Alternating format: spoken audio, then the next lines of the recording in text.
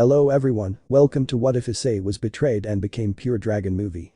Before we start, please go support Phantom Eyes 90 for writing that awesome fanfic.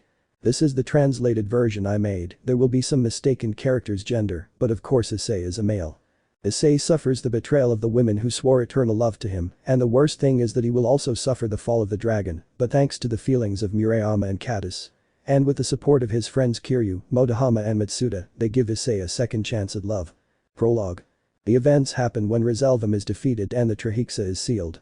Like Issei and Kiryu's parents, Katase, Murayama, Matsuda and Motohama are the only humans in the academy who know Issei's secret of being a 100% pure dragon. The faction leaders will support Issei, except Yusaka, as well as Bali, Gaspar, Kiba, Saji and Citri's entourage. They will support us. The antagonists will be Issei's former harem. Chapter 1. Pain and Disappointment. Issei walked through the alleys of Kuoh very dejected and in pain, not physical pain, but sentimental pain, and the reason. Rias, her entire entourage including Kuroka, Yusaka and Amenehold, those women who swore eternal love and engagement, had been unfaithful to the brown-haired man. Flashback. Issei was in Kuoh Park enjoying a summer afternoon when he suddenly saw his girls dressed very elegantly.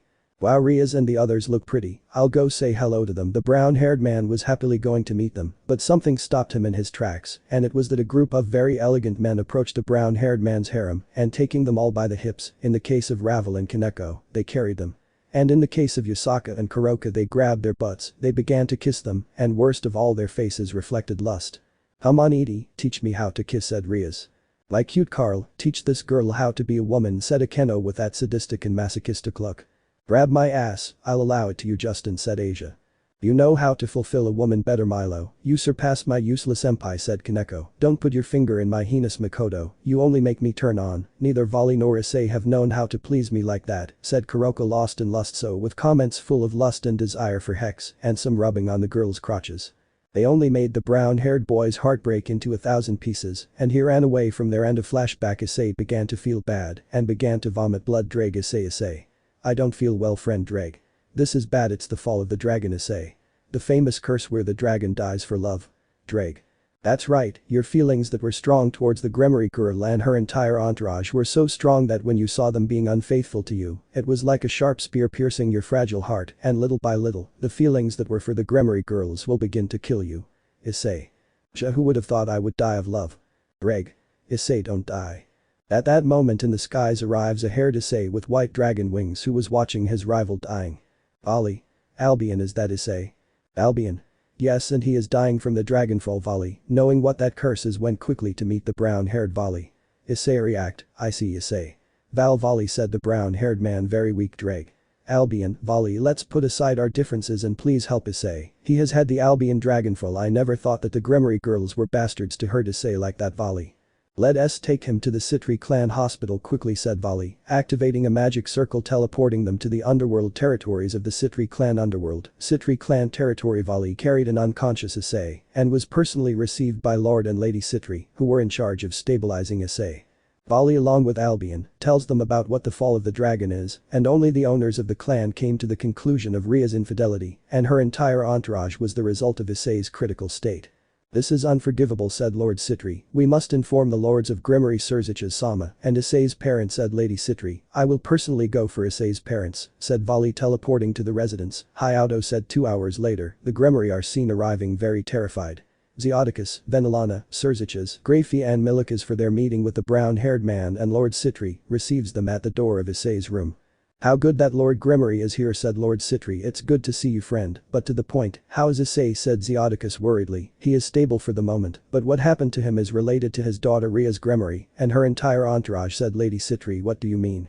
said Venelana, very confused. "Do you know what the fall of the dragon is?" Lord Citri said very seriously. Sirzechs, upon mentioning that, from a face of concern, he turned to one of pure anger. "Ria!" Sirzechs shouted, which practically made the entire underworld tremble.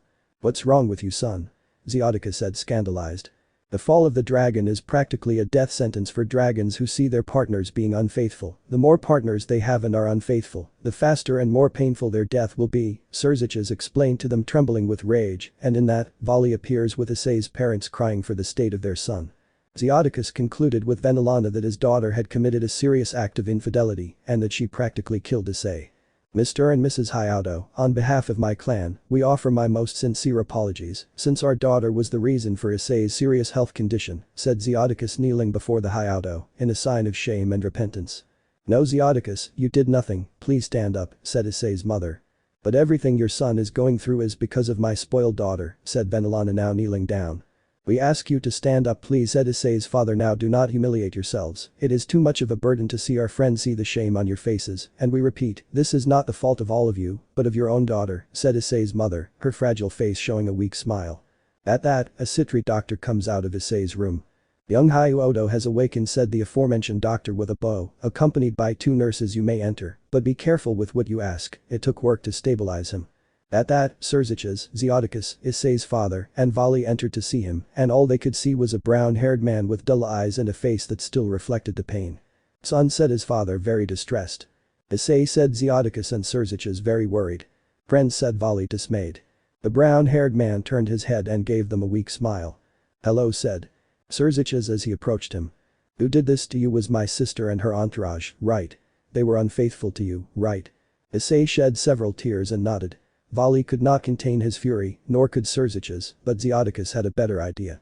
I think it's time to give my daughter a good lesson to her servants, Venelana, Grayfia, lords of Citri, come, I have a plan. The women of Gremory and the owners of the Citri clan arrived. Call Michael, Azazel, Betrayal, Sister Griselda, Roswis's grandmother, Ophis, Razor with the Phoenix lords, and unfortunately Kuoh. We must report what happened to Issei and the infidelity committed by our daughter and her friends. This cannot stay like this. We must exercise our authority as parents and heads of our clans and factions, said Zeodicus, already decided. Everyone nodded. Hotel, Kuoh City, 9 p.m. The Gremory girls and their guests had enjoyed a delicious orgy where lust had practically taken over their bodies. They were all tired but happy with their sweaty bodies, their vaginas and penises dripping with the hymen of their lovers. Wow, that was fantastic, said Irina, cleaning her holes with paper. Who would have said that you would be perfect making love, said Zenobia, still touching her clitoris and tasting the hymen that dripped into her vagina. Wow, Ravel, I feel like tasting Hugo's seed, said Kaneko, licking her lips as she watched the Phoenix girl's heinous drip hymen. If I finished tasting Cal's hum, said the blonde with pigtails to Kaneko, which quickly turned into a lustful 69, where Ravel licked Kaneko's vagina and the latter licked Ravel's heinous.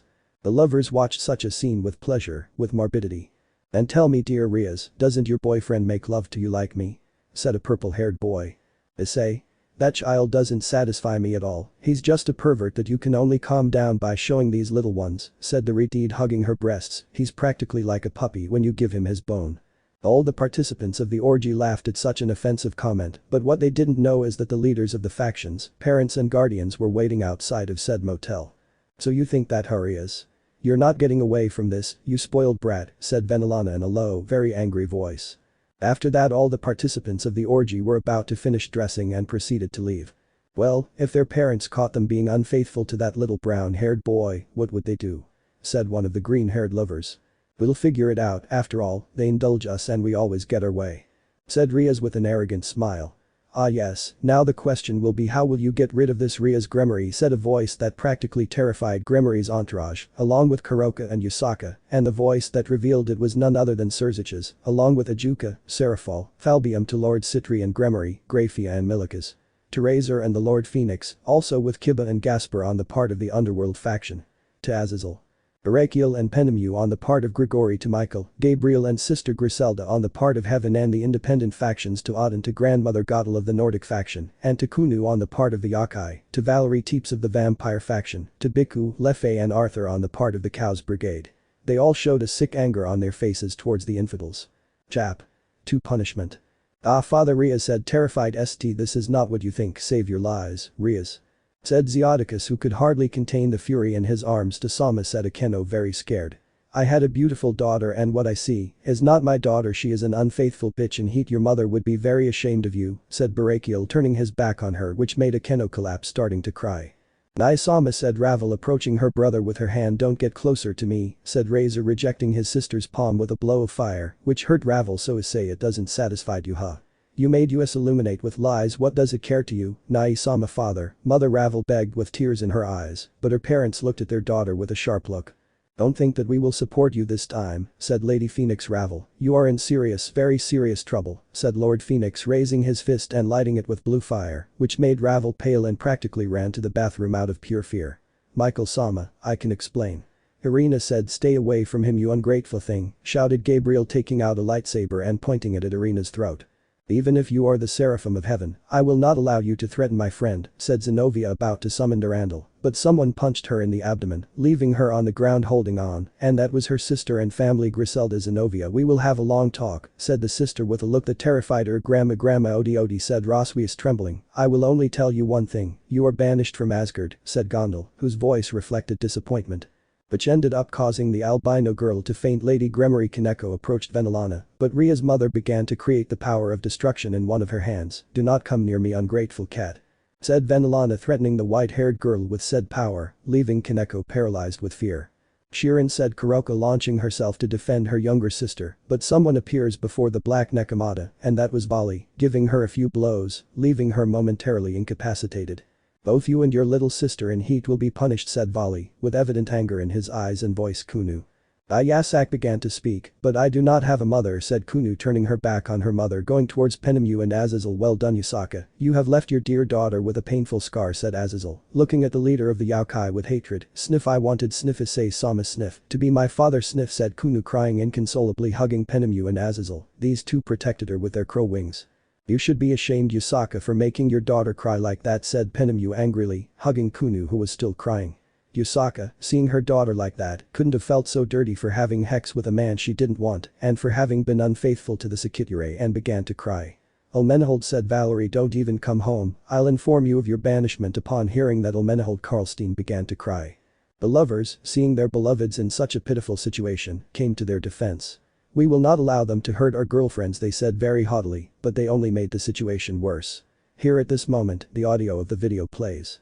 Rias and company, said Sirzechs with an air that petrified the infidels, practically made these humans sign their death warrant, and that Sirzechs began to create the force of destruction. Barakiel began to form spears of light, as did Michael and Azazel. Vali began to enter balance breaker. Kibo also took out his sacred demonic sword, Gasper, and Valerie turned into Shinsu mode, growing fangs ready to bite. Razor began to surround himself with his flames. This is for Issei, shouted those who prepared the attacks. Uo, shouted the traitors in unison, but it was no use, only a blood festival was seen where the bodies of the lovers lay scattered on the ground. You will come with us, said Zeotica, starting to invoke a teleportation circle. I refuse, shouted Rias. You will come with us and things will be easier for you, spoiled princess, said Venelana to Rias, who had to accept because of her fear of her mother, and they teleported. Vali was addressing Kuroka, she looked at him with resentment, so the platinum-haired man connected a strong blow to her abdomen, leaving her gasping on the ground. Kuroka, you're out of my team, said Vali very disappointed. Do you guys want to say goodbye properly to our old comrade? Yes, said her entire team, starting with Biku, who hit her with his staff on the back, knocking the wind out of the Nekomata. Then it was Arthur who gave her a strong kick in Kuroka's face, leaving her with a hemorrhage on her face, and finally it was Lefei who with electric magic caused an electroshock. Sirzechs, do what you want with her, whoever insults my rival and our friend does not deserve to be on the team, said Vali, turning his back on a badly injured Kuroka. They would have saved this if they had been honest with Issei, says Venelana, watching a shameful scene of drama on the part of the traitors. Issei area screamed with pain in her heart. Kuoh residence, 10 p.m. Penemu and Kunu arrived at the Hyoudou residence where they were greeted by Issei's mother. Good evening, we came to see Issei, said Penemu, bowing like Kunu. Come in, these are the first visitors my son receives, said Hyoudou. I will name his mother that. Son, you have visitors, shouted Goro Hyoudou, Issei's father. And that the brown-haired man wearing a white bathrobe comes out to greet his visitors. Penemu and Kunu, said the brown-haired man, surprised. Hello, said the fallen angel and the little yokai, we came to play with you. Hello, PHANTOMEYES 90 here, inspired by a high school DxD fanfic. I don't know if I overdid it with the punishment of Issei's ex-harem, especially Kuroka. Well, without further ado, I'm over and out. Chapter 3. Friendship and Trust. Penemu and Kunu were talking with Issei and his parents Ika and Goro. Wow, so Sirzechs Sama sent you straight home, said Kunu very confused. That's right, we both agreed, Zyodika-sama and Lord Citri, to send me straight home. The safest thing is that the girls will go to the hospital to apologize, said Issei, quite uncomfortable when mentioning them. He felt a slight pang in his heart, something that alerted his parents, and the yokai and cadre. Don't worry, the doctor said that with time, the pangs would lessen until you wouldn't feel anything anymore, and it would be the same as. Stop loving them, said Penemu, dismayed. Wow, I never thought that someone as majestic as dragons could die of love, said Hyoudou, very incredulous. And if the girls return to the residence?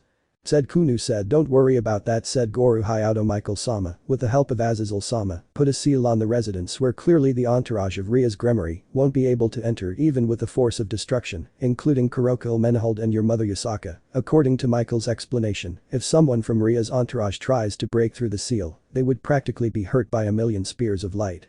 Wow, they deserve it, with how pampering Sirzechs is with his little sister. I think now he's put a stop to her silly girl whims, said Penemu, very satisfied for the first time with the red-haired Mao.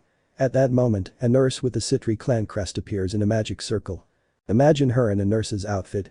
Mr. Issei Hyoudou, I brought you your pain relief medication, the nurse said, bowing. Thank you, Miss Issei, said, raising his eyebrow. Annabelle Vapula, the nurse said in a neutral tone, I am one of the survivors of my extinct clan, and thanks to the Citri family, especially Lady Citri, I have hope of seeing my clan reborn again. Moving on to another topic, Mr. Hyoudou, I will be taking care of you during your recovery. Consider that you will have a personal maid and a bodyguard by orders of Sirzechs-sama and Lord Citri. If Issei were the pervert he was before, he would be licking his chops with lust, perversion, and happiness, but due to the betrayal of the Gremory entourage, he just smiled at him. Thank you, Annabelle-san, I'm in your care, Issei said, smiling at her, which made the nurse blush slightly, which Penemu and Kuoh puffed out their cheeks in jealousy and pouts. Mr. Hyoudou, it's 11 p.m, you must go to rest. Tomorrow you have to go to the academy and I will accompany you. Miss Sona Citri facilitated my admission to the academy, so you have to go to bed. Annabelle said in a tone that accepted no as an answer, and Issei had to accept the care of his new maid, which his parents did. Penemu and Kuoh looked at them in a funny and amused way. If you want you can stay the night, said Goro. My son's friends are welcome, thank you, Goro-san, said Penemu and Kuoh, retiring to one of the rooms that the members of Ria's entourage occupied, so they went to the room that was originally Ria's Gremory's, and when they saw her things, Penemu gathered them with her magic. Kuoh magically made a scroll and a brush appear, and with excellent calligraphy, she put a sign on the things of the youngest of the Gremory, and in that Penemu, by means of a teleportation circle, made Ria's personal things disappear. Leaving only the large bed, a large oval mirror and an empty closet, Penemu made a pair of black sheets appear, as well as a black blanket with crows embroidered on it. She along with Kuoh changed their clothes for pajamas. After that, they decided to get into bed. Hey, Penemu-chan, and if we also take care of Issei-san? Said Kuoh, very determined. I also think the same thing, Kuoh. I have a feeling that Ria's entourage is going to go after him, and I don't doubt the capabilities of the heiress and survivor of the Vapula clan, but we'll have to give her a hand, said Penemu. Well, let's sleep, Issei-san will return to the academy, said Kuoh, yawning, falling asleep instantly, which Grigori's cadre imitated. Chapter 4, Desire. Kuoh Academy, 3 p.m. Issei and all his friends, humans and demons, were leaving class, but they had changed their outfits, changing their school uniform for casual clothes to go to their outing with friends. Wow, Issei, it shows you have good taste in dressing well, said Kaori, smiling, while in her perverse mind, she only undressed the brown-haired boy. There's still a chest full of surprises, Issei said. Sika, who like her friend, undressed her friend. Hiba, thank God you have enough clothes to lend them to this pair of losers, said Kiryu, pointing at Matsuda and Motohama. We are not losers, said Motohama. Yeah, Motohama-kun, we're supposed to have fun, said Kiba, calming his friend with glasses. Why nobody loves us? Said Matsuda, crying in I'm style. Matsuda-senpai, I know that in this world someone will notice you, I know it, said Gasper optimistically. The bald friend looked at his new cowhide with tears. Thank you, Gasper, they are the best words I have received in my instance at the Kuoh Academy, he said, hugging the transvestite boy so tight that he was already leaving him blue from suffocation. The poor vampire only said air. Until Issei realized and separated Matsuda from Gasper. Annabelle looked at Matsuda and Motohama with some compassion, while they were Issei-san, I would like to help your friends with the problems that have plagued them for so long, the blonde said to the brown-haired man. Your clan, does it specialize in something? Issei said, raising his eyebrow in interest. Yes, the Vapula, our specialty is fulfilling the deepest desires of the heart, ranging from the cure of an evil that humans cannot eradicate to the destruction of the universe, Annabelle said, as if it were a normal thing in this world, and it was the reason why our clan decided to disappear, because we were persecuted by the three factions. Wow, so there are more of your clan still alive. Yes, there's only me and my mother who still have the power to grant wishes, although we have relatives who share the surname Vapula and are demons, but they do not possess the special magic that my mother and I have. Annabelle said, do you want to see my ability? To which Issei nodded with interest. Annabelle turned 180 degrees and walked in the direction of Matsuda and Motohama. Eyes, can you go ahead with Issei-san? I want to talk alone with Motohama-san and Matsuda-san, Annabelle said, which Kaori, Sika, Kiba, Kiryu and Gasper agreed to. First of all, Annabelle said, activating a time field that affected humans freezing in time, only Issei, Gasper, Kiba, Matsuda and Motohama were immune to Annabelle's magic. I have activated this time field where no mortal, angel, fallen or demon can access without my consent. Now Matsuda-san and Motohama-san, from now on, you will speak to me the truth and trust me fully, okay? The two perverts looked at each other and nodded. Here begins the song from the beginning of the chapter. Well said, Annabelle, spreading her arms and hands. The first question is, do you trust me completely? Yes, said both perverts. Okay, second question, what do you want in this world? Said Annabelle, remember, you must say it without fear and remember we are in confidence, only me, Issei, Kiba and Gasper are witnesses of what you will say. Matsuda began. I just want the woman who loves me as I am. Maybe I am clumsy, lustful, sometimes childish and depraved, but I know that deep down there is a gentleman in me and that he wishes to go out and protect his beloved princess, so that is what I wish, my princess with whom I would spend the rest of my days, said Matsuda, shedding a few tears. At that, a pink sphere of power had begun to form in Annabelle's left hand for each comment that Issei's bald friend said. Okay, now you, Motohama-san, said Annabelle calmly. I, like Matsuda, wish to no longer be alone, although I have Issei and Matsuda. I also wish to have the woman of my dreams. I do not care if she has big breasts, big hips and a nice ass. I just want a pretty woman who truly loves me as I am, a poor pervert addicted to porn, said the four-eyed friend with tears also. Issei, Kiba and Gasper realized how difficult the perverted duo had led their lives, since through porn and lust, they hid two repressed and insecure boys. With Matsuda's words, Annabelle created a pastel blue energy sphere. And now the third and final question, and it's the most important one, would you be willing to sacrifice something to get what you want from the bottom of your heart? Matsuda nodded like Motohama, without hesitation. Very well, the ritual has been completed 100%, it is time to call one of my sacred gear, Heart Temptation, said Annabelle, and in her hands, they began to surround themselves with combat gloves made of woven platinum with rubies on the knuckles. Matsuda-san and Motohama-san, I bless you with the fulfillment of the long-awaited wish of your fragile hearts. In that, Annabelle launched herself towards the perverted duo, impacting both spheres like an attack, but both the bald man and the four-eyed did not feel pain, but on the contrary, they felt a relief in their souls and hearts that they had not felt, as if their soul was at peace. Now it's time to take something from you. Without having taken off her hands on Matsuda and Motohama's chest, Annabelle took off her arms as if it were a whip. She extracted from them some brown spheres, something that both perverts exhaled surprised, as if they had lifted a weight off their shoulders. Annabelle saw those spheres extracted from Issei's friends, and with her sacred gear, Heart Temptation, destroyed both spheres. Matsuda and Motohama fell to their knees from how exhausted they were before Annabelle's magic. I feel better than ever in you, Cactus Head, said Matsuda, giving a sigh of relief. As if I had rested enough, blind, said Motohama, smiling satisfied, as if he had finished the marathon. Issei approached Annabelle. Could you explain to us what you did to my friends? Said the brown-haired man to his mate in surprise. Easy, apart from that their wishes that they revealed to us will be fulfilled. I healed their afflicted souls a little. Heart Temptation was previously one of the first artificial sacred gear created by Azazel-sama, my ancestor Gaia Vapula, who was the matriarch of my clan, used them to heal the wounds of the soul in all beings, and was practically confused as a goddess despite being a demon. Who healed wounds that were difficult to heal, and this sacred gear was inherited by women who had the power to fulfill the desires of the heart and heal the wounds of the soul, finished saying Annabelle, deactivating her sacred gear, but despite being a sacred gear artificial, its power in the right hands can match that of an authentic one. But for this sacred gear to work well, the owner must suppress their emotions 100% to avoid any emotional disruption. Now Issei understood why Annabelle, Kiba and Gasper's expressionlessness was surprised by the power of the last of the Vapula. I think this outing with friends is going to be great, I feel super good. Motohama shouted enthusiastically, come on friends. The afternoon is still young. Said a very animated Matsuda. Well, time to have fun, said Annabelle with a slight smile, removing the time field, unfreezing Kaori, Sika and Kiryu. And so, the friends headed to the city where that afternoon they were ready to break their throats from singing so much, but without knowing that they were being followed by Reincarnation and her entire entourage dressed casually. Issei, you won't escape from me, we'll talk and I hope you forgive me, the Reincarnation said in her mind, looking sadly at Issei. Chapter 5 Relief. Kuoh City 5 p.m. They had arrived at the karaoke where Issei and company rented a room to sing, and after 10 minutes Riaz and company arrived asking. "Excuse me, which room did that brown-haired boy and his friends go to?" the Redeed asked the karaoke manager. "Room 4," said the manager surprised. "We want to get into that same room," said Riaz. "Sorry, the room is at maximum capacity," said the manager denying the request. Riaz was losing patience. "Excuse me, can you give us a room close to 4 if there are any available," said Asia calming her on Sama. "Of course, room 6," said the manager giving them the keys to the aforementioned room. They quickly headed to the aforementioned room, but Riaz, as she passed by room 4, saw Issei and his friends and tried to open it, but it was locked. Resigning herself, she went to room 6 with her entourage to enjoy her stay at karaoke. Meanwhile, with Issei and his friends. Matsuda would be the first to sing. "Well, I think I'll sing this one," the bald friend selecting a song. Everyone was surprised that the bald boy had a prodigious voice.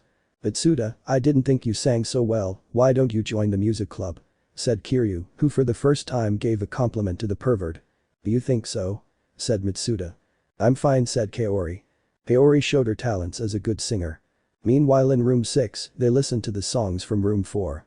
"Wow, that human doesn't sing badly at all," said Akeno with jealousy. "I can easily surpass her," said Arena with the same annoyance. "Your voice, it resembles that of nails scraping the blackboard," said Zenobia depressing the ex-angel. Returning to room 4. It was Kiba's turn. "Well, I think I'll sing this one," said the blonde-haired boy. Everyone was surprised that Kiba, despite being someone refined in school, listened to this kind of slightly heavy music. In room 6. "Wow, Kiba never told me about his fondness for this music," said Riaz quite impressed. Meanwhile Asia tried to sing a pop song, something that she couldn't do well at all. Returning to room 4. "I'm next," said Motohama. "I think I'll sing this one." Like his partner Matsuda, Motohama sang very well that he surprised everyone in room 5. "Who sang that beautiful piece?" a girl's voice shouted. "I also want to know who sang the first piece in room 4. A girl's voice could also be heard, seeming ecstatic. Just then, there was a knock on the door of room 4. Issei went to see who was knocking, revealing a blonde-haired girl with green eyes, wearing glasses with a happy and lustful look. It also reflected a red-haired girl with a daring look. "Did you play?" said Issei.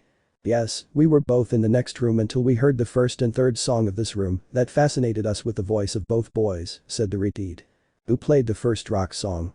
said the blonde, to which Matsuda raised his hand nervously, to which the blonde like a rocket launched herself to take the arms of the bald boy. "My name is Rika Kano, it's a pleasure." Misawa Matsuda, said the bald man with a drop of an I'm sliding down his neck. "Misawa-kun," said Rika with stars in her eyes. "Excuse us, but it seems that my friend fascinated your friend," said the redeed. "Still, it's true I have not introduced myself. My name is Kasumi Asakura, I would like to know who played the pop song." To which Motohama also raised his hand. "First of all, we can join your room, we want sing with you, as they say, the more the better, right?" The which Issei and company nodded, welcoming the guests of room 5, so Kasumi sat next to Motohama and flirtatiously, "Well sir, good singer, I hope you have your voice well preserved because I want you to fascinate me more this afternoon," said Kasumi, passing her finger on the four-eyed man's chest, to which he only turned red. "Wow, you guys finally got a girlfriend," said Kiryu, adjusting his glasses and looking satisfactorily at his friends. They didn't say anything because of how nervous they got. "Now it's my turn," said Gasper. "I'll sing this one."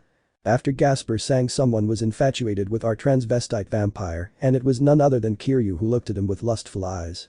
"I assure you that Aika will take away your transvestite," said Kiryu in a perverse way. Well, the poor vampire felt a chill down his back.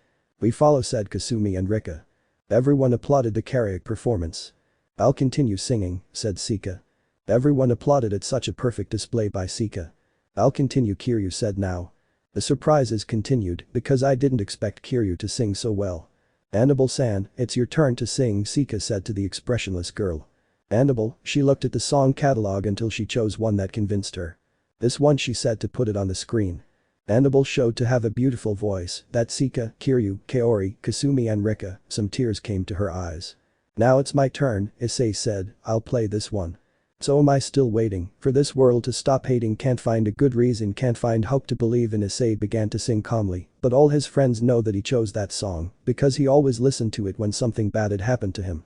Drop dead a bullet to my head, your words are like a gun in hand, you can't change the state of the nation, we just need some motivation. Issei sang this first verse thinking about a redeed who had saved him from a terrifying death at the hands of a fallen angel, thinking that he had found love, but the scene where he was unfaithful with his lover came to mind, kissing him with lust. These eyes have seen no conviction, just lies and more contradiction, so tell me, what would you say? I'd say it's time too late now. He thought of a former blonde nun and a fallen angel, that of all the girls, they had hurt him the most, when these two swore that they would always love him, but their words were sweet, while their actions reflected the opposite. Akeno's lover kissed her neck erotically, while she moaned with pleasure, and on Asia's part, her lover grabbed her butt with both hands, and she hung from his neck, kissing him passionately. So am I still waiting for this world to stop hating, can't find a goose reason, can't find hope to believe in. In room 6, upon hearing that song, Rias and company knew that Issei used that song to unleash all his anger and frustration. They all began to feel bad, but Rias, Akeno, Asia, Irina and Kaneko began to cry. How did you come up with it? This, Rias? And how the hell did you convince us to commit this act of infidelity? Said Akeno, quite distressed. I don't know, said the redeed, starting to cry. How don't you know? Said Akeno, very angry. Were you so insecure with Issei? I love Issei, how do you have no idea? Rias, but no. The king of the Gremory entourage came up with a fantastic idea of gaining Hexwell experience by having lovers in order to satisfy Issei, and worst of all, you forced us to do something truly unforgivable, and worst of all, Issei discovered us. Almost die because of us, and now our wedding is cancelled and we lost the man who had loved us and given us his trust.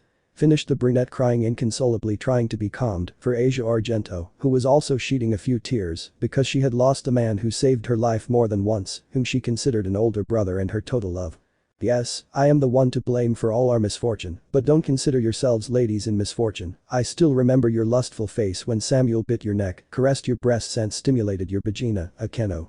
You always said, do it to me, I can't take it anymore, my dear Sam, Ria shouted, imitating her friend's lustful voice. As king of this entourage, I admit my guilt that our bright future with Issei went to the trash because of my great idea, just as I admit my guilt. I will think of a way for Issei to return as my pretty pawn and re-engage with all of us, Rias finished saying, with a furious face, her eyes swollen and reddish from the tears she had shed. I hope you think of something, Rias, Kuroka said very indignantly. I can't stand seeing Issei with those humans. Return to room 4. Ignorance and understanding, we re the first ones to jump in line. Put of step for what we believe in, but who's left to stop the bleeding? Sika and Kaori saw that Issei sang with pain in his heart, which they could decipher that he still could not overcome the infidelity of Ria's Gremory and her entourage. How far will we take this? It's not hard to see through the fakeness, so tell me what will you say? I'd say it's time too late. Kiba and Gasper were impressed by how their brown-haired friend sang and felt quite remorseful for not supporting him at the right time, knowing about the plan that his previous owner of his entourage had committed. So am I still waiting for this world to stop hating?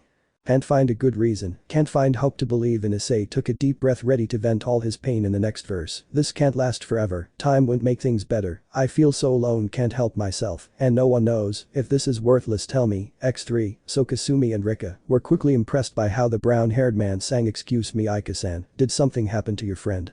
For him to sing like that, I feel like he's emotionally hurt, said Kasumi. Yes, something happened to Issei, but I think I'm the least indicated to tell you what happened to him, said Kiryu, looking at his friend seriously. Annabelle saw her protege in the same way, but deep down, she didn't like him to suffer like that. What have we done? We're in a war that can't be won, this can't be real. I don't know what to feel. I feel a lot of sadness in his voice and in his way of singing, said Rika, looking at Issei with a lot of compassion. So am I still waiting for this world to stop hating? And find a good reason. And find hope to believe in. So am I still waiting for this world to stop hating? And find a good reason. And find hope to believe in. The song ended and Issei immediately felt 2 hugs, and they were from Sika and Kaori. You sang very well, Issei, said Sika, so that the brunette calmed down while she rested her head on Issei's shoulder. I promise you that I will be by your side, I will protect you, even if you are someone strong physically, I will strengthen you spiritually. I will also support you, Issei now, said Kaori, resting her forehead on the brunette's chest, feeling his heartbeat. If Ria's senpai or her friends cross your path, I will personally remove her with my bamboo sword. You do not deserve to be hurt again by them. Girls, I do not know what to say, said Issei, quite shocked and happy at the same time, hugging both. Motohama, Matsuda, Aika, Annabelle, Kiba and Gasper watched with happiness as their friend, who was slowly smiling. I think I have an idea of what happened to him, said Kasumi, looking at Issei. Yes, I think we are thinking the same thing, friend, said Rika. At that, everyone went to hug Issei, including his 2 guests and new friends. Until suddenly, a magic circle with the Gremory emblem appeared in the karaoke room, revealing Sirzechs' personal mate. Grayfia-sama said Issei, Kiba, Annabelle and Gasper, bound. Hyoudou Issei, I come with a message from Sirzechs-sama, said Grayfia with her usual cold tone, you must come with me to give you what by right and with effort you have earned, you can bring everyone who is in this room, because my sister is in this karaoke spying on you.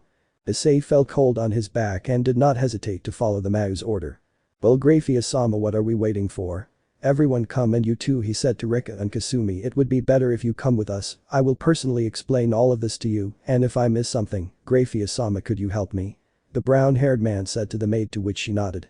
The platinum-haired maid activated a teleportation circle, making Issei, Kiba, Gasper, Motohama, Matsuda, Annabelle, Kaori, Sika, Kiryu, Rika and Kasumi disappear from the room. And that a minute later Riaz appeared with her entire entourage in room 4 to try to talk to the brown-haired man, but when they saw that he had disappeared, they could not contain their frustration as they cried again. Chapter 6 Promotion and New Team. Underworld. Mao Palace. Grayfia finished teleporting them to the palace where Sirzechs was waiting for the brown-haired man. Issei for his part told Rika and Kasumi about the supernatural world, the only thing he knew, some things that Grayfia did not know, and Kiba contributed their knowledge to complement the information of the brown-haired man. Wow, and I thought this was only in novels and video games, said Kasumi very impressed. To think that the Egyptian, Olympian and Asgardian gods do exist and are alive, makes me want to take my suitcase and go to Egypt, Greece and Scandinavia to look for them, said Rika very excitedly. They went up a dark marble staircase and arrived in front of a mahogany door. Attention, we will be in the presence of the main Mao, Sirzechs Lucifer, so I will ask that you who are not demons, pointing to Issei's friends, Annabelle, Kiba and Gasper, show respect. Yes, said Issei's human friends. Grayfia opened the door where a young red-haired man was already waiting for them. Welcome to the underworld, friends of Issei-kun, Annabelle-kun, Kiba-kun and Gasper-kun, said Sirzechs with a smile. The human friends bowed before the red-haired Mao. It is an honor to meet you, Mao-sama. It is a pleasure to meet you, friends of Issei-kun, Kiba-kun, Gasper-kun and Annabelle-kun, said Sirzechs smiling at them. Issei-kun addressed a brown-haired man, I think it is time for me to promote you to Supreme Class Demon. Great. Issei said quite happily and jumping like crazy. His friends including Sirzechs had the drop of sweat running down the back of their necks, but Sirzechs-sama, how could you convince that bunch of old fogies from the Demon Council? Well, you see, it was a little insistence from Sirzechs said, but was interrupted by a girl dressed as a magical girl. Issei-chan. Seraphil shouted, coming out of the shadows and throwing herself at Issei. He reciprocated her hug, although she caught him by surprise, seeing that Issei was hugged by the black-haired girl. Issei's entire group looked at them with tenderness and in a funny way except two. Kaori and Sika, they were beginning to feel jealous, to give off a reddish aura, and wanted to beat Seraphil with bamboo swords. Seraphil, said Sirzechs, finishing his sentence with a sigh that reflected a, since what? Issei, ever since I found out about Riaz I've been worrying about you, said Seraphil, blushing a lot, playing with her fingers. Are you okay? Said the eldest of the Citri daughters, looking around the brown-haired man. I'm fine, Sarah-chan, said Issei, giving her a smile that warms demonic hormones, blushing Seraphil, leaving Sika and Kaori with jealousy to extreme levels. The ham interrupted Sirzechs again. As I was saying, Seraphil somehow convinced the Demon Council to promote you to Supreme Class Demon, so both Ajuka and Seraphil, he said her name with a shiver in his body, prepared several presents for you. And that the green-haired Mao comes out of the shadows, named Ajuka Astaroth, but as Mao he was known as Ajuka Beelzebub. Hello everyone, he said to Issei and company politely. Issei, from me, you will have your own evil pieces when mentioning those magic words. Issei's eyes lit up, so I will ask you to accumulate energy in your right hand in such a way that you form a soccer ball and give it to me. Okay, said Issei, and with that he began to concentrate and accumulate his energy, resulting in a red energy ball. Done, said the brown-haired man, handing the energy ball to the green-haired Mao. With this energy ball I can create your evil pieces, but it will take me about 2 hours to create them, so while they are created, Sirzechs and Seraphil can continue with their gifts, said Ajuka, retiring with Issei's energy ball. Thanks, Ajuka, said Sirzechs. Well, now it's my turn to give you my present for being promoted to Supreme Class Devil. The red-haired man took out a remote control, pressing a button revealing a gigantic screen. Suddenly everything went dark. Well, Issei-kun, I present to you your new home in the Kuoh Mountains. Everyone's mouths dropped open. Matsuda felt like his jaw had locked. Motohama's glasses had broken from sheer shock. The girls Kiryu, Sika, Kaori, Kasumi, Annabelle and Rika were amazed. Kiba and Gasper were also very impressed. This house is given to you not only by me, but also by Azazel and Michael, since you were a great support to defeat and seal the Trahexa, said Sirzechs, revealing more photos of the house inside, and of course you'll wonder why we relocated you and your family. And the answer is simple, since my stubborn little sister and all the girls from your ex-harem will look for you at your old residence. It is obvious that those who know of your new location are your servant, Grayfia, Serafal, Ajuka, my parents and of course soon your friends. Said Sirzechs, finishing his presentation of Issei's residence. Well no, said Serafal, my gift is that from now on I will live with you. Said the raven-haired girl, very excitedly jumping towards Issei so he could carry her in bridal mode. At that comment, everyone was shocked except Sirzechs, who already knew about that worthy gift from the Mau.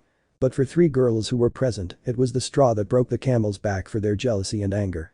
Issei-san, he's in my care, I won't let anyone hurt him again, Annabelle said with no expression on her face, but with anger and jealousy in her voice, clinging to Issei's left arm.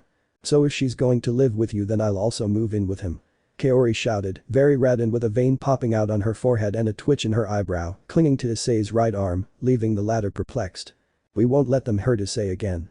I promise to be by his side, Murayama said, the same way as her pink-haired, red-haired friend, with several veins popping out on her head, overprotectively hugging her brown-haired girl and pointing at Serafal, who, smiling, considered it a declaration of war for Issei. Okay girls, I'll just tell you, you won't get it easily. Said Serafal, determined to fight for Issei, throwing herself at the brown-haired man. Ddraig, help me, shouted Issei while being massacred by 4 women. I'll remember you as the most macho carrier I ever had, I have nothing to do here, goodbye, said Ddraig. Traitorous creep, said Issei, crying comically while he was being wrestled by 4 women, each stretching Issei by a limb.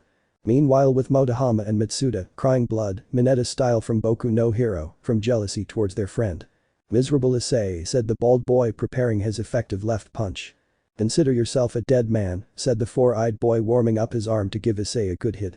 Both friends were ready to hit Issei, but were stopped by 2 auras they felt behind them that froze them in their tracks. Dear Kasumi, don't you notice the smell of a dead man? And a 2-for-1 offer. Said Rika with an innocent smile, but with an aura that would scare Trahexa himself. Apparently, a bald man and a 4-eyed man will wake up regretting everything from their past life, said Kasumi, smiling, cracking her knuckles, and also taking out an aura that Sirzechs went to hide in his desk. Motohama and Matsuda saw the killing instinct of Kasumi and Rika that both hugged each other in fear. Kiryu, Kiba-san, Gasper-kun, help us, said both perverts with fear. I would help you, but because you are absent-minded I won't, said Kiryu, smiling evilly. I'm sorry guys, but you two should solve this, said Kiba, making apologetic gestures. I will visit you in the cemetery and remember you as those who died in a very baddest way possible, said Gasper, starting to pray in the Buddhist style, although his head hurt from doing such an act. Ready for your punishment guys? Said Kasumi and Rika, approaching the 2 perverts, cracking their knuckles more. Nuo. They both shouted in such a way that throughout the underworld it was heard. Time skip 2 hours later. Ajuka came out with a wooden box to deliver the evil pieces to Issei. Okay, your evil pieces are ready, but let me tell you that a rare phenomenon happened when creating them. They mutated in color and emanate a mysterious power, which according to my research, this happens with 1 set of evil pieces out of 300 sets, said Ajuka, very surprised, and the power that emanates is that the bearer will have the will to transform into a dragon or remain as the species that it is, a hypothetical example. If you transform Sirzechs-san, who is a pure demon, and you give him the horse piece, Sirzechs will have the autonomy to become half demon and half dragon, or remain as a pure demon, but the transformation into a hybrid species will only happen once, and there is no turning back, said Ajuka, very seriously, handing the wooden box to Issei. These types of pieces are called rare evil pieces. Issei, having understood Ajuka's explanation, the latter took the king piece, proceeded to have Issei absorb said piece, releasing a crimson light, and below the seal of Hyoudou Issei was formed, which was practically a western red dragon. Then the new king proceeded to uncover his other evil pieces, and saw that they were black, unlike the normal evil pieces that were red. Well, I think I'll think carefully about choosing my entourage, Issei said very thoughtfully, but someone pulled his sleeve, and it turned out to be Annabelle, his personal maid, who despite showing her expressionless face, noticed a blush for what she was going to ask the perverted brown-haired girl. Issei-san, I want to be part of your entourage, Annabelle said, leaving everyone surprised although it may not be noticeable. I am a big fan of yours. When I saw the videos of the raiding games, your battles against the Chaos Brigade, against Rizavum Lucifer and the Trahexa, you made something awaken in me, and that was being able to help you, being the woman who would help you unconditionally. I, Annabelle Vapula, will swear loyalty to you for all eternity, said the blonde-haired girl expressionlessly, but with a voice full of emotion. Issei was surprised by the speech of the last of the Vapula, and smiling at her he agreed, taking out the queen piece from his evil pieces. "Ajuka-sama, what was the spell to perform the reincarnation ritual?" said Issei standing in front of Annabelle.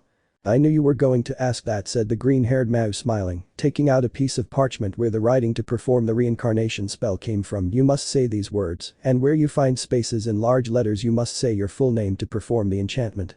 "Very well," said Issei, placing the queen piece on Annabelle, and began to recite by order of Hyoudou. "Issei, your Annabelle Vapula, you will walk in this world again, seal this contract and become my servant," said Issei as he finished the spell, and the queen piece was absorbed by the last descendant of the Vapula, creating a crimson flash, and in that Annabelle unfolded a pair of red dragon wings, along with a pair of demon wings that she possessed.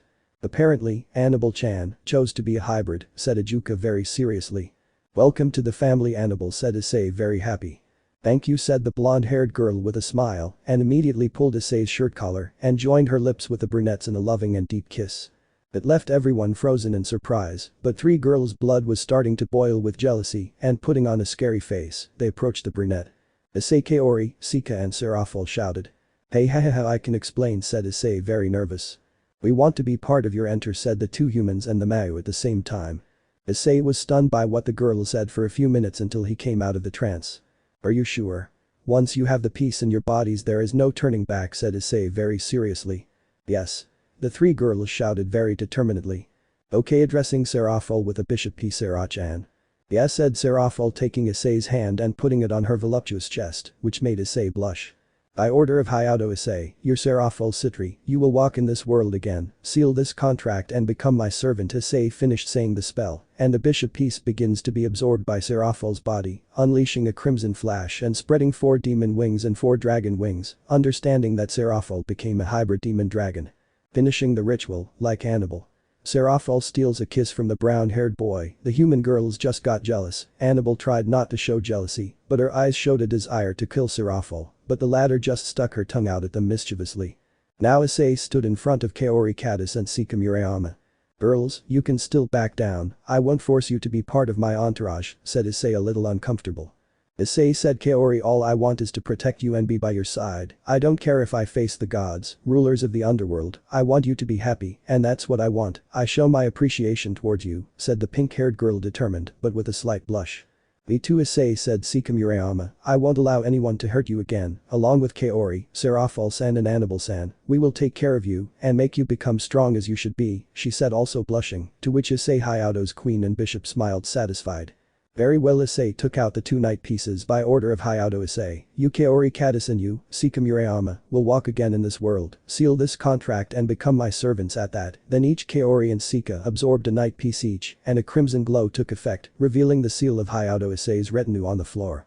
When the ritual ended, everyone expected Issei's new knights to spread their wings, but it didn't happen. "Perhaps you," said Ajuka, and her friends nodded. "We decided to stay as humans," said Kaori. "We want to show that we as humans can fight a demon, a fallen angel or an angel," said Sika with a look of determination. Issei could only feel so grateful, because his new members were showing something that Ria's entourage was lacking in by far. And that was humility and unity, Sika's contagious determination, Kaori's unconditional appreciation, Serafal's shown love and Annabelle's concern and discipline. "Wow, it will be an interesting entourage," said Sirzechs, very intrigued with a satisfied smile. "Well, I hope you complete your battle team soon, Issei-kun. I wish to see you in action." Kiba-kun and Gasper-kun, think very carefully if you want to be in Issei's entourage. I know you had a bitter experience in my sister's group, but do not close another opportunity to be strong, finished the red-haired Mao, leaving the blonde-haired and the vampire very thoughtful. Motohama, Matsuda, Rika and Kasumi were very surprised by the display of magic. "Well, I think it's time for you to go to your new house, Issei-kun. Your parents have already been placed there. I will personally teleport them," said Sirzechs, creating the portal where Issei's friends were waiting to be teleported. "Thank you, Sirzechs-sama," said Issei, bowing before disappearing along with his new entourage and friends. Chapter 7, Meeting the in-laws and a family is born. Kuoh Mountain area, 9 p.m. Issei and his friends had arrived at the new Hyoudou residence. The weather in the mountains was normally very cold for humans, but for Issei, Annabelle, Serafal, Kiba, Gasper and surprisingly Kaori and Sika, since they are part of Issei's entourage, it did not affect them in the least. Upon reaching the wooden door, he decided to knock 3 times, and it wasn't even 5 seconds before Hyoudou opened the door. Issei said, his mother hugging the brown-haired man, "Congratulations on your promotion." Thanks mom, said Issei a little embarrassed, but ma, let's go in because some of my friends are freezing their bones from the cold, pointing to Rika, Kasumi, Kiryu, Matsuda and Motohama. Oh, if you'll excuse my bad manners, come in, said the Hyoudou matriarch welcoming Issei's friends. Upon entering the main room, Hyoudou was seen talking to some people that Issei's friends easily recognized. Sona-tan and Yuri-chan. Serafal said, seeing her younger sister and a blue-haired girl from the student council that is one of the towers of Sona City and could see that both had several suitcases at their side, something that Serafal and the girls in Issei's entourage did not like what she thought. What are you doing here, she said, feigning confusion. Let's just say that I personally come for X reasons. First, to prevent Ria's Gremory and her entourage from coming to these domains. Second, a dove, rather bat told me of your intentions to come live with the Hyoudou especially to protect, rather grape, Issei Sona said adjusting her glasses looking at her sister with piercing eyes. Serafal was trembling with nervousness since her sister had hit the target of her intentions, since deceiving her sister was practically impossible. Well, but it wasn't for you to take extreme measures, Sona-tan, for you to come live with the Hyoudou. You two, or tell me, do you feel something for Issei, as to overprotect him seriously? Serafal said with a mischievous smile, to which Sona quickly turned his cherry and began to tremble. Is it true, Kaichu? Yura said, opening her eyes surprised. No, it's think, Sona said with evident nervousness. Aja, Serafal said triumphantly, if you are in love with me, Issei-chan. Sona could not respond to such a revelation. The others present began to laugh because they saw this scene quite comical. Issei was stupefied by the indirect declaration of Sona, Sika, Kaori and Annabelle. Upon hearing what Serafal said, they could not feel more furious and jealous that another girl was interested in the brown-haired boy. Matsuda and Motohama wanted to claim their friend, but they couldn't because Kasumi and Rika were pinching their buttocks as a warning. So Kaichu is in love with Issei-kun, said Yura, very determined. Then the competition for his love will be tough. I won't give up. Yura-chan, you too? Said Serafal, shocked. Yes. Said the blue-haired girl, very red and nervous. I always liked Issei-kun, but I was scared for Gremory-san and Himejima-san that something would have happened to me if I had at least flirted with Issei-kun, but now that Issei no longer has a relationship with Gremory-san and his entourage, my chance to be Issei-kun's girlfriend is back, Yura said very happily. Although for Sona, who knew about her servants' feelings, for Sika, Kaori, Annabelle and Serafal, they did not expect a declaration full of confidence from Yura. They thought he was from the other side because they knew that he attracted several girls, especially first years, but with this declaration to Issei, they gave them more reasons to have him for themselves. Our son is still attractive to the Goru girls at Hyoudou very happily. I hope they give me beautiful grandchildren. At that comment, Sona, Yura, Serafal, Annabelle, Kaori and Sika couldn't help but blush and steam from their heads at alarming levels. The six of them came to mind the idea of having a child with a brown-haired boy that Serafal and Yura drooled because that is a great future with him. Sona and Annabelle became more nervous, while Sika and Kaori, only their blush reached alarming levels and continued to smoke in their heads. Mom, what nonsense are you talking? Issei said, very embarrassed. Issei's parents just laughed, like Kiba, Gaspar, Kasumi, Rika, Matsuda and Motohama, these last two in a forced way, if it was not the chronicle of a death foretold at the hands of Rika and Kasumi. The door of the new Hyoudou residence was knocked on. Hyoudou opened it and a couple of adults appeared, the man with shoulder-length jet black hair, sharp aquamarine eyes and white skin wearing a blue trench coat, while the woman with white hair, violet eyes, white skin wearing a beautiful black dress. Both were no older than 35. Good evening, so this is the new Hyoudou residence, he said the name politely. Of course, I'm Hyoudou, he said with a bow. You are. Forgive my bad manners, we did not introduce ourselves at our underworld hospital when Issei was admitted. My name is Andrew Citri, and this is my wife Hemlock Citri, said the raven-haired man introducing himself along with his wife. We are the leaders of the Citri clan. Oh, yes, said Hyoudou. Sirzechs-sama, you mentioned your visit, and it is good to meet those who saved our son. Please come in, he said, welcoming the leaders of the Citri clan, directing them to the room when suddenly. Sama Serafal and Sona said at the same time when they saw their parents in the Hyoudou residence. What are you doing here, my daughters? How are you? Said Hemlock Citri, smiling at his daughters. We have come to introduce ourselves and meet the family of our future son-in-law, said Lord Citri, carefree and smiling, to which Serafal and Sona overcame their blush from a while ago and ended up fainting.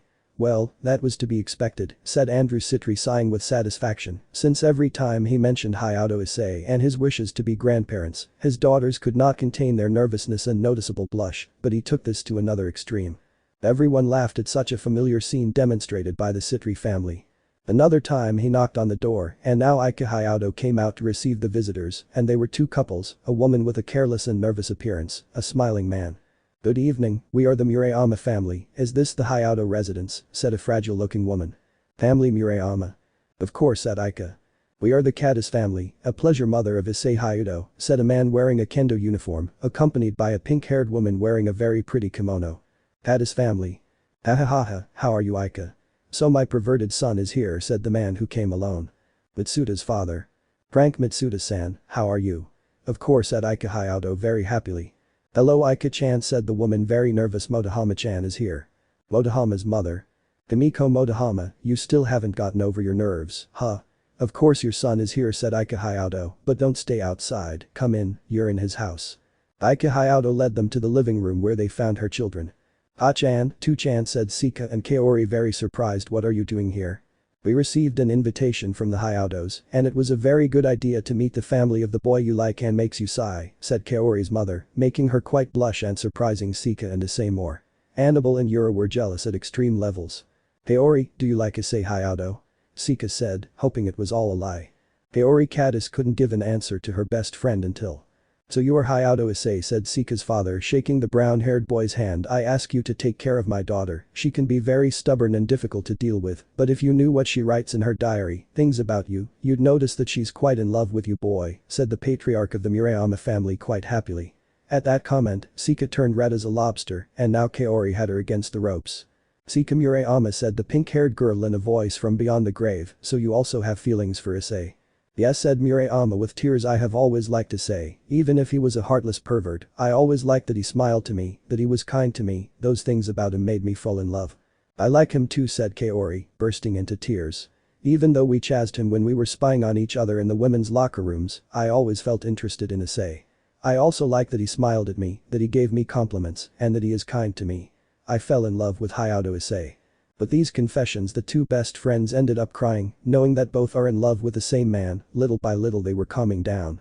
Then Issei, coming out of the trance before such a confession of his companions, decides to go to calm them down. Girls, I appreciate your feelings very much, said the brown-haired boy smiling at both of them, which made them blush a lot. Hyoudou Issei, you will take responsibility for us, and we will not receive a no as an answer, said Kaori looking at him furiously. We want you to love us, like you once loved Gremory-san, said Sika. Take responsibility for falling in love with two maidens. Issei, at the request of Sika and Kaori, he only limited himself to hugging them. Of course, I accept you as my girlfriends and welcome to the Hyoudou family, said Issei, giving them both a kiss which Sika and Kaori reciprocated. At that scene, the girls and Issei's parents looked at them smiling. The others looked on with satisfaction. We had to be best friends, right? Said Kaori, very happy being hugged by Issei. Yes, and that we like the same man, said Sika, equally happy. While on the other hand. Mommy? Said Motohama, very surprised. Old man, said Matsuda, very nervous. Koga Motohama, said the woman with glasses to her son, with a serious look. Isawa Matsuda, said the man in the same way. Both friends swallowed saliva when they saw their parents so serious. Who are the girls who are next to you? Said their parents, alarmed, pointing to Rika next to Misawa Matsuda and Kasumi next to Koga Motohama. Nice to meet you, Miss Awasama's mom, said the blonde-haired girl, introducing herself with a bow. I am Rika Kano, I am a friend of your son and a prospective girlfriend for him. Also Koga-chan's father, said the redite, introducing herself in the same way. My name is Kasumi Asakura, and I am also a friend and prospective girlfriend for Koga-chan. Both of the perverts' fathers like the girls. Please take care of our useless children, both fathers said, comically crying to the girls who showed up, leaving the perverted duo in absolute shame. Of course, both girls, Rika and Kasumi, said with a smile, each hugging her man, leaving Koga and Misawa red-faced. Suddenly, there's another knock on the door, and this time Goru goes out to open it and welcomes the patriarchs of the Gremory family, Zeoticus and Venelana, accompanied by a blonde-haired woman with red eyes wearing a lilac evening dress. Goru-san, my friend, how are you? Said Zeoticus, hugging Issei's father. Zeoticus, Gremory.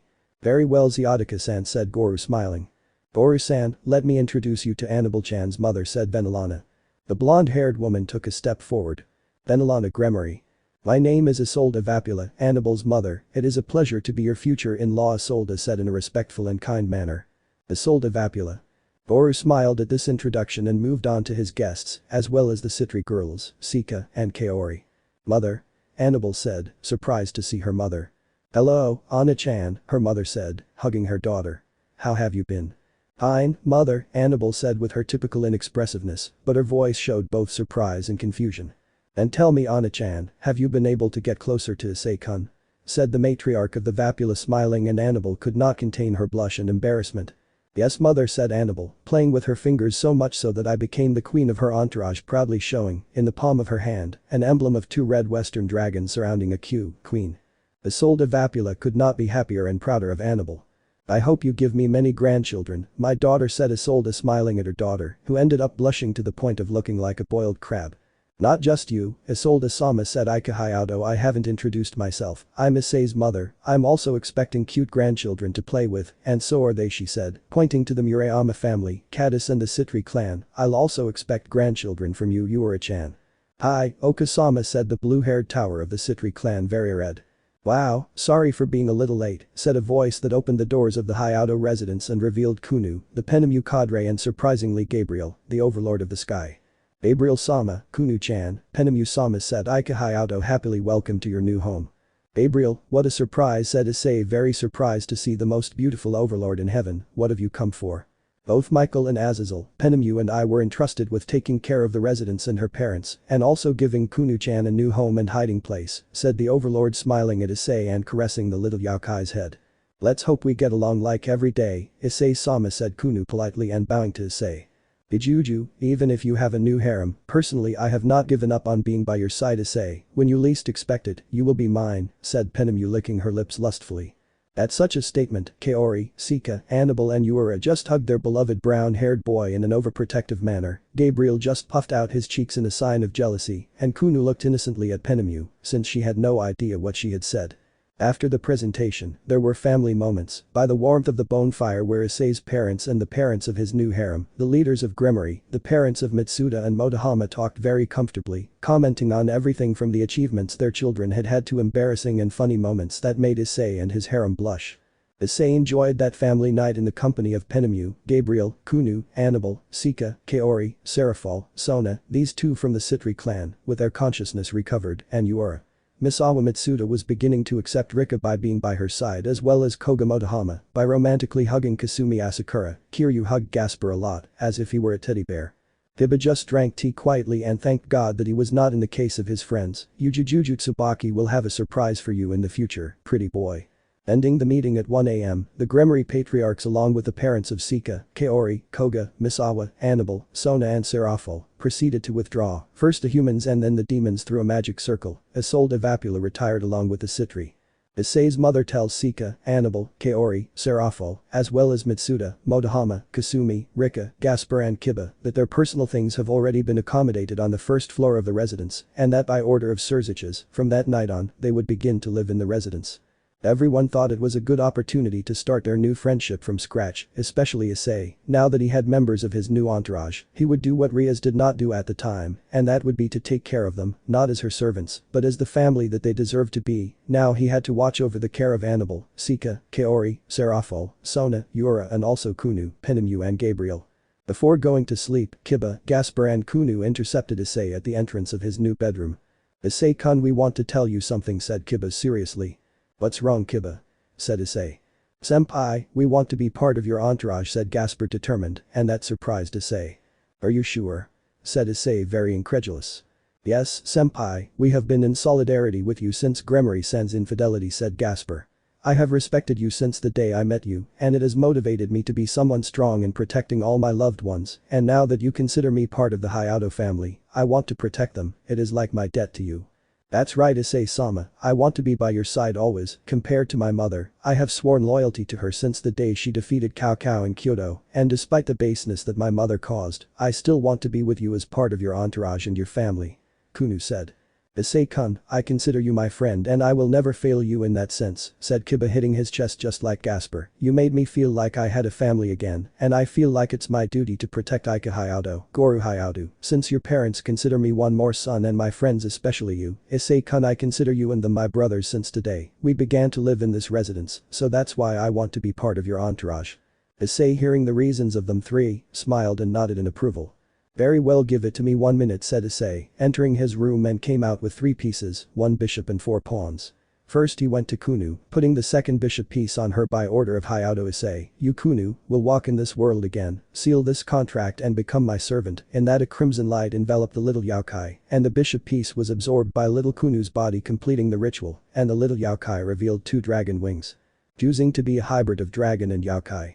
Little Kunu revealed the mark of Issei's entourage on her left forearm, where it reflected the 2 red western dragons covering a bishop.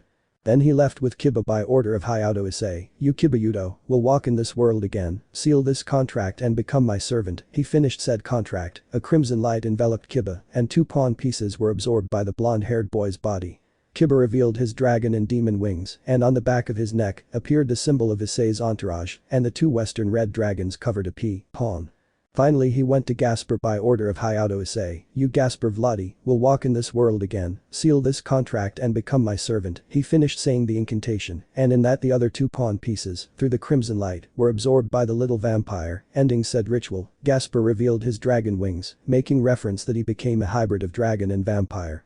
The mark of Issei's entourage was revealed on Gasper's right triceps, where it was the same mark as Kiba's, the 2 red western dragons covering a pawn.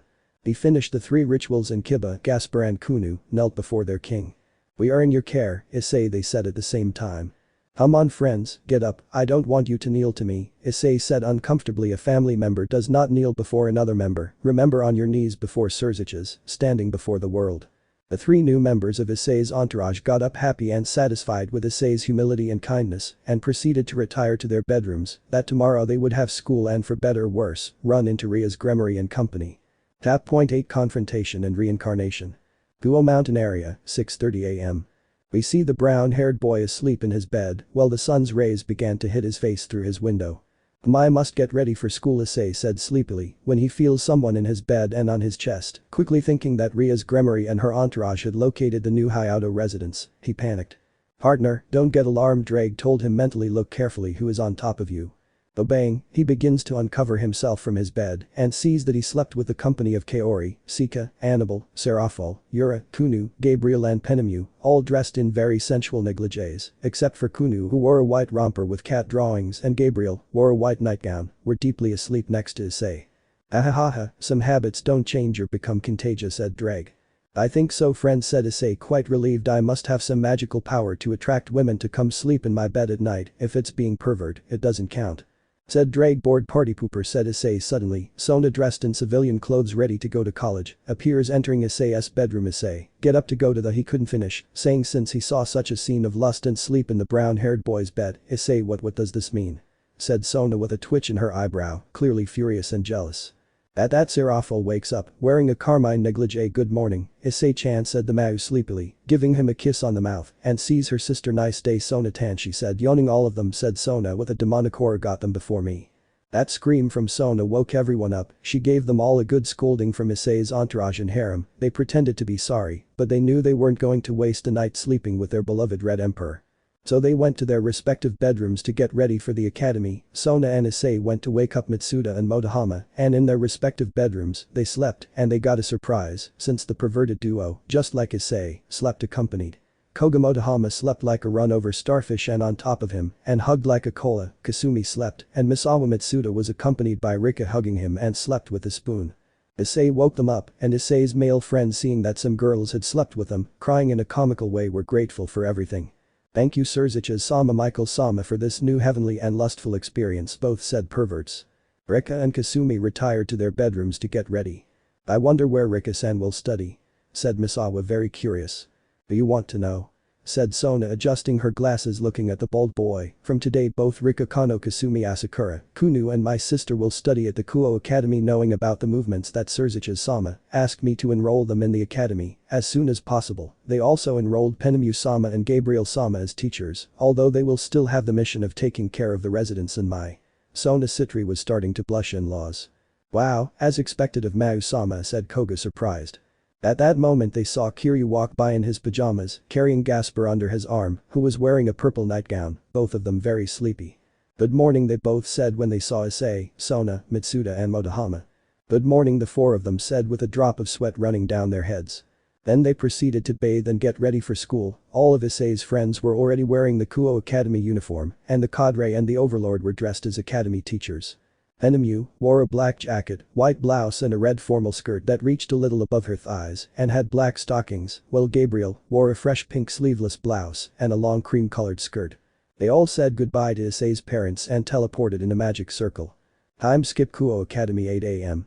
The magic circle where the newly formed Hyoudou family appeared, and a little lonely where they would not be seen, they began to walk to the academy. All the students were staring at them, especially the perverted trio. Issei being escorted by Sona and Seraphol in front, Kaori and Sika on both sides and Annabelle along with Yura in the rear. The 6 girls of the harem showed themselves to everyone with a smile, but inside they were alert that anyone would be too smart with their cute brown hair. Especially a capricious Reed and a busty and sadistic raven hair. They also saw Matsuda and Motohama each accompanied by a woman. They all thought shocked because despite everything Rika and Kasumi, they could rival in beauty and proportions against the Onosamaria's Gremory and Akeno Himejima. Behind the perverts and the girls walked Kiba and Kunu smiling at everyone along with Kiryu and Gasper, these two holding hands. They looked more like older sister and younger brother. And finally walked Penemu and Gabriel. These two left the Kuoh boys very stunned. Wow. They are beautiful. Will they be new teachers? They far surpass Ra Sensei. The excited murmurs of the boys could be heard, the fears of the girls when seeing beautiful girls surrounding Issei, and those who accompanied Matsuda and Motohama. They also feared that Kiba would catch the perverted nature of the trio and corrupt little Gasper, especially Kiryu. But a trio saw such a scene and went to the occult club to tell their mistress. Kuoh Academy, Occult Club, 8:20 AM. Asia, Zenobia and Irina ran to the club where they saw Ria's Gremory changing to attend university, as well as her entourage. Since she was demoted to a low-class devil, Ria's went to live in the old occult club building along with her entourage, adapting it in such a way that they could live with dignity. Kuroka and Yusaka also lived together with the Gremorys. Ria's Onosama, said Asia very alarmed. What's happening, why are you running here? Said Ria surprised. Seraphol-sama is here, said Zenobia alarmed. Seraphol-sama, said Ria's with her eyes wide open. I suppose she's come to see some foreign policy with the underworld. No, Seraphol is dressed in the academy uniform and is accompanying Issei-kun, said Irina out of herself. Ria's was shocked to hear that one of the Mayu is accompanying her ex-fiancé. And that's not all, continued Asia. We saw the overlord Gabriel, the cadre Penemu and Kunu-chan. Kunu, is you here? Yusaka said surprised. Yes, Yusaka, she was wearing the academy uniform too, Zenobia said. My daughter. Yusaka said with a brittle voice and began to cry because she still hadn't gotten over the words she dedicated to her when she was discovered being unfaithful to Issei with her late lover. All of us, we will meet with Issei today at break time, whether he likes it or not. Today he will listen to us, Ria said determinedly, to which her entire entourage agreed to the plan. After all the scene that was mounted at the beginning of classes, everyone went to their respective classrooms. Kunu entered the second year and was introduced to her classmates as Kunu Hyoudou. She said that she is Issei's distant cousin. The little Yaokai from Kyoto had as classmates Gasper, who greeted her happily and pitifully, Kaneko Taoju. Since the incident with Ria's and her entourage, Gasper, in a sign of solidarity with Issei, ended up distancing himself and denying the academy mascot the right to speak and also applying the ice law to him. This hurt the albino Nakamata too much that her friend and her love denied her the right to speak. She wanted to fix things with both of them, but they wouldn't even look at her. In the third-year classroom, to be exact in the classroom where the Hyoudou family was concentrated, Rika Kano, Kasumi Asakura, and Seraphol Citri were introduced as new students, the latter claiming to be Sona's younger sister, although it is the opposite. Everyone was amazed by the beauties that had just arrived, but were horrified when they went to sit next to the perverted trio. While Asia, Zenobia and Irina watched with sadness and jealousy as Issei was fought by Seraphol, Sika, Yura and Kaori, they still regretted having given their virginity to their late lovers and having broken Issei's heart, all because of a stupid idea of Ria's. During a small break between classes, they wanted to talk to the brown-haired boy, but immediately Kaori, Sika, Seraphol and Yura intervened. Issei-san, we want to talk to you, said Asia very intimidated. You have nothing to talk to Issei about, said Kaori very angry. Issei, please, we have to talk, said Zenobia very sadly. You have nothing better to do, experienced, said Sika. As you told us, said Irina indignantly. As you heard, Shidubaka, said Yura. We will not tolerate you insulting us like that. Zenobia said, holding her right hand ready to hit Yura, but an aura stopped her, and it was Issei's who looked at the church trio with dragon eyes full of anger and bloodlust. If I were you, I wouldn't lay a finger on one of my Issei-chan's girlfriends, Seraphol said calmly smiling at the church trio, or you wouldn't want to have Issei-chan as an enemy or so. At such a statement, the church trio felt something that tore them apart inside. They began to shed tears, knowing that Issei had a new harem and had practically replaced them. Zenobia had no choice but to lower her fist in resignation. Let's go girls to eat something, said Issei, turning his back on the church trio. Hi darling, said Kaori, Sika, Serafal and Yura, following the brown-haired boy. At the same time, the teachers' council welcomed the new teachers Penemu Ravenfield, her name as a teacher, as a math and algebra teacher. And Gabriel Heavenly, as an arts teacher. Both would be holders of Issei's group. They were presented by Azazel himself, in that Roswiis, literature teacher, felt left out, and apparently it had been planned in such a way that the former Valkyrie would not have contact with her beloved brown-haired boy. She received a cold gaze of Penemu and Gabriel that practically transmitted a message of touch Issei, and consider yourself dead. Both new teachers were introduced in all the classrooms, stealing size in the classrooms and leaving the students and one or another teacher drooling. Tell us, Professor Penemu, do you have a boyfriend? Said a student on one occasion. Yes, and I love him very much, said the redeeded cadre, proudly thinking of Issei, breaking the hopes and hearts of many. You, Professor Gabriel, do you have a boyfriend or a husband? Said another student, still with faint hopes that the new arts teacher is single. That's right, I have someone very special in my heart and I don't plan on changing it for anyone, said the overlord, having in mind a perverted brown-haired man. At Penemu and Gabriel's declaration, the girls heard how the hearts of the boys and the male teachers of the Kuoh Academy broke into 1,000 pieces like breaking glass, all except Issei's friends. Time skip. The break. The Hyoudou family, including Penemu and Gabriel, were eating a small lunch made by Annabelle on the roof of the academy, something like a picnic.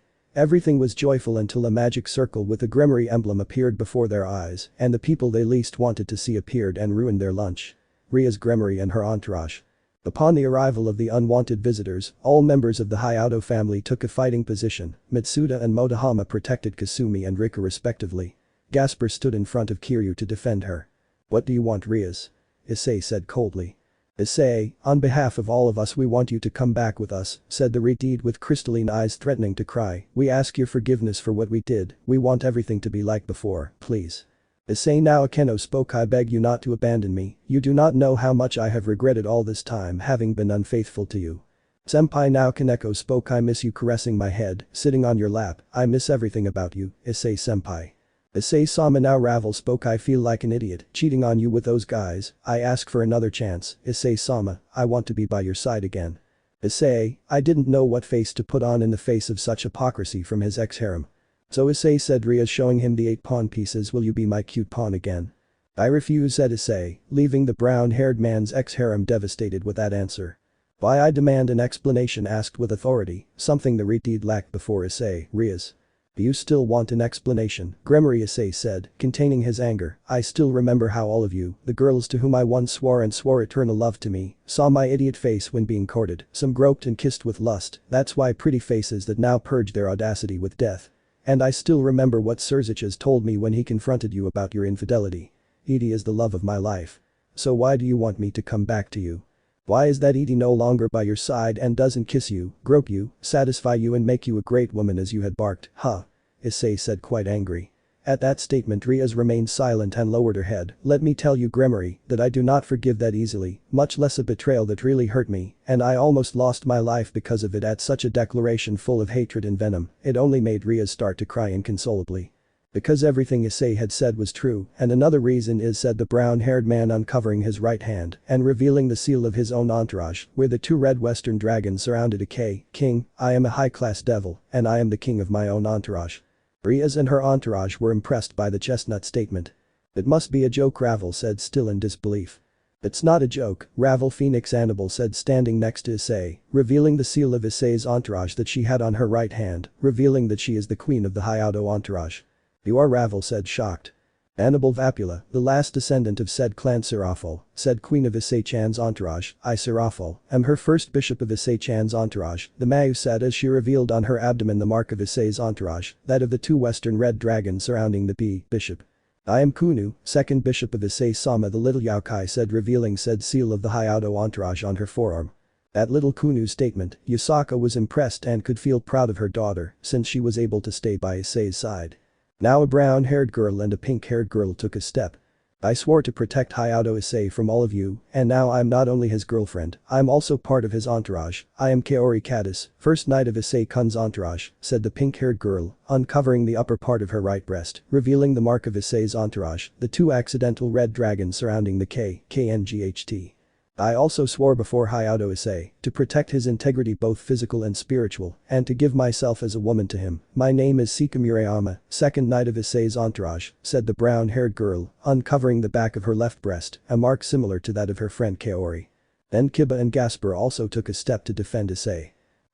Before such an act of dishonor, I no longer recognize the holy as Gremory and of great principles that reincarnated me when my life was debated between life and death. I am Kiba Hyoudou, pawn of Hyoudou Issei's retinue, said the blonde-haired boy, revealing the retinue mark on his neck. I would never betray Issei-senpai, he is my source of inspiration and my example to follow. I am Gasper Vladi, pawn of Hyoudou Issei's retinue, said the transvestite vampire, revealing his mark on his left triceps. At the presentation of Issei's entourage, the Gremorys were in shock. They still hadn't digested that the brown-haired man had been promoted to high-class devil and that he already had more than half of his entourage. He had practically taken them out of his life. The rest of the Hyoudou family looked at their friends with pride. I'm not going to accept this, said Zenobia, summoning Durandal and threatening to use it. Issei, you have to either give up your entourage and return to my side or you die and all your entourage too. You touch my entourage or my family, Zenobia, and I will make you feel the true terror of a furious dragon, said Issei in a dangerous way. I will not allow anyone to take my Issei-sama from me, shouted Ravel, and at that moment, she threw some fireballs in the direction of Rika. Kasumi, careful. Shouted Penemu when she saw that the fireballs were going in the direction of the innocent humans. They could only cover themselves uselessly with their hands, but… boom. Someone got in the way of Ravel's attack and it was Nuo, Matsuda, Motohama. Issei screamed as he saw that his friends had used their bodies as shields and were falling with mortal burns on their bodies. Nuo. Motohama Samarika screamed while hugging the bald boy's dying body. Koga-chan, wake up. Kasumi pleaded in the same way, shedding tears at the four-eyed boy. Ravel, what the hell did you do? Roswia screamed in horror. No, Issei-sama, I didn't want to do this, said the descendant of the phoenix, trembling from the act that caused. Seeing such a scene, Issei couldn't contain his anger any longer and went straight to attack Ravel, and that he summoned his boosted gear. Boost X10. All that energy accumulated in his fist ended up impacting Ravel's abdomen, running out of air. You can do anything to me, but with my friends and family I won't allow it, said Issei with a voice full of anger and wanting to kill. Ravel was knocked unconscious after the blow he dealt her. Afterwards, all the Gremory girls looked at Issei in terror. I suggest you get out of here, because if not, you will suffer a fate worse than Ravel's, Issei said, expelling a terrifying and murderous aura. Without thinking twice, the Gremory girls, with Ravel still unconscious, left there in a magic circle. Issei went to see his friends who suffered the cowardly attack of Ravel. There were Penemu, Gabriel, Seraphol and Annabelle began with the efforts to save his life. We are losing them, said Annabelle with desperation noticeable in her voice. Matsuda-san, Motohama-san, do not abandon us, implored Seraphol. No friend, said Issei. Rika and Kasumi, they cried next to the men who captured their innocent hearts. Issei, seeing them, still remembered how he was killed by Rainer and how he was reincarnated by Ria's wait a moment, reincarnate. Issei thought, and that was when he took out his 4 remaining pawns and went straight to his friends. Girls, you are still alive, said Issei hopefully. Yes, although it will not be for long, said Gabriel. It was a lot of damage what your weak bodies endured. But is enough for me, said Issei, revealing the evil pieces, to which Annabelle, Seraphol and Penemu realized what the brown-haired man was going to do. Of course, I will reincarnate you. The rules of reincarnation are explicit. It takes place when the being accesses it by their own will or is at risk of certain death, said Issei, placing the 2 pawns on the dying bodies of his friends by order of Issei Hyoudou. You, Misawa Matsuda and Koga Motohama, will walk in this world again, seal this contract and become my servants. Said he spell, the crimson light appeared and the pieces were absorbed by their friends, thus revealing both friends their dragon wings, and at the time of finishing the reincarnation, both friends were miraculously cured of the lethal burns until they saw them unharmed. Little by little they were opening their eyes. What happened to us? Asked the bald man. We were not dead, said now the 4 eyes. But 2 girls went to meet them, hugging them and crying on their shoulders. Stupid, why did you do it? Rika shouted very furiously. Do not you know how much you made me suffer? Don't do that again please, said Kasumi equally. At that, Motohama and Matsuda reciprocated both hugs. Excuse us, but a gentleman always protects his lady at the cost of his own life, said the bald man to Rika. I learned that from a good friend, he said, looking at Issei with a smile. I hope you forgive this idiot, who will defend you and love you more from this moment on, said the 4-eyed man to Kasumi. Both of them couldn't hold it back any longer and kissed a pair of perverts, melting into a kiss of true love. Everyone else was happily watching the pair of perverts who turned out to be very brave by protecting some defenseless women from a cowardly attack. After the kiss, the 4 of them were panting. Koga-chan, you've made me fall in love more, I love you, said Kasumi. Misawa-sama, you've won my heart, I love you, said Rika with her eyes lost in love. And again they melted into a tender kiss. Issei was looking at his friends when suddenly two people approached him and they were the Overlord and the cadre.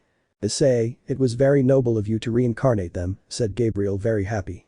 That's right Issei, every day I fall in love with you more, said Penemu very blushing. I would do anything for my friends and family, said Issei naturally. At that, the two angels looked at each other nodding. We want to be part of your enter, said the Overlord and the cadre at the same time. Issei was also surprised and equally he agreed, taking out his last pieces, the two towers. He placed each tower on the chest of the cadre and the Overlord by order of Issei. Hyoudou, you Penemu and Gabriel, will walk in this world again, seal this contract and become my servants.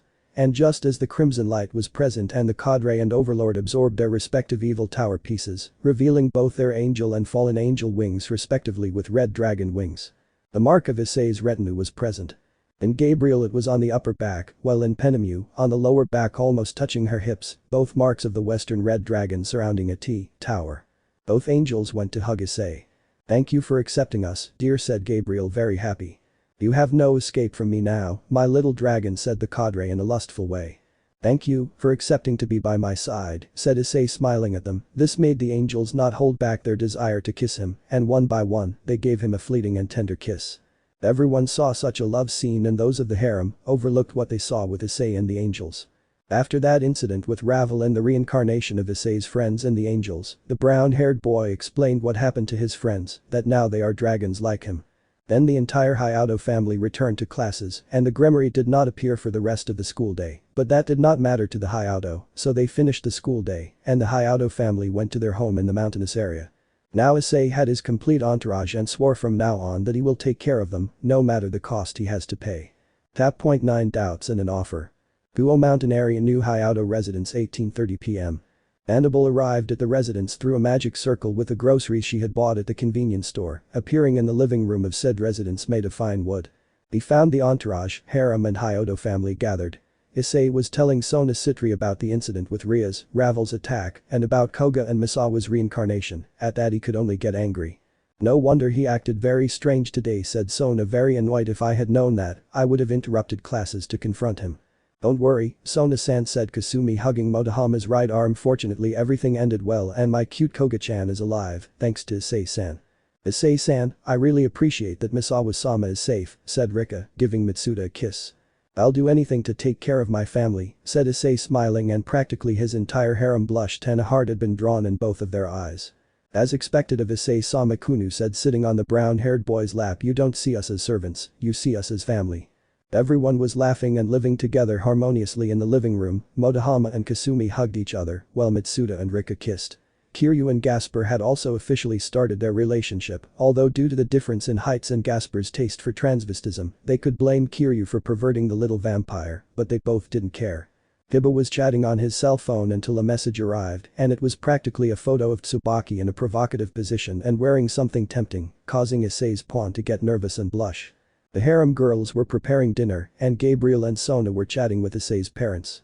After dinner and getting ready for bed, Annabelle went to Issei's bedroom. Issei, I need to talk to you, said the blonde-haired girl at the door of the brown-haired man's bedroom.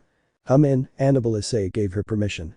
Issei, what I'm going to tell you may bother you a little, just promise me that you will listen to me with all the maturity possible and analyze everything well, said Annabelle, who noticed the seriousness in her voice.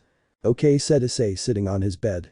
When I went to buy dinner today, when I went to the candy room I ran into 4 girls from your ex-harem, said Annabelle closing her eyes. Did they do anything to you? Said Issei quite alarmed. After what they did to Matsuda and Motohama, he no longer knew what to expect from Ria's Gremory's entourage. No, said Annabelle calmly but without losing her seriousness, I can only tell you that they are hesitating to obey another order from Ria's Gremory. Look, said Annabelle summoning his sacred gear Heart Temptation and summoned a green sphere where the voices of a recording could be heard and Issei recognized those voices were Keno, Kaneko, Kuroka and Raswas.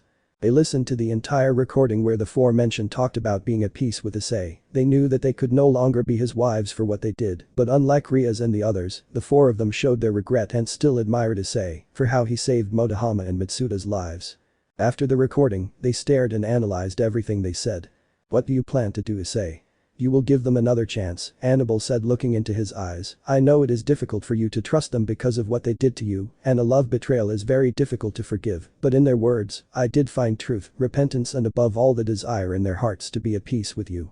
The truth is I don't know what to tell you, Annabelle said the brown-haired man very confused. I will only tell you this, I will not have forgiveness for them until tomorrow, but I will not close that possibility of forgiving them. You must show me with actions that you are truly sorry. Annabelle smiled and planted a kiss on him, which the brown-haired man reciprocated. Just don't take too long, said the maid looking into Issei's eyes. I know that eternity has no expiration date, but waiting too long is boring. Okay, Issei said smiling at her, I suppose you won't go to sleep in your room, so let's sleep now, Issei said to his maid and queen of his entourage, both of them entering the covers to rest. The next day, it was a cold Saturday in the Kuoh Mountains, and the Hyoudou family received a somewhat unexpected visit. How's Azazel-sensei? Said Issei shaking the hand of the cadre. Very well, Issei, I see that you have already overcome your curse, said Azazel giving him a few soft blows to the heart. It was a relief that Volley found you in time. Yes. Thank you very much, said Issei. Azazel-sama said Annabelle can't hit Issei like that, he is still a little delicate in his heart. Okay, said Azazel accepting the scolding of the Vapula descendant without wanting to get into an argument. Well, I come to offer something to the new members of Issei's entourage, said the fallen angel looking at Sika, Kaori, Koga and Misawa. What is it? Said Seraphil with a smile sensing something that is natural in Azazel. I come to give sacred gears to your friends, Issei said Azazel smiling. Chapter 10. Sacred gears and preparing for the first raiding game. Azazel proceeded to tell Issei's two friends and two girlfriends about what a sacred gear is, its uses and advantages of having one. Issei only looked seriously at the former governor. Azazel-sensei, are you sure of what you offer us? Of course, Issei said the smiling cadre. I have two reasons why what I'm telling you is too serious.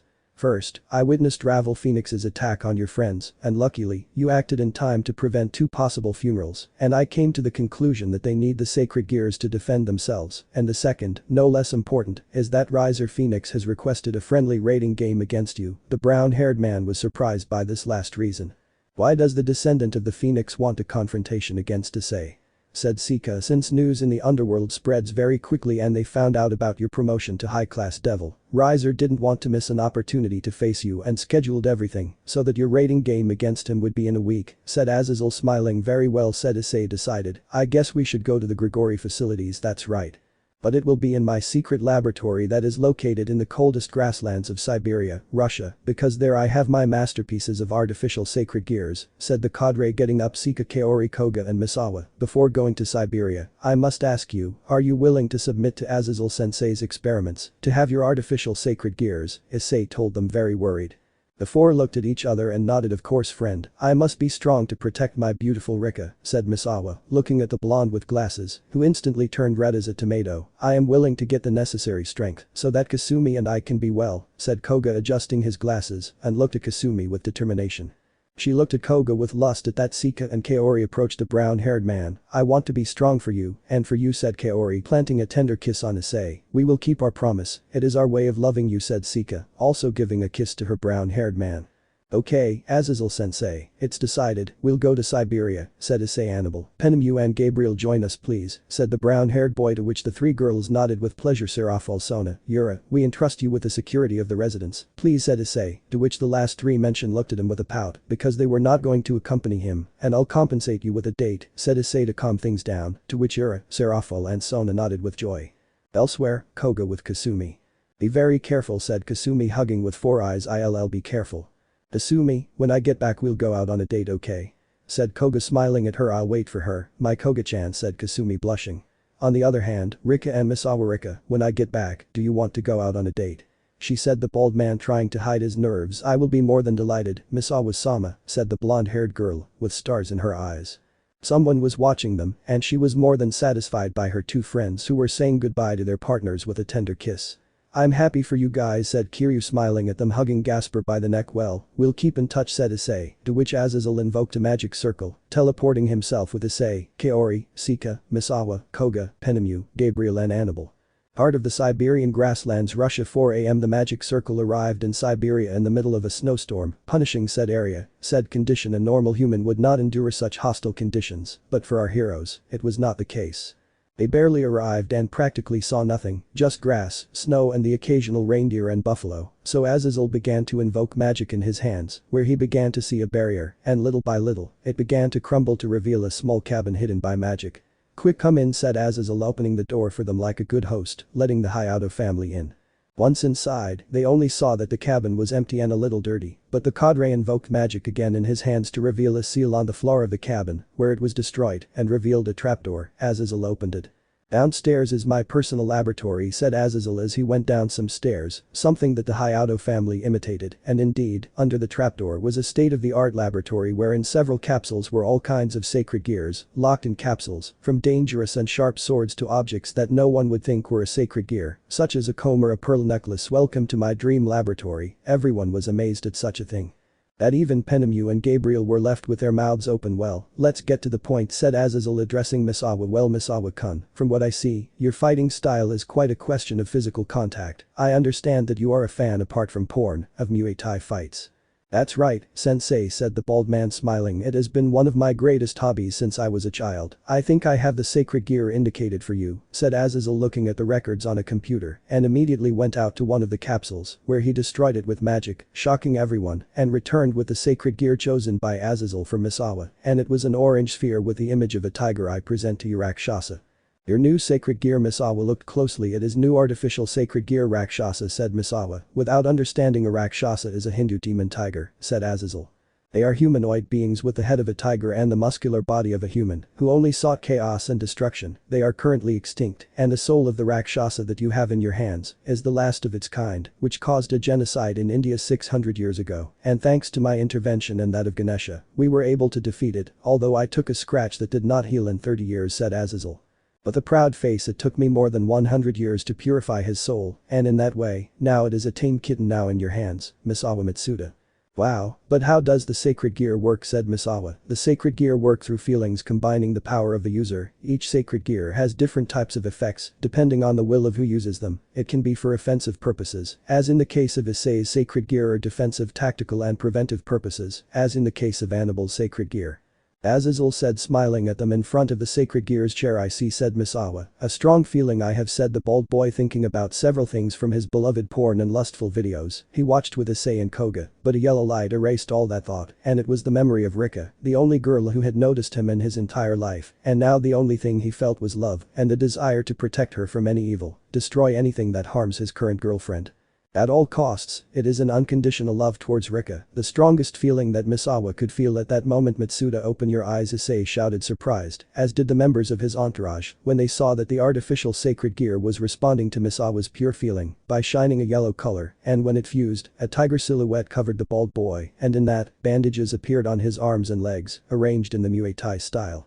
But these bandages were painted orange with black tiger stripe details, but instantly the bandages disappeared. Misawa could hear the Rakshasa roar in acceptance of its new owner.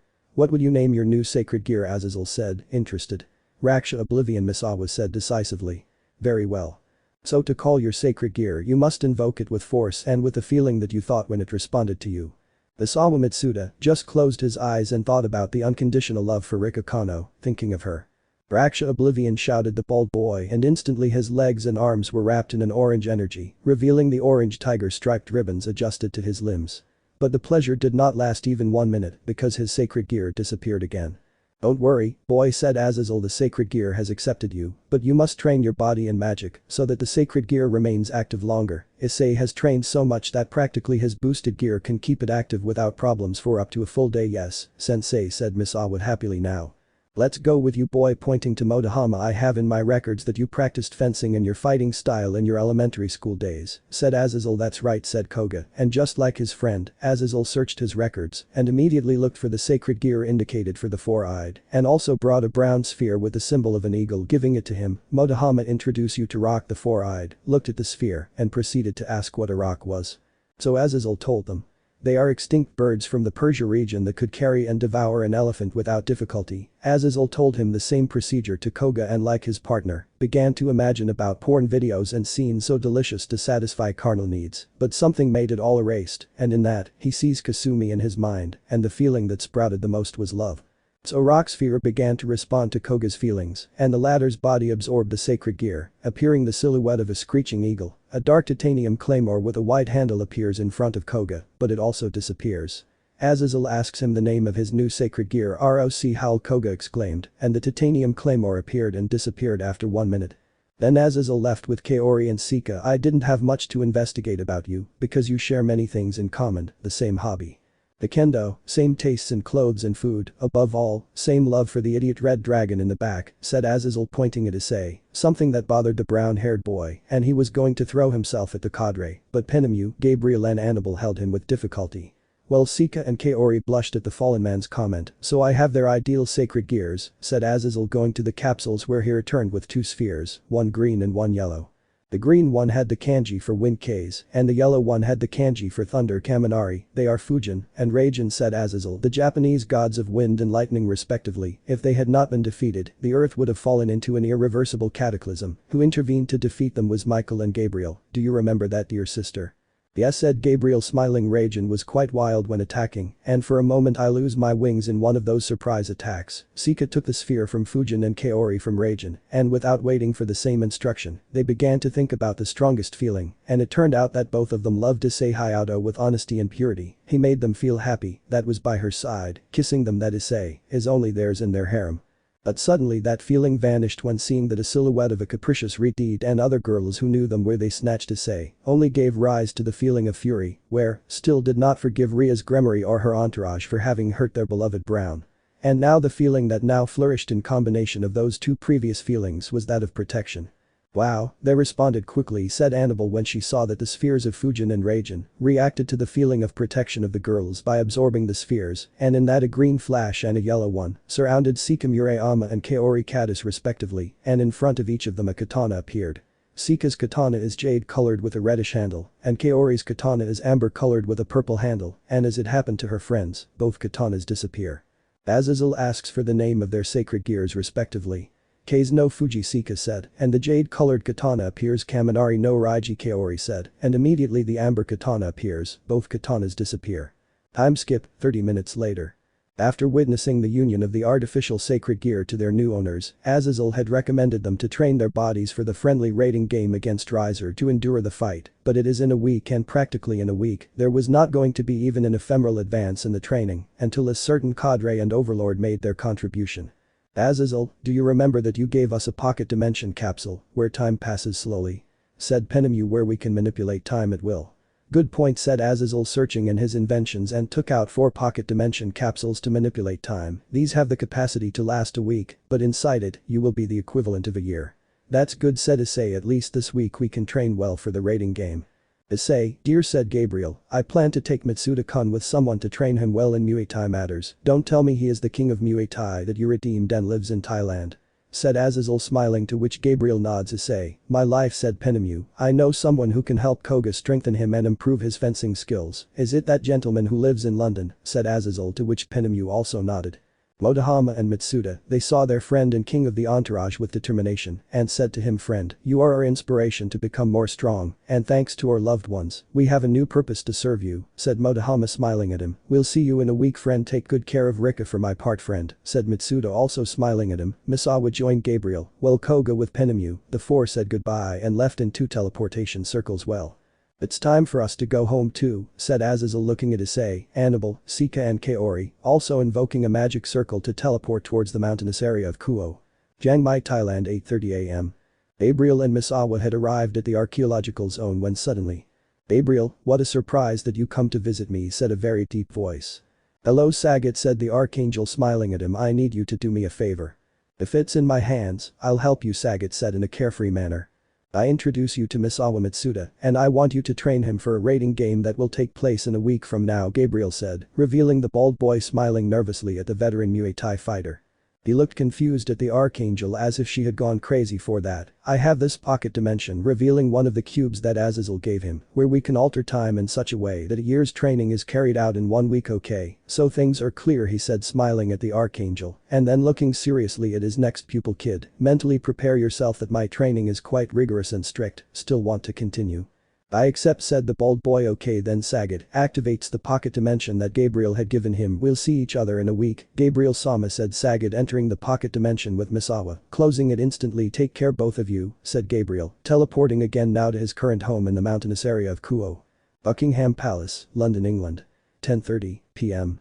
Enemu and Koga had appeared in the main courtyard of the palace, where they were intercepted by a Caucasian boy with shoulder-length blonde hair and Caucasian skin with a scar over his left eye. Is this how you welcome your savior? Siegfried. Enemu said very seriously. Enemu-sama, excuse me, said the knight, former wielder of the legendary Caliburn. Remember that Sir Arthur Pendragon now possesses it, which is offered to you. I need you to train my friend. We have a raiding game in a week and he just got his sacred gear from Azazel, said Enemu without losing seriousness, and since his weapon is the same as your Gladius, I thought of you as the best alternative for you to train him in this pocket dimension that manipulates time, said the cadre, revealing the cube of said dimension. Simply a year's training could be done in a week within that dimension. With that, the cadre activated said dimension. It will be an honor to train my savior's friend, said Siegfried, bowing to Enemu. Boy, said Siegfried, looking at Koga, the only thing I expect from you is commitment and effort in training. Okay, yeah, said Koga Matsuda, entering the dimension following him. Siegfried. See you in a week, friend, said Enemu, transporting herself in a magic circle back home. To the new Hyoudou residence. Chap. 11 pre-test. Kuoh Mountain Area, 11 a.m. 3 hours had passed since Gabriel and Enemu left a pair of perverts with their new teachers, and in that time Hyoudou's entourage and family met to form a training plan for their confrontation against Razor, and for that, there is no better strategist and trainer in her house than Sona Citri herself. First of all, the most important thing is that Kaori and Sika must master the basics of their new sacred gears, said Sona. For that I will have to ask Gabriel and Enemu to train with them, so that their bodies begin to support and adapt to the new power they acquired. Understood, said Sika and Kaori. We will not hold back with you, said Enemu, smiling at them. For some reason Issei chose you in his entourage, so we will demand the most from you. Yes, said both human friends. As soon as you, Sona pointed to Kiba, Kunu and Gasper, they will be your co-workers. She pointed to a magic circle where the Citri clan appeared with Tsubaki leading. The latter, seeing Kiba, immediately went to hug him, which the blonde reciprocated. Kiba, we will finally be together, said the queen of Citri. I know. Even if it is training, but finishing the raiding game. What do you think about going out on a date, said Kiba with her charming smile that fainted the cold queen of Sona Citri. Claw, of course, Kiba-san, said Tsubaki, quite red to the point of no return. Everyone watched the scene with some tenderness. Hey, Jen-chan, you and I will also go out after training with Hyoudou-san's entourage, said Momo, the bishop of Citri. Of course, Momo-chan, said Saji. Okay, enough of quoting each other, we have something a common goal, and that is to train my Issei's entourage, okay? Said Sona, very red. Yes, Kaichu said in unison, the entire Sona entourage. And, as for you, and Anna Anata, said Sona, starting to get steam out of her head, along with Annabelle and Wani-sama will be trained by the ex-King Tannen. He will wait for them in his territory with the pocket dimension to train them properly. Very well, in less than a week we will have our first raiding game as an entourage and family, so we have no choice but to make an effort, okay? See you in a week, said Issei very excitedly. Yes, said everyone present immediately. Enemu activated the modified pocket dimension, and the cadre and the overlord entered it, along with Sika and Kaori. Issei, Sika said, looking at him with determination and a blush. If we win the fight, I want to have a date with you. I also want a date with you, Issei. Kaori said, now I want to know you more, and I want our whole family to go to Karaik again. Issei smiled and nodded at them. Give your best, and I will reward you as you deserve, Issei said. At that comment, Sika and Kaori could only become as plump as cherries, and Enemu and Gabriel. If you train them well, I will also reward you as you want. At the brown-haired man's comment, both angels blushed, but the one who was most impacted was Gabriel, since she had several hallucinations regarding Issei on their date, from him kissing her passionately to imagining him grabbing her private parts. It was so much so that her wings began to flicker. Gabriel reacts, Issei said, shaking her by the shoulders, and in that the overlord comes out of her trance, very ashamed. Oh, Issei. You make me feel so guilty, said the overlord, entering the pocket dimension very red and ashamed, followed by Enemu, Sika and Kaori. After that scene, Raruko from Citri's entourage activated the pocket dimension, and in that the dimensional strip was activated, so Saji, along with Gasper, Kunu, Yura, Kiba and Tsubaki, entered said dimension, saying goodbye to everyone. A short time later, Sona, Issei and Annabelle headed to the underworld, to be exact to the area where Tannen lives, since the ex-Dragon King was already waiting for them. What a brat. I haven't seen you around here in a long time, said the dragon, looking at Issei. I thought you wouldn't come back to train because of what the Gremory did to you. Ansan greeted Issei that what happened with Gremory, it will be a story for another day, we came to train. Said Tannen. Yes, I received the request from Serafal, and I agreed to train you three, since you have part of the magic and strength of a dragon, there is no better teacher than your servant. Thank you, Tan-chan, said Serafal, bowing, which Annabelle also thanked with a bow. At that, Serafal activates the last pocket dimension capsule where Issei, Serafal, Annabelle and Tannen entered to begin training, leaving Sona alone. Be careful, Issei said. Sona remembered the brown-haired boy who stole her heart. I want to go out with you too when I finish the raiding game with Razor, said Sona, smiling, blushing, and proceeded to retreat to the human world. Monday. Kuoh Academy, 8 a.m. Everyone in Issei's lounge, worried that there were too many absences, especially from the new Kuoh beauties, the trio of perverts and the Kondoka duo. At that, the teacher arrives and begins to speak.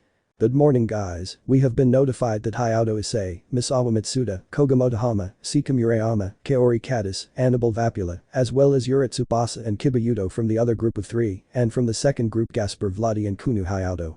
They were absent because they caught the flu, said the teacher without showing expression, as well as teachers Penemu Ravenfield and Gabriel Heavenly, but the former student council president Sona Citri promised us that she would take care of updating them on their studies. The trio from the church heard all of that and decided to update their nosy and capricious mistress. Break. The church trio rushed out to the occult hall to tell Rias everything. One-sama, Issei-san didn't come because he was sick, Asia exclaimed, very worried. Is my Issei sick? Rias said with an one-sama tone. I must know where his whereabouts are to take care of him and pamper him. We will accompany you, Rias Buchu Zenovia said, smiling at her. I think it's a good time for us to make amends for our mistakes and for him to come back with us. Very well thought out, Zenovia, Rias said. Let's go. Nowhere, said a voice where Sona appeared through a magic circle of the Citri clan, where she looked disapprovingly at the Gremory entourage. Rias, have you still not learned that if you show yourself before Issei, you are practically going to kill him with the fall of the dragon? Rias looked at her ex-friend angrily. Sona Citri, who gives you the right to prevent me from seeing my Issei? Rias said, glaring at the heiress of Citri. I will give you 2 reasons. 1. Do not talk to me in that way, low-class devil, and 2. Correction, he is not your Issei, he is my Issei, Sona said, smiling at them triumphantly, while the Gremory entourage was left wanting to kill her. Only Akeno, Kaneko and Roswius looked emotionlessly at Rias and her friends. I just came to tell you, as the girlfriend and future wife of the Seekvaira, that Razor challenged Issei to a raiding game and he and his entourage will be absent for a week. So do not bother or worry about Issei. Ara, Rias, did you not know about that confrontation? Akeno said, looking at her king with a little smile, mocking. Since I was demoted, the news of the underworld no longer reaches me, and I don't know everything, Akeno said. Rias looking at Akeno with disgust. This entouragement is fragmenting, thought Sona, seeing that the best friends emanated a rather hostile atmosphere. At any moment Rias will no longer have control. Well, I have nothing else to do. I'm retiring to the university, said Sona. Rias screamed in frustration since Sona Citri herself had taken Issei from her. Time skip 1 week later. Training summary. In Thailand, Sagat brought Misawa in constant physical and contact training. The king of Muay Thai gave the bald boy no respite, and he began to have his body molded well, that he could easily carry up to 200 kilograms, break rocks, and could even bend and crack heavy metals like gold, platinum and titanium, without the sacred gear. They also began to train him to activate his sacred gear, Raksha Oblivion, and they discovered that the sacred gear gave him double the speed and doubled his strength when the bandages made contact, but it drained a little more strength and magic reserves in Misawa, so they trained to withstand such wear and tear. So much was the training that he was able to master the wear and tear that he was able to break Sagat's Tiger Blast technique by hitting with the sacred gear. After a year of training, Misawa's body had become defined by physical training. He had mastered the art of Muay Thai. He could keep his sacred gear activated for 12 hours without any problems, and his appearance had changed a lot. You're the only one who has endured my training, Sagat said, smiling at him without losing his seriousness. I'm proud of you, disciple. Thank you. Master Misawa said, bowing to him. Suddenly, a dimensional rift opened. It's time for you to go, Sagat said. I will always be available for your training. And take this, Sagat said, handing him a piece of paper with a strange inscription. It's a magic teleportation circle. Gabriel had given it to me one day, but I think you need it more. Just think about your home and add a little of your magic to it and the transportation circle will activate. Thank you again, Master Misawa said as they both left the pocket dimension. When they returned to Thailand, Misawa followed his master's orders and teleported to his home in the mountainous area of Kuoh. In London, England, Siegfried had trained Koga so that he could easily master the Gladius Rock Howl. He started with physical and mental training, then he went on to magical training so that he could lift the heavy sword as if it were a handkerchief. They discovered that Koga's powerful Gladius could destroy things through the sound it unleashed. Just by waving it, he could shatter rocks. After a year, Koga's appearance had changed and his body had become more robust, just like Misawa's mentality had changed. Like Sagat, Siegfried congratulated Koga on his training and proceeded to give him the teleportation scroll so that his disciple could retire to his home.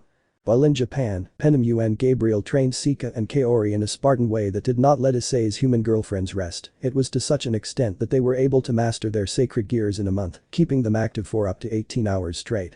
Through Kei's no Fuji, it was discovered that she could control the gusts of wind and have healing powers by throwing a refreshing wind by wielding the katana, and through Kaminari no Raijin, she could throw lightning and thunder within a radius of 25 meters around her and could stun and paralyze enemies with an electric shock.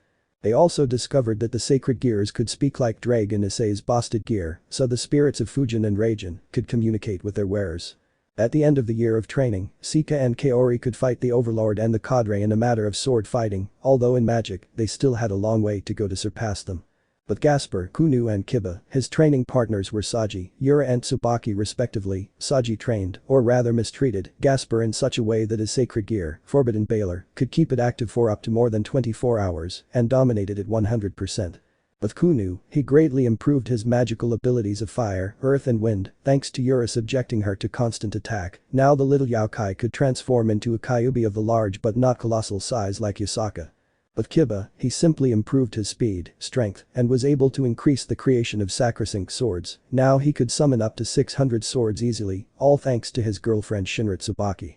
In the underworld, Tannen maintained Seraphol, Annabelle and Issei in the same way as Gabriel and Penemu. The exhausting training was so much that Issei obtained a strength that could easily face a Mau. Seraphol and Annabelle were also able to increase their strength, and Issei's maid developed a second sacred gear that surprised her king and the bishop of Hyoudou's retinue.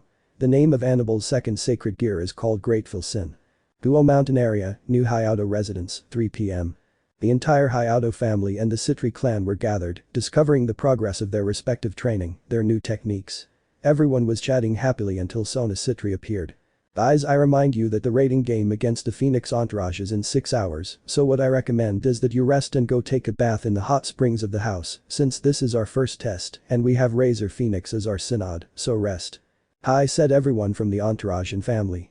The whole family went to bathe in the hot springs, each one with their partner, in Issei's case with his harem. Issei couldn't wait any longer in his duel against Razor. At point 1-2 Razor vs Issei Part 1. Underworld, Raiding Games Arena, 8 p.m. The arena was at maximum capacity. There was a majority of children because the hero of the underworld, Hyoudou Issei the Seikryuite, would make his debut in the raiding games, and he would do it against one of the toughest professionals to beat, and that is, Razor Phoenix. In the VIP room, there were the 3 Mau along with Michael, Azazel, Odin, Zeus, Poseidon and a representative of the Yaokai faction, a raccoon woman named Saki. Yasaka was no longer accepted by the faction leaders and was frowned upon for her betrayal of Issei. They were eagerly awaiting the event. Wow, I still remember when he was a rather naive and weak demon, and now he is the one we owe our lives to. How Issei-kun has grown, Sirzechs said smiling. I can say that he has fulfilled part of his dream and has matured a lot, Falbium said lazily but happily. I do not want to ruin the event, but since the betrayal of your sister and her entourage, I feel that Issei-kun has opened his eyes more and has caused him to mature more, Ajuka said looking at Sirzechs, and most importantly, he does not seek revenge against her. That shows a lot of how he is, in person. You're right, Ajuka, Sirzechs said without losing his smile. Odin, Zeus, Poseidon and Saki listened with approval. The conversation of the Mau. Hyoudou entourage dressing room. Everyone was quite nervous. Kaori and Sika, who were wearing regular kendo uniforms, were sitting with their hands clasped and breathing heavily. Koga, who was dressed in the style of Nero from Devil May Cry 4, was just pacing back and forth with Rock Howl carrying on his shoulder. Misawa, who was dressed like a professional Muay Thai fighter, was lowering his nervousness by doing squats. Kiba, wearing the Kuoh Academy uniform, was just inhaling and exhaling deeply. Gaspar, dressed the same way as Kiba, was the most nervous. He was just shaking as if he was too cold. Kunu, for her part, was trying to calm them down, but her nervousness was also noticeable.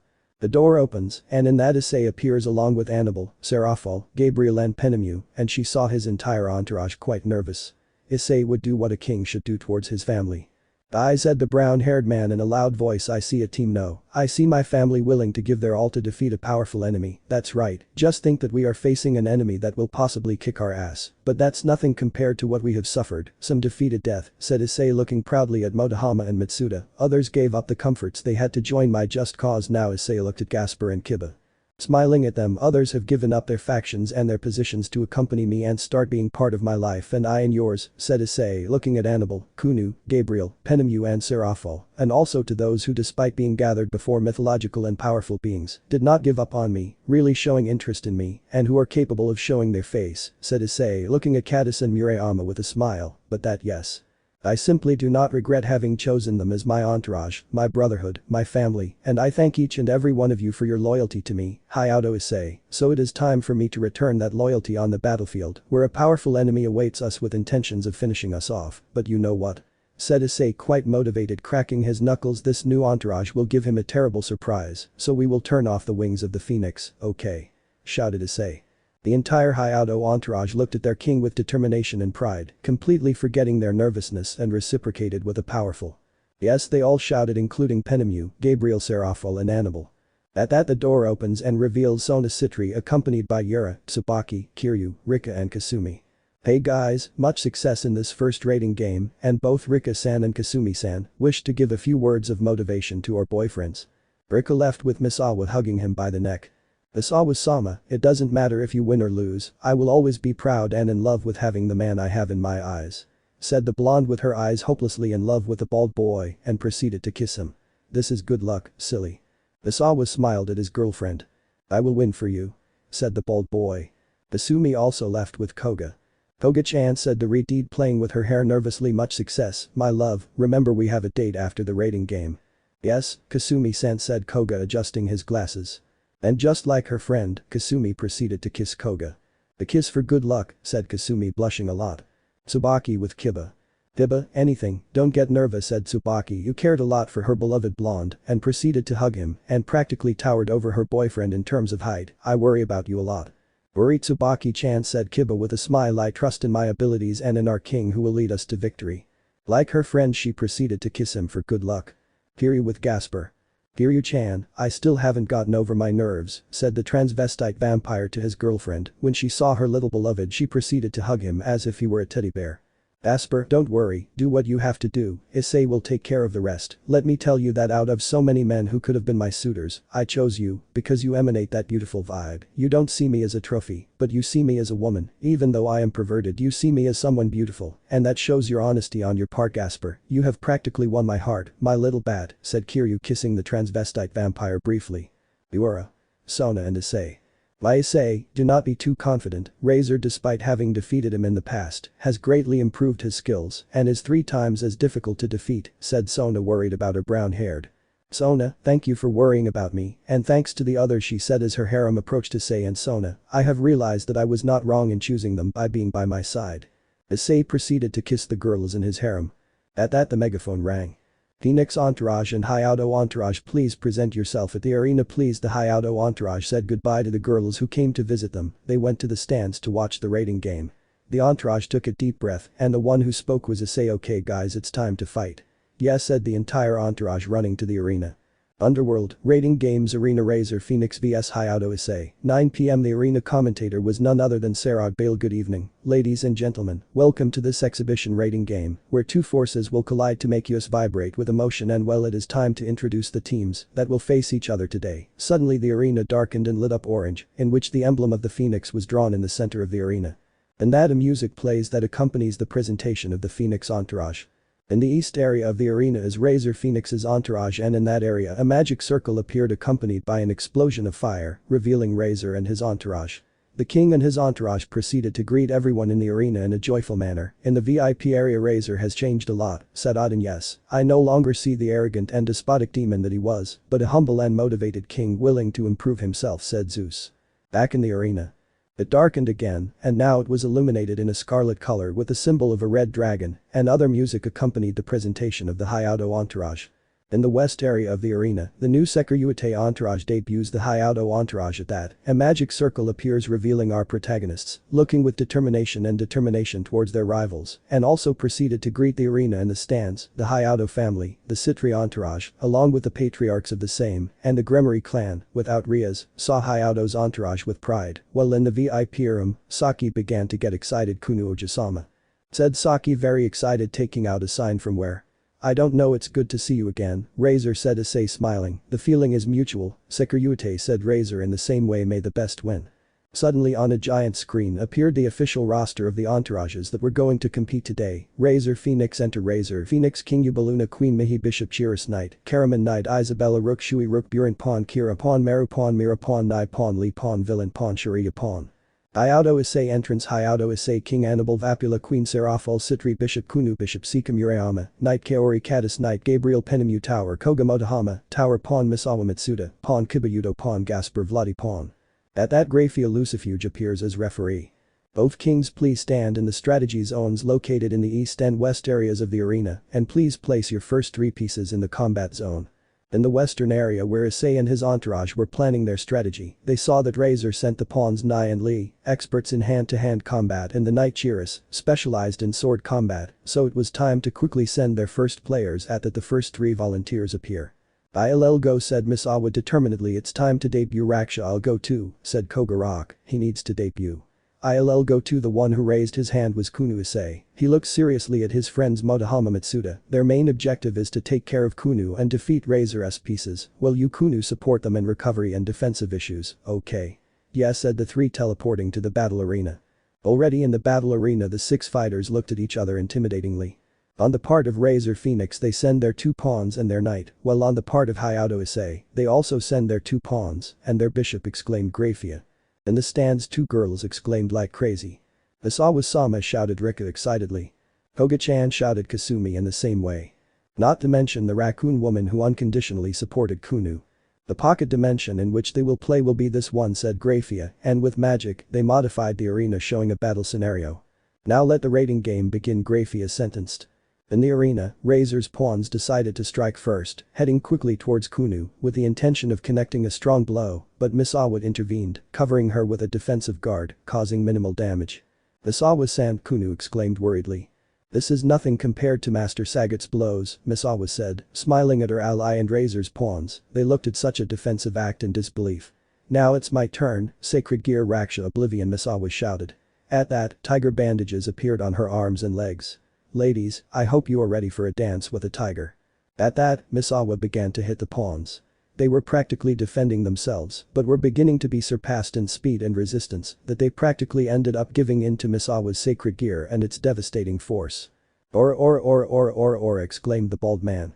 Well, the beating of the pawns continued, and to finish Miss Awa began to accumulate magical energy in his bandages that they could hear the roar of a tiger in it. Tiger/Miss Awa, doubling his speed and strength, connected a brutal blow in the abdomen of both pawns, taking them out of the game. 2 pawns of Razor Phoenix have been eliminated, Grayfia exclaimed, and the arena erupted in euphoria. Elsewhere. Kuoh was healing Miss Awa, Koga was dueling with swords against Chirrus, Gladius against his Zweihander, neither of them gave ground. Promotion to Rook, shouted Koga, increasing his attack and defense. That won't work for you, Rookie, said Chirrus. We'll see, shouted Koga. Chirrus began to move quickly and brandish her heavy sword. What do you think of this? The Razor Knight began to brandish her sword in a fast way that seemed like she was practicing artistic gymnastics with a ribbon instead of a very heavy sword, but Koga dodged it without difficulty. But how? My master subjected me to faster and more devastating sessions of dodging sword attacks. You are nothing more than a warm-up, Koga said, smiling at him. It's my turn, Roc, howl at that, Koga gently but quickly brandishes rock, and at that. Bro. A horrendous croak was heard that released waves that impacted Chirrus, injuring her. Keep going, Roc, said Koga while brandishing the powerful Gladius, and the croaks were stronger and the waves more painful and hurtful. I will finish this, Koga shouted, launching himself into the attack with rock, and at that, brandishing the dangerous Gladius, he connects a knife blow to Chirrus's abdomen, eliminating her from the game. The Knight of Razor Phoenix is eliminated, Grayfia shouted, and the public was excited that the first round ended in favor of Hyoudou Issei. First phase of the rating the game has concluded with the victory of Hyoudou Issei's enter. In the stands, Kasumi and Rika hugged each other excitedly at the news that their boyfriends had emerged victorious. English. Time skip 15 minutes. After the first victory, all of Issei's entourage celebrated and gathered to send the next ones to the battle zone. Well, now it's our turn to send our pieces first, so Kiba, are you ready? Said Issei looking at his pawn. Yes, Issei-kun, said the blonde smiling. Sika and Kaori will accompany you, said Issei looking at his girlfriends. Remember that you have the advantage of speed, and apart from that you have 2 gods sealed in your katanas, so don't worry and give your best. Yes, dear, said Kaori and Sika looking confidently at their dear brown-haired girl.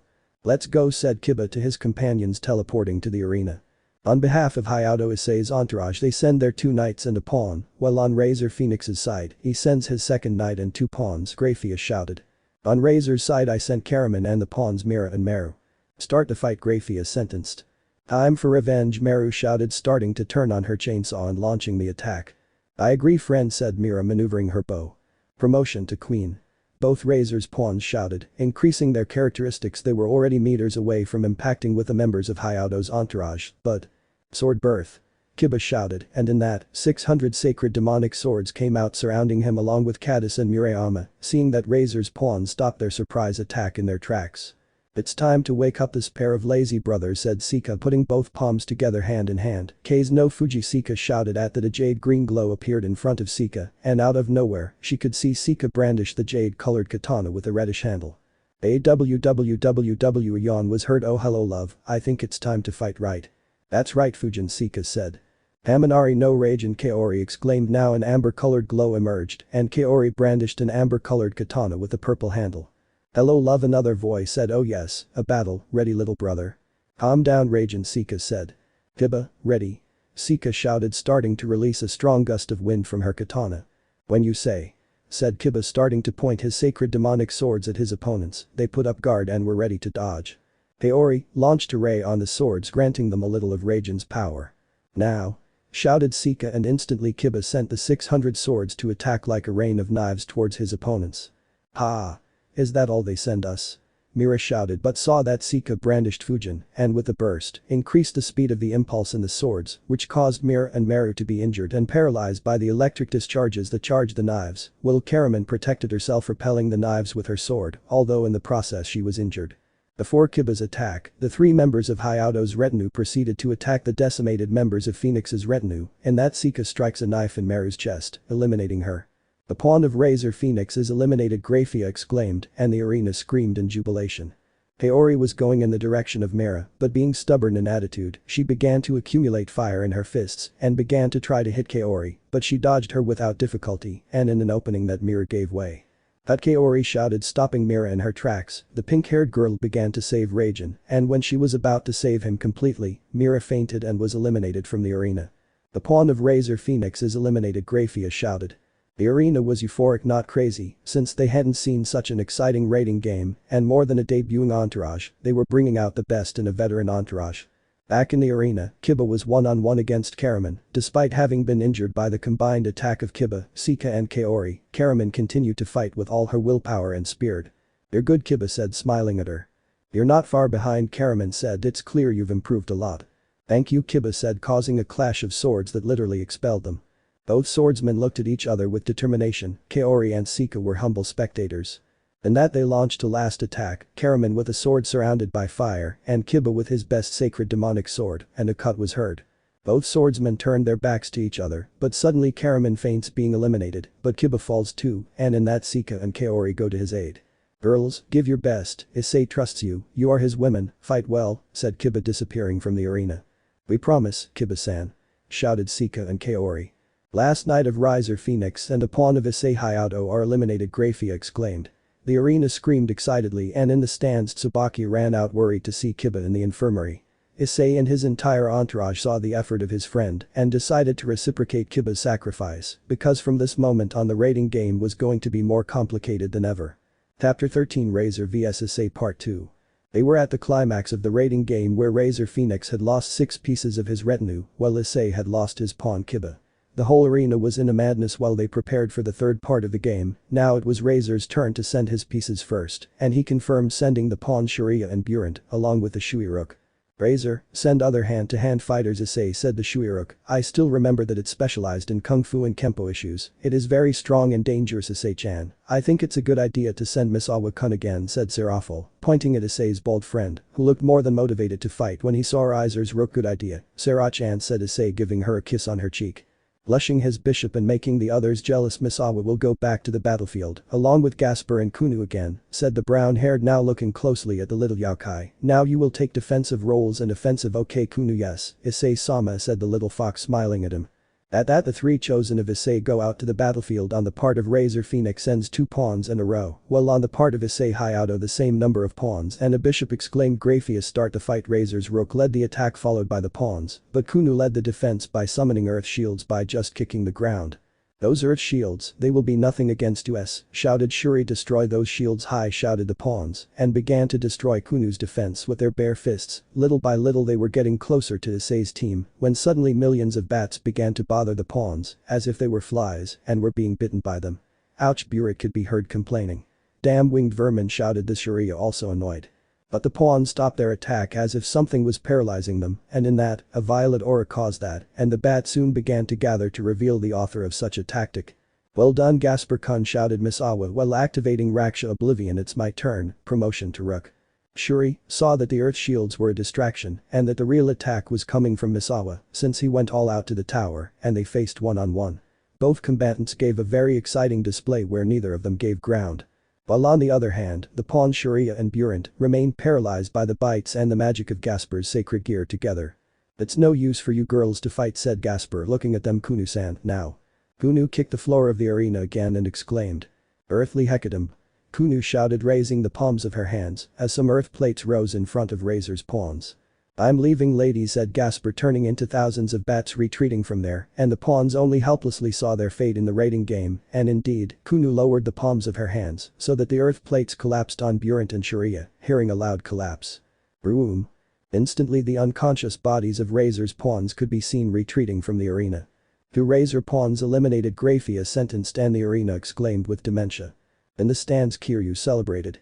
"That's my little bat," shouted the four-eyed girl, happy because her beloved transvestite was a participant of such a victory together with Kuoh. In the VIP room. "This is how it's done, Kuoh Ojisama." The raccoon woman Saki shouted hysterically, leaving the faction leaders nervous and uncomfortable. Back in the arena. Misawa continued fighting against Shui. "For a debutant you're not doing bad," said the Razor Tower, tired but happy because she was enjoying the fight. "Thanks Shui-san," said Misawa, panting from tiredness but smiling.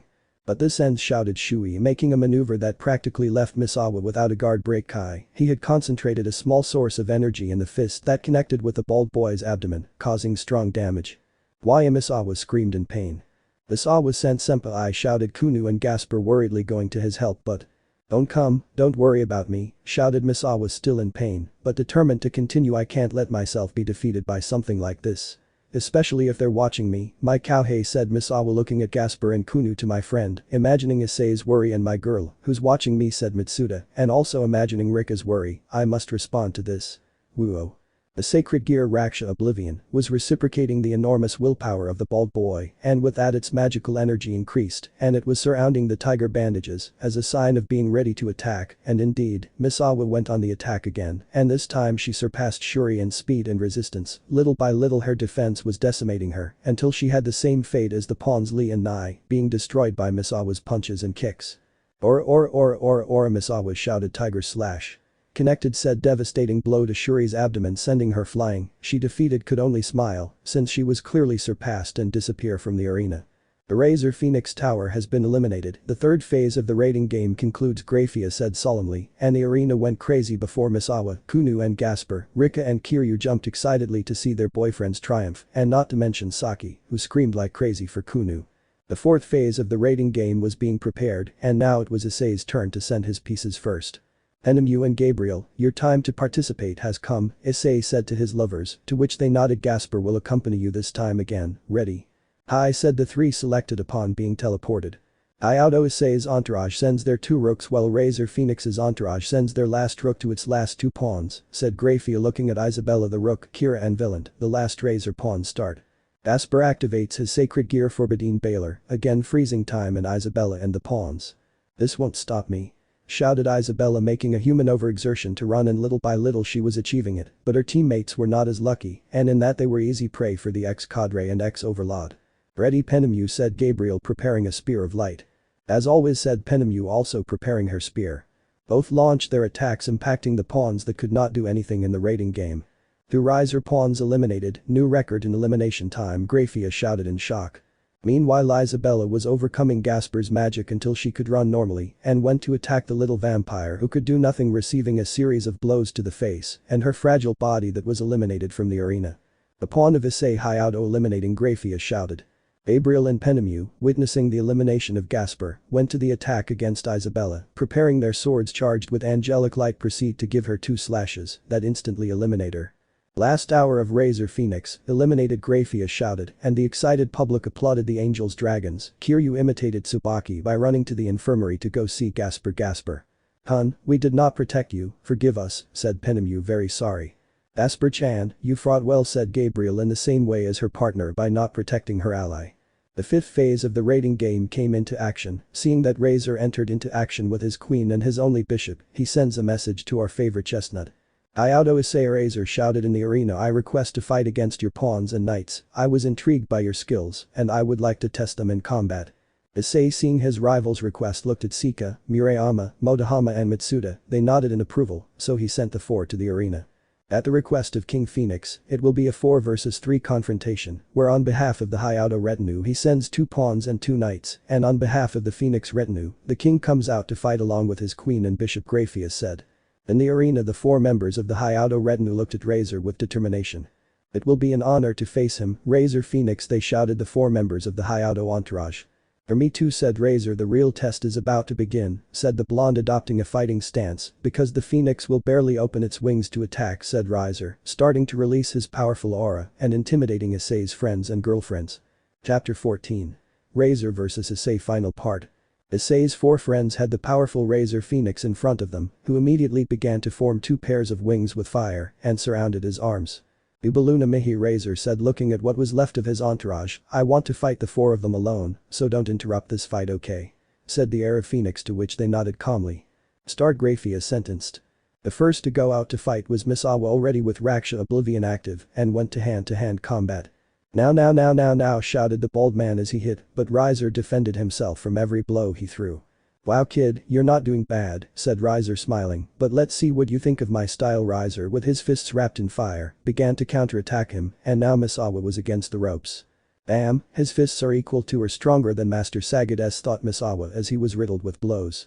But a caw was heard, and then Razor knew where it came from, and it was Koga, who had wielded Rock Howl to attack Razor from a distance, but the blonde dodged it quickly. "Are you okay, Cactus Head?" said Koga, seeing his friend expelling smoke from his bruised body. "Don't worry about me, Mole Eyes," said Misawa, smiling at him. "Worry about Razor-sama, it's time to fight," said the bald guy, adopting a fighting stance. "You don't need to tell me," said Motohama, smiling and looking at Razor seriously and decisively. "Dahahaja, you know guys, I like you," said Razor. "I can feel that same attitude when Issei Hyoudou was a rookie and terrible at battles, but unlike that time, I made the mistake of underestimating him, and it caused me one of the most painful defeats in my entire life, but from that moment on I reacted to my mistakes and began to change my arrogance for concern for my surroundings, and I began to worry for the first time about my entourage," said Razor when he saw Ubaluna and Mihi. They looked at him with a blush. "Thanks to them I am where I am, and thanks to their king, Hyoudou Issei, I reacted, and I am willing not only to put the Phoenix surname on high, but also to help my comrades, so I ask you to attack me now." Issei's friends and girlfriend saw him, and a smile spontaneously came to them. In the West strategy room, Issei and company saw and listened to the blonde Phoenix's speech, to which the Seekvaira just smiled. "Razor, you've changed a lot and for the better, compared to your younger sister," thought the brown-haired. Back in the arena, Misawa and Motohama were more than ready to fight. "Here we go, you," shouted the pair of friends, so Misawa began to hit with double speed and strength, and Koga with his heavy gladius, both tried to land a hit, but Razor dodged them. "Come on. Guys, you can give something more than that," Razor demanded, so the 2 tried to land a hit until Koga was able to land a stab in Razor's chest. "Yes," shouted Koga triumphantly, but he saw that Razor's wound was healing very quickly. "But what? Did you think I was going to make it easy for you guys?" said Razor. "It's part of my power that I regenerate easily. After all, now it's my turn." The blonde launched himself into the attack and dealt a powerful blow wrapped in fire to Misawa in the abdomen that practically eliminated him, and then, he connected a lethal kick to Koga's jaw that knocked him out on the spot, eliminating him. 2 pawns of Hyoudou Issei eliminated, sentenced Grayfia. In the stands, Rika and Kasumi asked to know where the infirmary was to meet with Matsuda and Motohama, while the arena screamed with excitement since Razor had eliminated the 2 surprise pawns of tonight. Back to the arena, Razor continued warming up his arms and muscles, and then he sees Katase and Murayama. Girls, your friends gave a good battle to debut in the rating games, so said Riser putting himself on guard. I will expect a lot from you, as girlfriends of Issei Hyoudou. Yes, both girls said, wielding Kaori to Raijin and Sika to Fujin. And the first to go out to attack was Sika, starting to brandish her jade-colored katana. Razor was surprised to see the speed at which Sika brandished the katana and was being injured by it, since with the speed and the small gusts of wind it gave off they managed to hurt him. Then Kaori went to attack Raijin and was faster than Sika and was hurting Razor more effectively thanks to the power of thunder and the skill she acquired all these years in kendo. Finishing after 10 minutes of attack, Sika and Kaori were a little exhausted while Razor was healing himself but was still quite surprised. As expected of the girlfriends of my eternal rival, said Razor smiling at them, but the fire that surrounded his arms began to take the form of katanas made of fire. I hope you like my style, because now I will go on the attack, said the blonde holding both fire katanas. And without saying another word Razor went on the attack and could fight against both of Issei's knights, and they could barely defend themselves. In the Western strategy room, Issei saw how his girlfriends were losing resistance and ground against Razor. This is bad, said the brown-haired man. At this rate Sika and Kaori, they won't be able to hold on any longer. In the arena. And indeed Razor kicked Sika away and focused on Kaori, and with a cross-slash Razor eliminated Kaori Katase. The knight of Issei Hyoudou is eliminated, shouted Grayfia. Without wasting any more time and at a hellish speed, Razor goes towards his last target, Sika Murayama, and in the same way with a cross-slash, he eliminates her from the arena. Second knight of Issei Hyoudou eliminated, shouted Grayfia, concluding the 5th phase of the rating game, and the people possessed by euphoria and emotion, shouted at Razor. English. Time skip. In the Western strategy room a brown-haired man lamented the defeat of his entourage.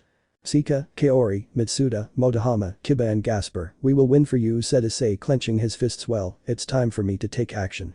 That decision surprised everything that remained of his entourage. Those who will accompany me are Sirzechs and Annabelle, continued the brown-haired man looking at his chosen ones. So, here you will end this, right, said Gabriel smiling at him. That's right, said Issei. Razor is a very difficult enemy to defeat, so, as king, I must answer for my friends, allies and family fallen by his hands. Gabriel, Penemu and Kuoh, here ends their participation in this rating game. I will not forgive myself at all if they are hurt, said Issei, smiling at his 2 rooks and bishop. The angels blushed as if they could not, and Kuoh smiled like a puppy seeing its owner. Good luck, my little dragon, said Penemu, giving him a kiss, and then looked at Serafal and Annabelle. Girls, take care of our king. Issei-sama, Sirzechs and Annabelle, and be careful, Kuoh said with a worried face. Gabriel smiled at them as a sign of luck, but she drew a heart with her fingers and blew a kiss with her hands. Issei blushed at that tender detail. Ready, Ddraig? Shouted Issei while materializing his red gauntlet. Always, partner, shouted the Welsh dragon on his arm. Ready, Sirzechs and Annabelle? Issei said to his companions. Yes, my Issei, said the queen and bishop of his entourage. And so the 3 were teleported to the arena. This will be the last phase of the rating game, shouted Grayfia. Both entrusts have their kings fighting, along with their queens and a bishop, so begin the last battle. Razor, let it be a spectacular duel, said Issei, pointing at him with a fist while activating his balance breaker. Let it be, friend, said the blonde, also pointing at him with his fist. Baluna, Mihi, I entrusted you with her queen and her bishop. Yes, Razor-sama, shouted, you are coming out to attack. Boost X30, Ddraig shouted quickly. Wyverns, Issei shouted, and many of these mini-dragons came out of his back and began to surround and adhere to the bodies of Serafal and Annabelle, giving them a balance breaker armor to both girls. I feel that my strengths have increased, shouted Serafal, who could be distinguished from Annabelle, thanks to the fact that her pigtails on her head stuck out of the helmet. I still feel stronger, shouted Annabelle, who could distinguish her blonde hair sticking out of the helmet reaching her waist. Attack, girls, Issei shouted. Iohhhhhh, Issei's girlfriend shouted, ready to face their rivals. Serafal vs Mihi. Serafal headed against Razor's bishop. Now you'll see, said the descendant of Citri clan at the time of summoning 100 ice spears and launching them at a dizzying speed. Mihi, for her part, repelled such aggression with a magic shield, but although they did not damage her, they made her retreat by the force that Serafal sent them. As expected of the ex-Mahu, Mihi said, panting while accumulating fire energy in her hands, but I am willing to defeat her in the name of Razor-sama. In that, Mihi launches a powerful fireball that any demon would have been easily defeated, but for Serafal, this was nothing, since she jumped, and in that she invoked several magic circles of the blue Citri clan. "It's time to finish you," said Seraphol, and in that the magic circles began to shine in a disturbing way. Glacier storm, and in that the circles began to release a cold air accompanied by hail that began to hit Razor's bishop, that despite activating her defensive magic, Seraphol had managed to leave her very badly injured, and now Seraphol had a very large magic ball in her hands. "This ends here, Glacier Meteor." She threw that ball of power towards Mihi, impacting her. Boom. An explosion accompanied by a fog that little by little was dissipating showed Mihi unconscious, covered in frost and disappearing from the arena. "The Razor Phoenix Bishop is eliminated," shouts Grayfia. Annabelle vs Eubelluna. Both queens, they were engaged in a magical combat, Eubelluna for her part threw fireballs, while Annabelle with the Seekvaira armor easily dodged Eubelluna's attacks. "I think it's time to activate my weapon," said Annabelle, stretching her right arm to the sky. "Grateful Sin," shouted Annabelle, and then the sand darkened and suddenly a scarlet moon appeared, and then Annabelle in front of that moon showed a double scythe with the blades, one red and one black. "That sacred gear is from," said Eubelluna, very terrified. "That's right, this weapon belongs to the first leader of Gregory, the cadre Azazel, the angel of death," said Annabelle, who through the helmet of the Seekvaira stared at the queen of Razor. "Eubelluna, today you will fall." So Eubelluna threw fireballs towards Annabelle without stopping, but it was useless since with her new sacred gear, the fire was absorbed by the scythe. "If my fire doesn't do anything to you, then take this," shouted Eubelluna, now throwing dark magic, but had the same fate as her fireballs, they were absorbed by Annabelle's scythe. "Eubelluna, I ask you to stop attacking," said Annabelle, "you only make my weapon stronger." "Damn it," shouted Eubelluna, throwing fire and darkness right and left, but Annabelle remained unfazed since she continued to absorb the magic of Queen Phoenix. "I think I'll finish this quickly," said Annabelle, being thrown out, and with a slash of her lethal scythe, she ended up destroying Eubelluna's staff and destroying her clothes. "Excuse me for this, Eubelluna," said Annabelle as she watched Eubelluna disappear from the arena. "The Queen of Razor Phoenix is eliminated," Grayfia shouted. Issei vs Razor. Both kings were engaged in a duel of blows and kicks, each one giving and receiving. Each time the blows were stronger, that Razor ended up recovering so slowly, and Issei had his armor dented and destroyed from the breastplate part. "As expected from my eternal rival," shouted Razor, smiling at him, wiping the blood from his nose. "Your entourage is quite promising. I never thought they were going to eliminate my pieces so quickly." "Thanks for the compliment, Razor," said Issei, smiling, "but this ends here." "That's what I say," shouted Razor. "Euphoric Seekvaira, hit me with everything you have." "You too, Razor Phoenix," said Issei. "Ddraig." "At your order, partner," shouted the dragon. "Boost X100, said the dragon so fast to raise the energy and then transfer channel all that energy into his body. "Boo!" shouted Issei, launching himself into the attack. "Boo!" also shouted Razor, concentrating his fire magic in a fist. And in that smash, both blows connected on the faces of both kings, neither wanted to give in, both kings had fierce looks. "Why, Issei shouted while in his mind he remembered his entourage as they directed their smiles at him, also at his parents, also at Sirzechs and the mass who gave him their unconditional support, and especially his girls. "I can't lose now while my loved ones see me." At that Issei began to gain the ground, and suddenly, Issei's blow sent Razor flying, leaving him unconscious and crashing into some stones in the sand. People watched as Razor disappeared from the arena with a satisfied smile.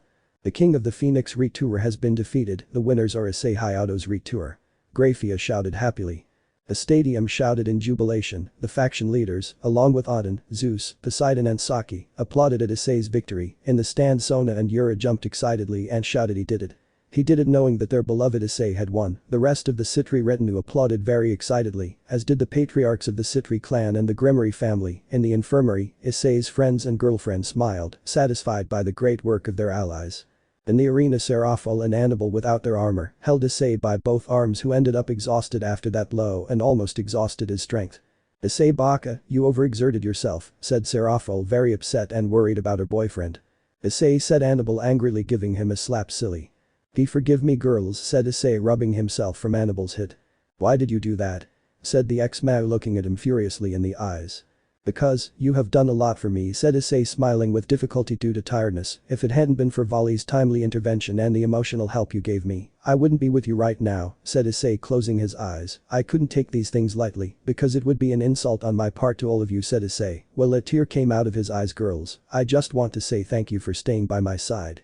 "Issei-chan," shouted Annabelle and Seraphol, hugging the brown-haired boy, also with tears in both, and they proceeded to kiss him. "Sorry to interrupt you," said a voice that revealed Grayfia, "but it's time for you to go to the infirmary, especially you, Hyoudou." "Issei," said the platinum-haired girl, smiling at him. The three of them followed the order and went to a medical checkup. After this the Hyoudou entourage gathered. They all shouted euphoric for their first victory as a family. They all laughed. It was a very beautiful harmony. And then they agreed to celebrate their victory at home with an exquisite barbecue in the moonlight. Issei felt satisfied and happy, not because of the victory, but because he finally has what he really expected and did not get while he was a servant of Ria's Gremory. His family and friends that they so desired. So what remained of today was to celebrate. Chapter 15 The first date with Murayama. New Hyoudou residence Kuoh 0 am. After the victory against Razor Phoenix, the Hyoudou family celebrated in the backyard where it was easy for more than 300 people to have a barbecue, soft drinks of all flavors, accompanied by a cold atmosphere in the moonlight and torches. Hyoudou, along with Rika and Yura prepared desserts, while Goru along with Issei, Motohama and Kiryu, prepared the meat, and the happy talks were not long in coming. The guests who were the patriarchs and the entourage of Citri, the Gremory clan and Phoenix, without Rias and Ravel, of course, along with Sirzechs, Grayfia and Milikas, as well as Azazel and Isolde Vapula, talked with the entire Issei entourage. They also had as surprise guests Razor and his entourage, who despite having been defeated, put aside their rivalry and lived with the entourage that defeated them.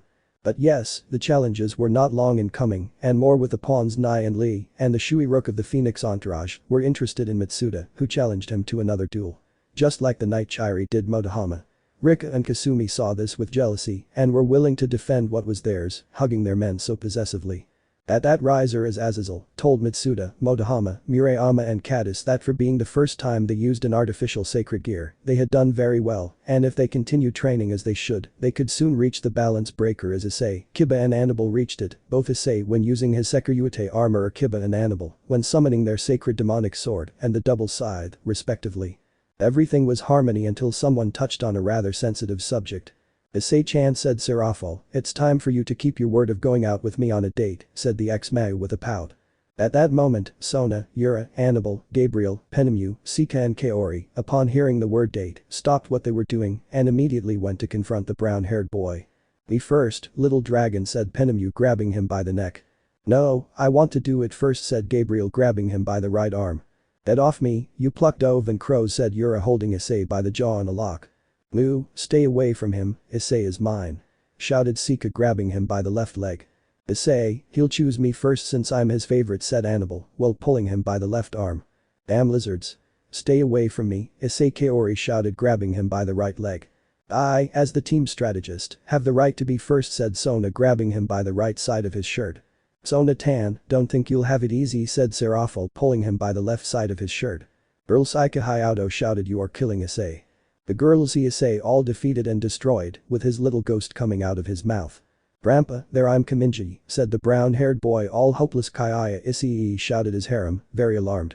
All the others saw this scene in a funny way this carrier fills me with pride, said Ddraig happily smoking a cigar. 15. Time skip half an hour later. After eating, Issei with the entire harem and Hyoudou entourage with the guests present went to the living room to discuss this issue of the dates they would have. Well, since they almost killed my son because of his desire to go out with him, said Hyoudou angrily before her daughters-in-law, they were squatting down and very embarrassed. I have decided that I will put the order who will go out first with Issei. This is Hyoudou, with all respect, but your son is already of legal age and he can decide who he will go out first said Ddraig. You shut up, underdeveloped abnormal lizard shouted Issei's mother at the gauntlet, expelling a rather sinister aura that ended up scaring everyone including the faction leaders. Yes ma'am said Ddraig very nervous. When my mother gets angry, neither the Mass, nor Michael, nor Azazel, nor even Great Red can stand up to her Issei thought very scared. Okay, Goru dear, please bring that Ika said smiling. In that the patriarch of the Hyoudou brings a box with balls numbered from 1 to 8 as we knew they wanted to go out with my son, we had this plan to have a little order, so the plan is simple. Each one will take a ball, and the first one to come out will be the one who takes the number 1 okay? Yes, mother-in-law said her daughters-in-law. Now is the time to choose said Hyoudou putting the box. The order of the dates is as follows. 1. Murayama. 2. Penemu. 3. Sona Citri. 4. Kaori Katase. 5. Serafal Citri. 6. Gabriel. 7. Yura Tsubasa. 8. Annibal Vapula.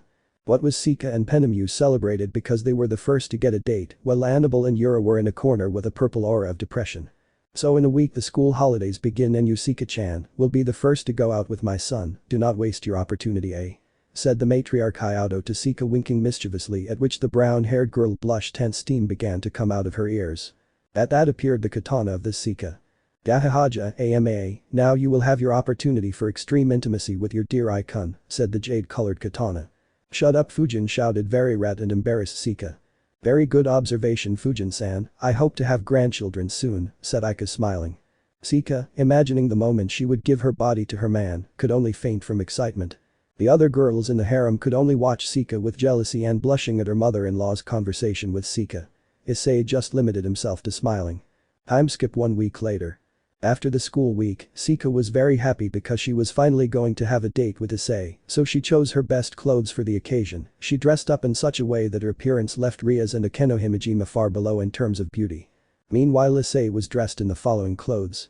He was in the living room talking to Kiba, who was also going out that same day with Tsubaki, until he heard someone coming down the stairs, and it was Seeka, who at the moment of seeing her, couldn't help but blush. You look very pretty, said Issei. Thank you, said Seeka, very embarrassed and very blushed. Well, we leave, good luck, Kiba said Issei, raising his thumb, teleporting in a magic circle. You two friends, said the blonde, happy for his friend and for his date with Tsubaki. Our brunette and his girlfriend Seeka Murayama were strolling through Kuoh Park. Everyone stared at them. The girls, upon seeing Issei, could only blush, while the men, upon seeing Murayama, couldn't help but give him a lustful look. Issei and Seeka ignored them.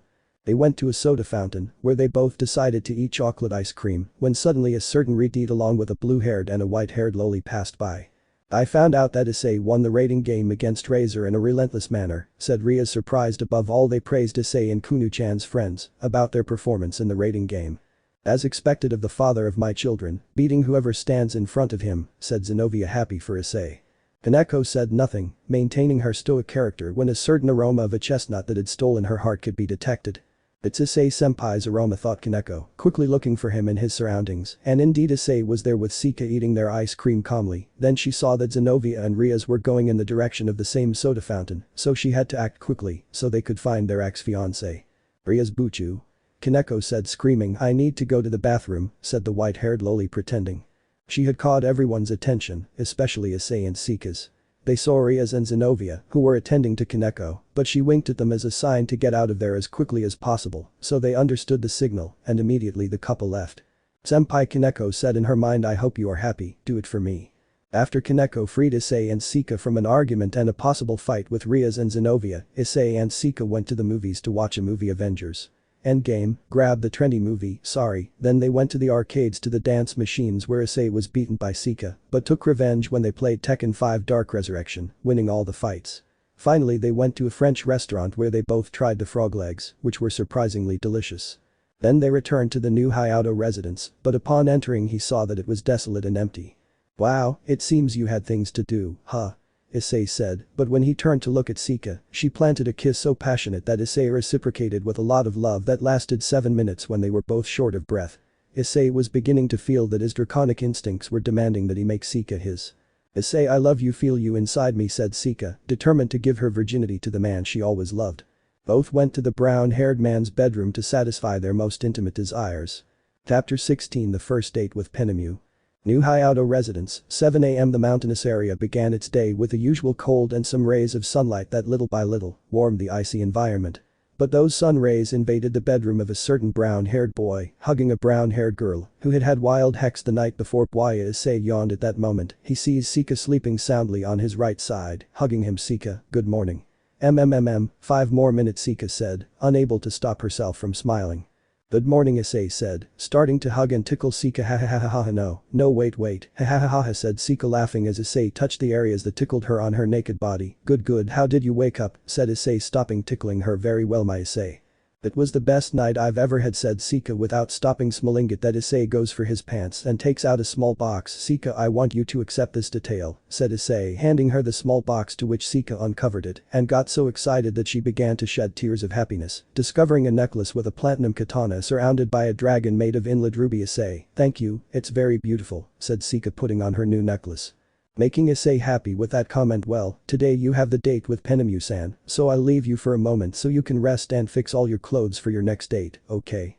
Sika said, winking at him. That, the hairy girl left the room naked, only covered by the shirt Issei used on their date, but the brown-haired boy noticed that in the lower left lumbar area, there was a red dragon mark. That mark, Issei said. You just marked your female partner, Ddraig said, materializing his gauntlet. When a dragon has relations with a female, by magic and apart from the fluid that we expel inside her, it generates that mark is created, impressing that she belongs to you. Of course, if the female is a dragon, you are also marked by the symbol of the dragon. Wow. Issei could only say, before the explanation of the Welsh dragon. The day proceeded normally, everyone began to have breakfast naturally, but they noticed that someone was missing. Hey, has anyone seen Kiba-san? Said Kasumi, noticing the absence of the blonde. Isn't he in his bedroom? Said Gasper. No, when I went to wake them up, his bedroom was the same as he left it yesterday, said Kiryu, also very surprised. But suddenly a magic circle with the emblem of the Hyoudou entourage appeared in the room and showed Kiba, who was practically more dead than alive, his legs shaking like noodles, showing severe tiredness and trying to smile. He looked like a mummy just out of a sarcophagus. Kiba, they all shouted, interrupting their breakfast to help their friend except Sona. She could only smile since she knew what Tsubaki did to her boyfriend. A little more and I won't come back whole, said Kiba, trembling with fear and tiredness. I've woken up the beast that Tsubaki had asleep. 6 morning hex sessions since 4 in the morning, hehe, he said, while the others laid him down on one of the sofas. Does anyone have some anti-inflammatory for my little friend and some ice?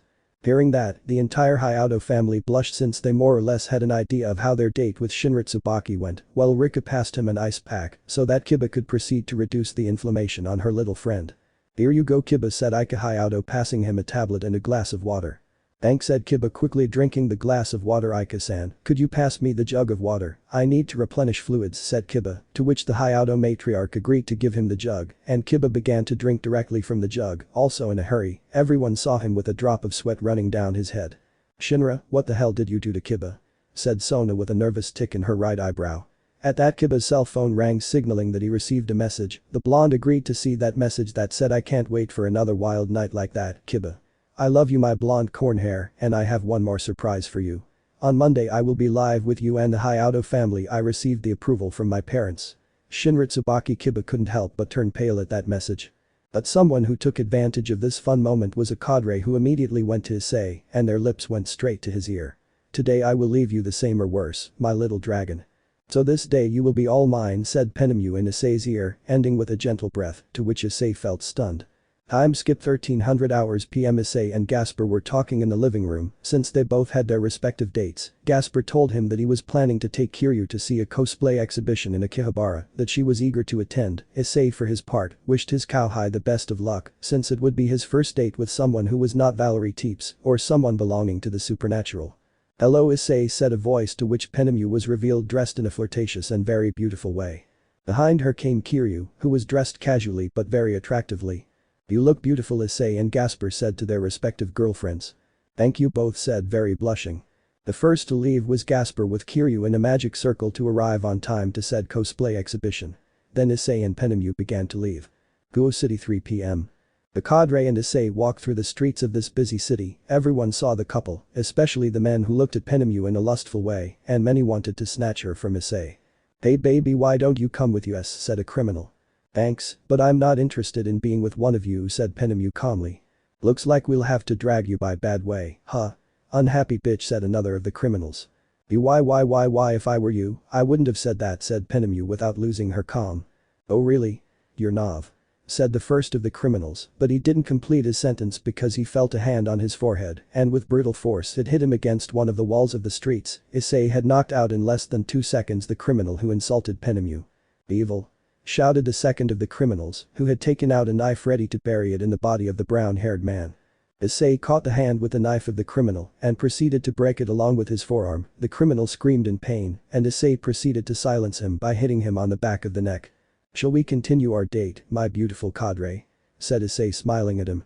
Yes, my little dragon, said Penemu, hugging Issei's arm. The witnesses of such a brutal beating froze and let the brown-haired man pass with the beautiful cadre, as if it were a threat. New Hyoudou residence, 10 p.m. Both of them arrived, and just like during Sika's date, the residence was empty. Knowing the same pattern, Issei proceeded to kiss Penemu again, and this time, both let themselves be carried away by the dangerous mix of lust and love. Penemu, are you ready? Issei asked. Yes, make me yours, my dragon, Penemu said, panting. Lemon skipped.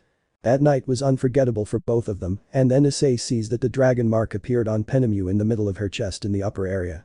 He smiles with satisfaction while Penemu fell asleep and proceeded to sleep happily, which Issei imitated. In Akihabara, to be exact in a hotel, Gasper and Kiryu had also had their dose of hex. The brunette was happy hugging her little boyfriend, while Gasper was tired and exhausted, practically a little ghost was coming out of his mouth. "Senpai, I hope you are proud of me," said Gasper, as if he were saying his last words while in his mind, a figure of Issei was illustrated, smiling and raising his thumb in the style of Mighty Guy from Naruto. Chapter 17. The first quote with Sona Citri. Kuoh Mountain Area, New Hyoudou residence, 7 a.m. The annoying rays of the sun, eternal enemies of the lazy, began to illuminate Issei's face, who was beginning to wake up reluctantly, but something held him by the arm and he saw Penemu, but she looked at him very in love. "Nice day, my dragon," said the cadre with a blush. "Good morning, Penemu," said the brown-haired man, planting a kiss on his lips. "Little dragon, I would gladly give you another session of intense hex," said the fallen angel, touching his lips provocatively, "but today you have your date with Sona-chan, so recover your energies so that you perform well with the heiress of Citri, okay?" said Penemu, putting on a brown-haired shirt to cover her naked body. "Yes," said Issei, while he watched Penemu leave her room. The day proceeded normally. Issei saw that Shinra Tsubaki had arrived with 2 suitcases, with the intention of living together with her boyfriend Kiba. This nervous but happy at the same time, was hugged by the queen of Sona Citri. Issei noticed that Kiryu and Gasper had not returned from Akihabara, but both arrived through a magic circle. They saw the brunette with a face of triumph and satisfaction, carrying a hopeless Gasper like a sack of potatoes. "Gasper-chan, c'est awful," Gabriel and Penemu shouted, shocked to see the vampire's condition. "What happened to him?" Matsuda said nervously. "Let's say Gasper," Kiryu said, smiling, blushing, but losing his arrogant side to move on to his loving side. "He fulfilled his promise and gave me more tonight," Kiryu said, grabbing his blushed cheeks, remembering the hot night he had with the little vampire. Everyone was petrified by such a comment. "And is he alive?" Goru Hyoudou said with a twitch in his eye. At that, Gasper began to rave. "My ancestors, I see my ancestors and they say that I am the pride of the clan," Gasper said with his eyes rolling, saliva coming out of his smiling mouth. "Here I go, ancestors. Don't die, Gasper-chan," shouted the whole Hyoudou family including Tsubaki. But 2 were watching that scene, one in a funny way and the other with doubts in her head. "Excuse me, Oba-chan," said Kunu to Ika Hyoudou. What could Kiryu-sen have meant? "Don't worry, Kunu-chan," said the Hyoudou matriarch. "It's something that good girls like you shouldn't know for the moment," said Ika Hyoudou, looking at the little yokai. "Will you help me serve breakfast?" "Hi, Oba-chan," said Kunu, smiling. Time skipped 3 p.m. for his date with Sona. Issei had found a restaurant in the north of Spain in San Sebastian. Fortunately, it was under Grigori's control, so he asked Azazel to get him a reservation, which he got without any problems. He was now talking to Matsuda, who was going out today with Rika to a manga convention, and Rika wanted to get several mangas that she personally loved. At that moment, 2 people were heard coming down the stairs. One of them was Rika, who was dressed like this. While Sona was dressed elegantly, since where they were going was not only a restaurant but also a dance area. "Sona, you look very beautiful," said Issei, grabbing her hand, giving it a kiss on it. "Issei, how gentlemanly you are," said Sona, very blushing, looking with eyes that were madly in love with the brown-haired man. "Rika, you have left me speechless," said Misawa, swallowing saliva from nervousness. "Oh, Misawa-sama, don't look at me like that," said Rika, very embarrassed, covering her face in shame. "Well, we're leaving. I wish you the best, friends," said Issei, grabbing Sona's hand, while a teleportation circle disappeared them from the Hyoudou residence, something that Misawa and Rika imitated by leaving in a teleportation circle. San Sebastian, Spain, 10 p.m. Issei and Sona arrived at the colorful and beautiful city of San Sebastian. They proceeded to walk around for a while. "Hey Issei," said Sona, "I don't want to ruin our date with what I want to tell you." "What's wrong, Sona?" said Issei, intrigued. "I heard from Ria that Riaz is planning to make one last play to get you back with her and her entourage," said Sona, very worried. "She said that it's possible that she's going to recruit someone powerful so she can defeat you and get you away from us." "Don't worry, Sona," said Issei, hugging her from behind. "No one will take me away from you, not even Officer Great Red, if they turned against me." "Issei," said Sona, blushing, and proceeded to kiss him in the moonlight and the warm lights of San Sebastian. They arrived at the restaurant El Mizan de las Flores. And the atmosphere was very lively, where the couples who arrived had the obligation to dance a piece of tango or flamenco of their preference, which was what kept the atmosphere in the restaurant. Issei and Sona arrived at the reception, where a low-class cadre received them and proceeded to give them a place where they could enjoy the food and the couple's dances. Our couple ordered a bottle of red wine and the famous fabada to eat. Both enjoyed each other by the light of a candle melted in a bottle of wine. Each time a couple finished their dance, Sona and Issei toasted with a sip of wine. Now comes our favorite dancer, the great Catalan Lucas Gonzalez with his companion Reina Lopez, said the presenter, pointing to a blonde-haired man with long hair down to his back. Along with his brunette companion are ready to have the title of tango and flamenco champions for the 6th year in a row, so get down and dance.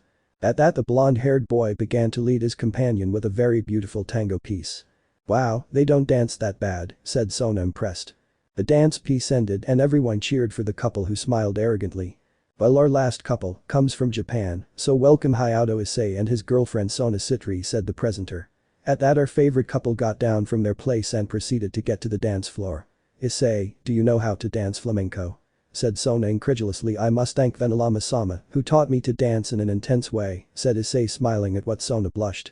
The dance piece began.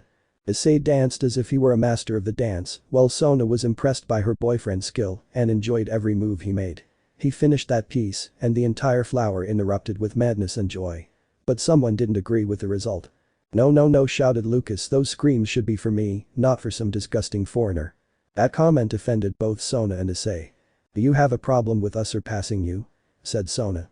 Lucas looked at her with contempt. Yes, said the blonde while snapping his fingers, and in that his companion Reina passed him a mask and some razors to fit them in his hand. Today the flower will be dyed a beautiful blood red. Suddenly a cage covered the dance area. Apparently, Sona and Issei fell into a cage of death combat. I introduce myself. My name is Lucas Gonzalez, better known as the Spanish Ninja Vega, shouted the blonde-haired assassin. Today you fell into my cage like flies in the spider web. Issei looked at the Spanish ninja seriously. Let me deduce, said Sona, if we beat you now, Reina-san, we'll get out of here, if not, we're practically dead. Exactly, said Vega, laughing in a sick way, but I doubt that such common people will beat me. You, I wouldn't say that if I were you, Vega, said Issei, smiling. The fight between Sona Citri and Hyoudou Issei vs Vega and Reina Gonzalez will start. Begin, shouted the presenter. The video audio begins. I couldn't find a better audio for the fight. If you find a better one, please send me the link. Vega and Issei engaged in a battle where speed was the element that dominated. Vega tried again and again to sink her claws into Issei, but she didn't succeed, something that the Catalan was beginning to despair. While with Sona Citri was attacked by Reina in a hand-to-hand combat, it should be noted that Sona did know how to attack and defend herself in that sense. Sona didn't want to continue that stupid game and proceeded to stamp her rival with a judo ki and knocked her out with a direct blow to the stomach. Ready, she said, but she felt something heading at full speed attacking her, but she barely dodged it and felt something cut her arm and saw that the Spanish ninja Vega brought his bloody claw and proceeded to lick Sona's blood. Exquisite like red wine, said Vega, but his mockery fell when he felt a pressure coming from Issei. Vega saw that Issei was approaching him with eyes full of bloodlust and revenge. But my wife, do not get involved, said Issei with a voice that practically the entire flower made them scared, but Sona blushed more. Vega was paralyzed with fear, so Issei began to attack him and with a blow, boosted to X3, took out from the cage to a badly injured Vega, with his mask destroyed and his face swollen. The fight is over and the winners are Sona Citri and Hyoudou Issei. The flower still burst with joy, and our favorite couple was awarded the title of Couple of the Night. Time skipped 2 a.m. Sona and Issei proceeded to rent a room in a hotel in San Sebastian, and when they arrived, they both proceeded to kiss and move on to the main event. Lemon skipped. While at the Hyoudou residence, Rika and Misawa had fallen into the desires of Hex and had also finished their session. Misawa cried with joy. Thank you, Sirzechs-sama, said Misawa. Thank you, Annabelle-san, for giving me the woman who truly loves me for who I am and for feeling what it feels like to do it with her. Misawa-sama, don't say that please, said Rika, reprimanding him with a pout, stretching his cheek, but happy to have given herself to the man she truly loves. Chapter 18, The First Date with Kaori Katase. Kuoh Mountain Area, New Hyoudou residence, 9 a.m. The pink-haired girl was walking around the living room like a caged lion and in a, let's say, special mood. Issei, said Katase with a vein in her head, I swear that if you leave me standing on the day of our date, I assure you that not even Ddraig-san and Tannen-san will save you from this, she said, emanating a murderous aura that had the entire Hyoudou family hiding behind the dining room. Katase-san, said Kiba very nervously, Issei will arrive on time, don't worry. He may be clumsy, but he never breaks his word, have a little patience, said Motohama. And what if Sona-tan, you had a morning session of Hex will labor? Serafal said mischievously, and such comment only made Katase continue expelling an aura and terrifying the entire Hyoudou family, each one with their partner. Kunu with Issei's mother only said, save me Oba-chan, and those of Issei's harem terrified hugged their father-in-law, save us Atausen, and Goro Hyoudou only said with his face blue with fear, son, come quickly or else blood will run here. I won't forgive him, shouted the pink-haired girl taking out Kaminari no Raijin and starting to emanate rays that practically began to destroy the room. Wahoo, my master is out of control. Raijin shouted happily, it seemed the god of thunder was excited to be used in that way.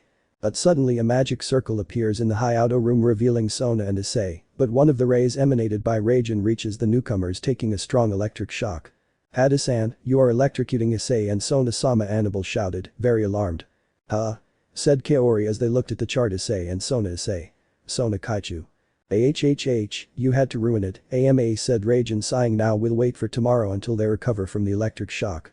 Hadis felt depressed since she accidentally, and due to an overflow of emotions, electrocuted Issei, so they could not enjoy their date today, when the brown-haired boy's personal maid arrives with a golden bottle and begins to give the special liquid to Issei. The phoenix tear, said Tsubaki, impressed. Where did you get it, Annabelle-san?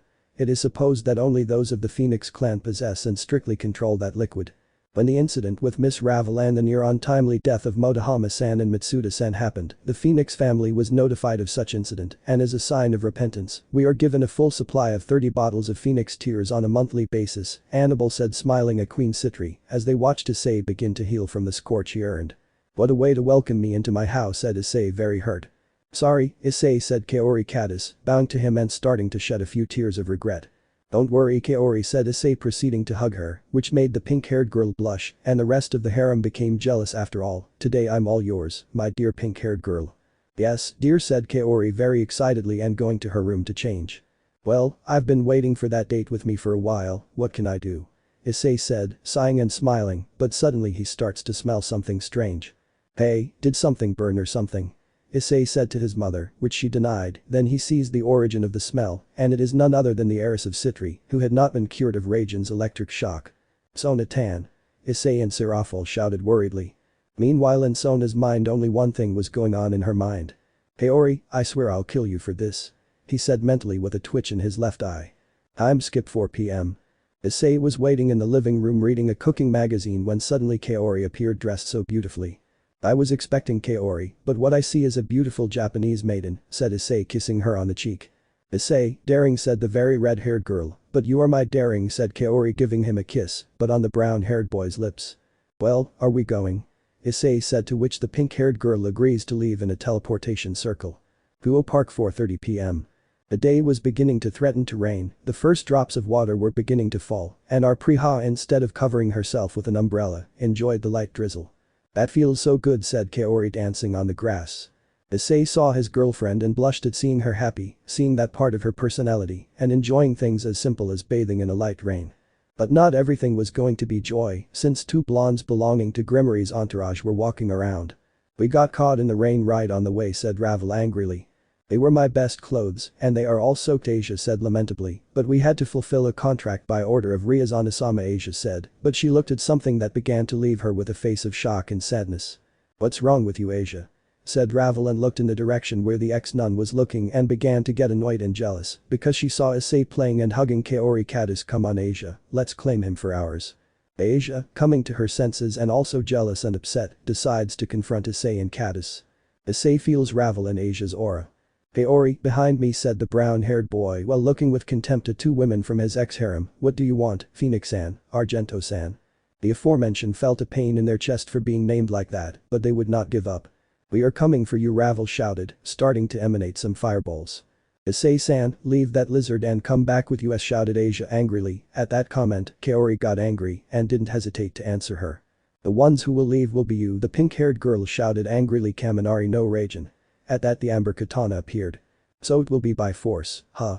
Ravel said sarcastically. It will be a pleasure to kill her, Ravel said, but what she didn't realize was that a lightning bolt struck behind the Gremory blondes, electrocuting them and leaving them unconscious and with a hairstyle in the style of the singer Amanda Miguel. Ara, did they tell us that interrupting a date is rude, girls? A sadistic and tender voice was heard at the same time, which reflected Akeno Himejima smiling at them with an extended hand with traces of electric energy still showing, implying that she had attacked Ravel and Asia. Akeno, what do you want? Issei said, hugging Kaori overprotectively. I only came for these two impertinents, said Akeno without losing her smile, carrying the singed Asia and Ravel. Issei, I hope you really find the happiness that I could not give you, and Kaori-san said the fall towards the pink-haired girl make Issei happy. "He does not deserve to be betrayed again," said Akeno without losing her smile, but a tear had fallen from her left eye. "I leave with your permission," said Akeno, with her head downcast, teleporting in a magic circle with Asia and Ravel unconscious. Kaori and Issei had noticed the tear of the Gremory queen. "Akeno-san, don't tell me that," Issei said. "I think she's accepted the weight of her mistake," Kaori said, feeling a little sorry for Issei's ex-girlfriend. "That's something very rare to see in her." "You're right," Kaori said. Issei, very surprised. Akeno-san is usually very possessive with everything she considers hers, and she would fight like a lioness until she got it, but I was surprised that she wished the best for us. The couple decided to leave the park and head to the city of Kuoh. Sushi bar karaoke Kuoh 6 p.m. Our couple's date consisted of entering a couple's karaoke tournament, which the winning couple, in addition to taking home a juicy cash prize, would have a whole year of free food at the sushi bar. Here in this fic, Katase and Issei are compulsive sushi eaters. Easily 24 couples had signed up between them. There were 2 people known by Issei and Kaori. "Saji? Momo?" Issei said, surprised. "Hyoudou, how are you?" said the Vritra bearer, shaking his hand. "Good, Saji," said Issei, smiling at him. "Ada-san, it's good to see you," said the white-haired girl, greeting the pink-haired girl, which Kaori returned in a polite manner. "So you're coming to compete, huh?" said Saji, smiling at them defiantly. "We won't make things easy for you, huh?" "We don't either, Genshiro-san," said Kaori, smiling in a way that they accepted the challenge. "Well, Saji, may the best man win," said Issei, extending his fist, which the blonde from the Citri clan bumped his fist with Issei's, while Momo and Kaori looked at each other with determination. At that moment the owner of the sushi bar appeared. "Welcome to the first karaoke tournament for couples, ladies and gentlemen. The rules are simple. It is direct elimination. The couples will face each other directly. We will organize them in this way," said the organizer, giving a table where the confrontations were announced: couple number 1 vs couple number 2. Couple number 3 vs couple number 4, and so on until the last confrontation between couple number 23 and number 24. The winner of the first confrontation will face the winner of the second confrontation. And we will continue like this until we find the finalist couples and give them the prize of 500,000 yen in cash and an uninterrupted year of eating sushi until they are full with us. All the participants burst with joy, but Issei and Kaori saw it with fire in their eyes and began to drool over the prize of a year. Now, without further preamble, the participating women will take a numbered sphere from this box to know who they will face, so ladies, please come in. Kaori, along with Momo, went to the temple where the owner of the sushi bar was waiting. Momo took out sphere number 2, while Kaori took out number 23. "It seems that if we face each other it will be until the final," said Saji. "I'll see you there, friend," Issei said to meet with Kaori, which Saji imitated to meet with Momo. And the tournament began, and let's just say that some couples didn't know how to sing well or were uncoordinated. Some people just limited themselves to laughing with their out-of-tune voices, or those songs then seemed like the howl of a poor animal dying, wishing to die soon. But for Issei, Kaori, Saji and Momo, getting through to the next rounds wasn't difficult at all. They were even pointed out as prodigies and sometimes even wondered if they were hidden artists. And finally the moment of truth arrived, the grand finale between Issei and Kaori versus Saji and Momo. The host chose the pair of Saji and Momo to start the final. The entire sushi bar was fascinated by Saji and Momo's demonstration, including Issei and Kaori. "Saji sings very well," said Issei, amazed. "We have it very difficult, but we will overcome them," said Kaori, smiling at her boyfriend. "You're right," said Issei, kissing her. The piece ended and everyone applauded, and our favorite couple was ready to sing. "Kaori list," Issei said. "Always my Issei," said the pink-haired girl, smiling at him. The music began. Seeing Issei and Kaori singing with fervor and looking at each other with love and desire, everyone was amazed by the feeling they overflowed. Saji and Momo were surprised by the voices of their rivals, who did not hesitate to applaud them when they finished the song.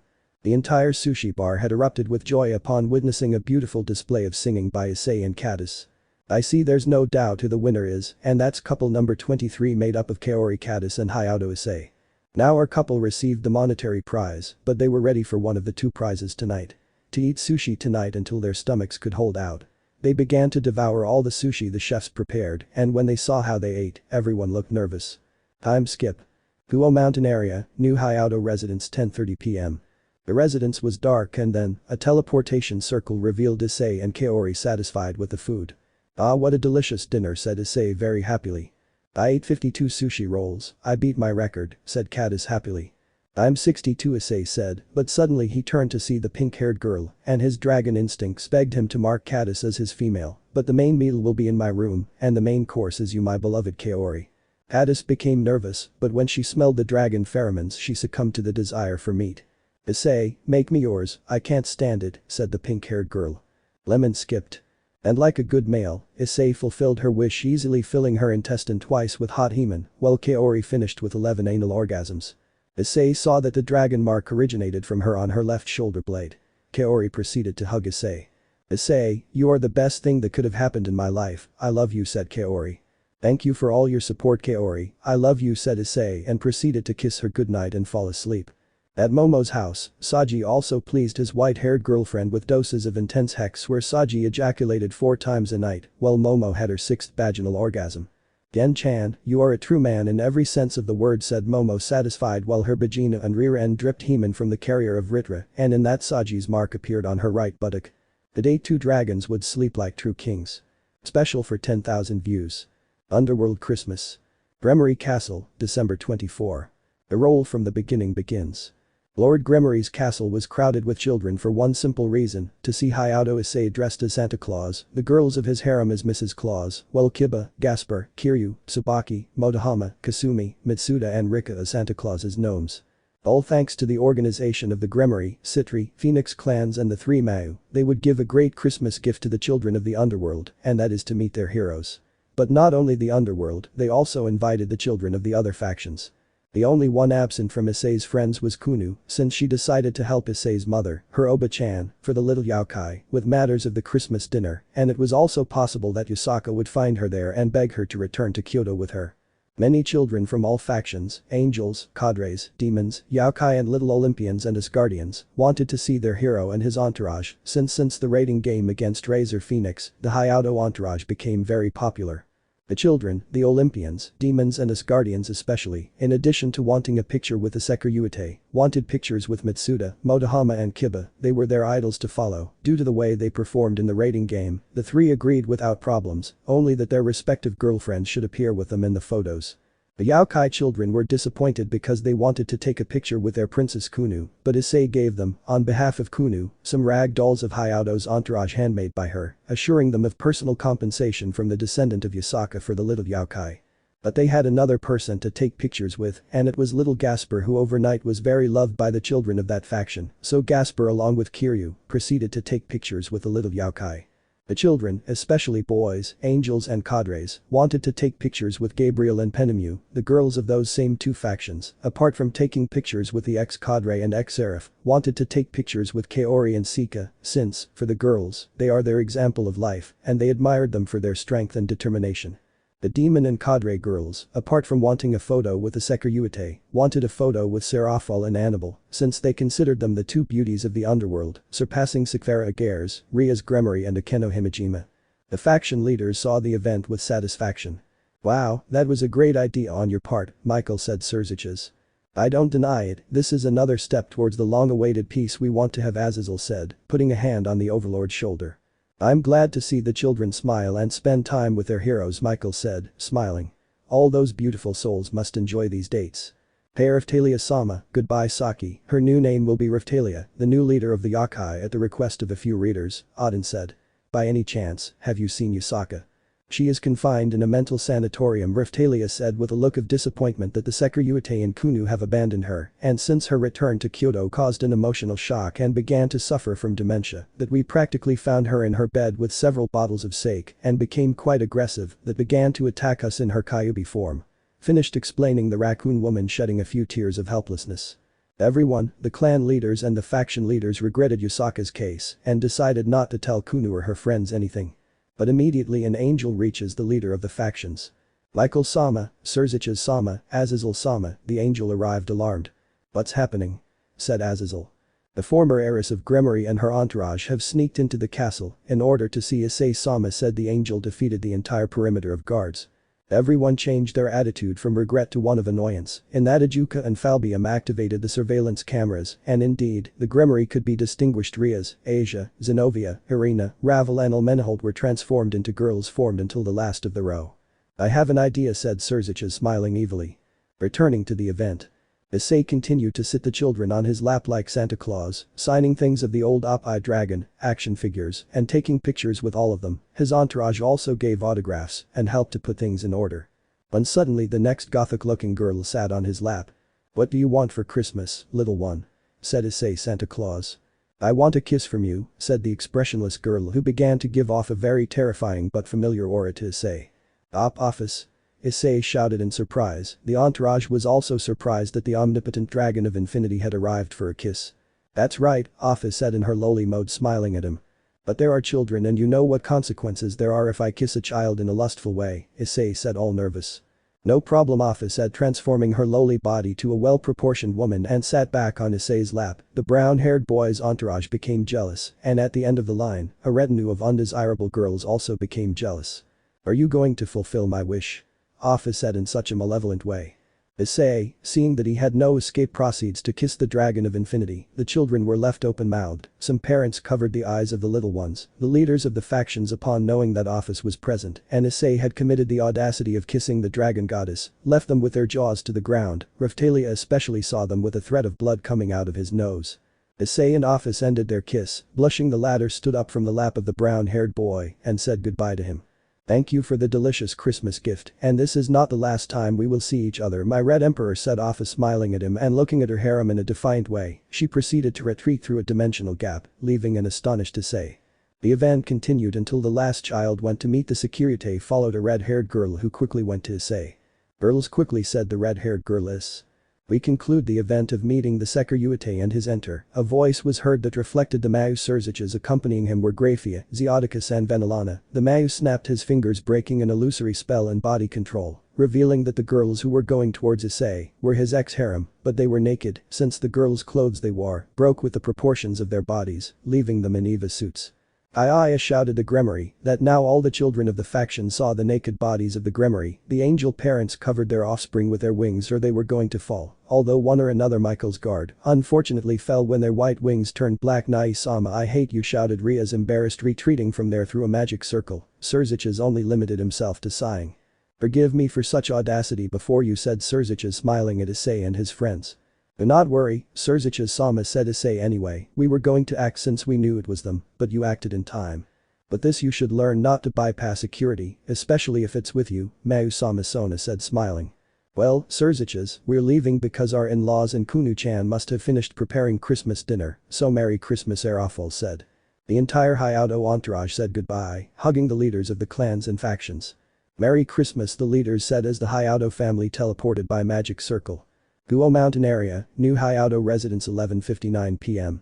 All the inhabitants of the Hyoudou residence with Annabelle's parents, Katase, Murayama, Motohama, Matsuda and just meeting Tsubaki's parents, Rika and Kasumi, began to enjoy a delicious dinner with a blueberry pie, hot punch. They toasted happily, told anecdotes fun. They also received visits from Vali, Biku, Athur and Lefei, who joined the Hyoudou party. The boys smiled and enjoyed this family atmosphere. Began to count. 10, 9, 8, 7, 6, 5, 4, 3, 2, 1. "Merry Christmas," shouted the Hyoudou family to the heat of the bonfire, while the mountainous area of Kuoh was punished with an intense snowfall. "Issei," said a voice, to which the brown-haired turned around, revealing Annabelle and her harem girls. "What's up, girls?" said Issei, but was silenced by a kiss from each one. First it was Annabelle, then Serafal, followed by Sona, then Gabriel, then Sika, then Yura, then Kaori and finally Penemu. "Merry Christmas, my red dragon," shouted the harem girls. "Merry Christmas," said Issei, smiling at them, causing his harem to faint of emotion, blushing and excitement. Everyone watched with laughter and tenderness that scene of the girls. Issei was really happy, since he was spending Christmas not only with his mother and father, but with his friends, in-laws and girlfriends who loved him unconditionally. It was really his family that he longed for, and that gave peace to the afflicted heart of the Seekvaira. Chapter 19. The first quotes with Serafal Citri. Kuoh Mountain Area, New Hyoudou Residence, 7:30 p.m. After the night had passed, Issei was beginning to wake up, and on his right side of the bed was Katase cuddled up in his arm. "Good morning, Kaori," Issei said, kissing her. "Good morning, my dragon king," the pink-haired girl said, very happy. "I would like Mini Issei to pamper me again, but Serafal-san won't like you to have Hex with me on her date, so get ready, Issei. Today it's time to pamper an ex-Mayu," Katase said as she watched another of her girls steal a shirt to go to her room, and taking advantage of seeing the pink-haired girl's naked body, she saw Issei's mark on her left shoulder blade. "Another more marked one," Issei said, sighing. "It seems that we are marking as if they were cattle." "Excuse me, partner, but you must understand that we dragons are very jealous with our females," said Ddraig, when the biblical god and the ancient Mayu still existed, infidelity in dragons flourished a lot and led to a slaughter of dragons. Due to the fall of the dragon towards the dragons that were faithful, it spread like an epidemic, so the dragons that survived that slaughter asked a favor from both the Mayu and the biblical god for a measure against infidelity in dragons. They agreed to fulfill our request, and thus the mark was created that contains a curse on unfaithful dragons. Now I understand, said Issei very thoughtfully. Issei went down to have breakfast. He greeted his entire family, but someone was already waiting for him. Issei-chan, said Serafal, hugging her boyfriend. Nana, Issei, I already know where we're going to go on our date, said the ex-Mayu, showing him a pamphlet promoting a cosplay convention that would take place at the entertainment center in the city of Kuoh. Are you sure, Serah-chan? Said Issei while pouring himself orange juice. Don't you want to go somewhere else? No, Issei-chan, said Serafal with a pout. I wish to share my tastes with you, and believe me, it wouldn't make me happier if you came with them. Sometimes that capricious character makes me love you more, Serah-chan, said Issei, giving her a kiss on her forehead, which made the ex-Mayu blush. All the other girls in the harem looked at the two with morbid jealousy, while the others looked at it with a smile. Time skip 1300 hours PM. Issei and Motohama now waited for their girls for the date. Motohama had told Issei that he planned to take Kasumi to different places to take pictures, since Kasumi, like in her series Mahu Sensei Najima, is a photography enthusiast, and he knew enough places in Kuoh where to take the best scenes and landscapes for his girlfriend to immortalize. Suddenly the stairs sound as a signal that people were going down, and they discovered the girls that Issei and Koga were waiting for. Hello, Issei, said Serafal shyly, who dressed in a cute casual way but carried a backpack where Issei knew she had kept her magical girl costume there. Koga-chan, am I late? Said Kasumi, a little embarrassed. What a beauty, the two friends thought when they saw their respective girlfriends. Both went to meet them, giving a tender kiss to their girlfriends. Well, we're leaving, said Issei along with Serafal to head to the city of Kuoh. Kuoh City Convention Center, 2 p.m. Our favorite couple had arrived at their destination where there were already too many people lined up to enter, so our heroes proceeded to line up. Hey. Issei-chan, I was thinking of an idea for this convention, Serafal said animatedly. I'm listening, dear Issei said, smiling. Serafal approached Issei's ear. What do you think if you put on your red dragon armor and accompany me disguised as a magical girl, Serafal said excitedly. Issei thought about it. I don't know what Ddraig thinks, Issei said. Partner, bring me closer to the Citri girl's ear, Ddraig said mentally. Okay, Issei said equally. Ddraig wants to talk to you, Serah-chan. At that, Issei puts his left arm with Draig's emerald on Serafal's ear. Serafal girl, I know you're excited about my partner accompanying you to your costume convention, but keep in mind that if my partner activates his balance breaker here, he will attract a lot of problems, especially some demon renegade or worse, some surviving member of the Cow's Brigade who takes advantage of the situation to attack them, said Ddraig. Serafal was thoughtful, and although she did not want to admit it, she agreed under those arguments of the red dragon. But, as always, someone has to throw a fly in the ointment. Wow, but it is the girl, Serafal. It seems that you have not changed, Serah silly. Serafal hardened her gaze. I did not expect to see them around here, Collis Cressel and Rebecca Glaciolabolas, said the ex-Mayu with a cold voice that Issei did not recognize in her, not even when she acted as Mayu. Collis Cressel. Rebecca Glaciolabolas. Wow, despite so many years you still have those hobbies of a silly girl, said Collis mockingly. At that rate, you won't have the man you long for, said Rebecca, and at that comment they both proceeded to laugh, shamelessly leaving a frustrated Serafal. Issei, she wasn't going to stand it anymore. Hey, said the brown-haired girl, seriously, don't make fun of my girlfriend. Both looked at Issei, and from looking at him they began to lick their lips. Hey, handsome boy, said Rebecca, starting to flirt with the brown-haired girl, why don't you come with a real woman, and I assure you that with me, I will make you see the true meaning of ecstasy. With me, said Collis, I will make you feel as if 100 Succubi were giving you the greatest of pleasures. Issei looked at them seriously. No thanks, I will not betray my magical girl, said Issei very dryly. Rebecca and Collis had a face of disbelief, and Serafal, very red by how Issei remained faithful to her.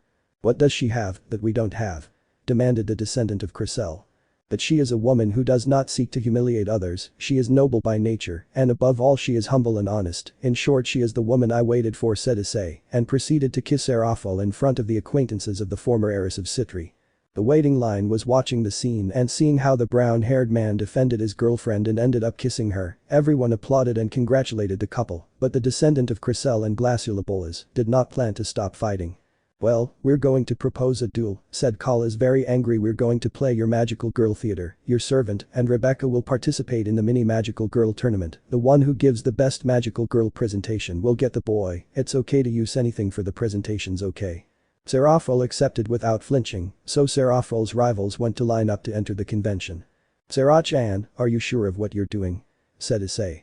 "Yes, Issei-chan, this is a fight that I've been dealing with for decades with those girls. I still remember that they bothered me when I was little," said Seraphol, starting to sob as sad memories of when she was a child came to mind. She was bullied by those two girls and the admiration of the magical girls to hide her frustration at all the bullying she suffered at the hands of the descendants of Crystal and Glaciolabolas.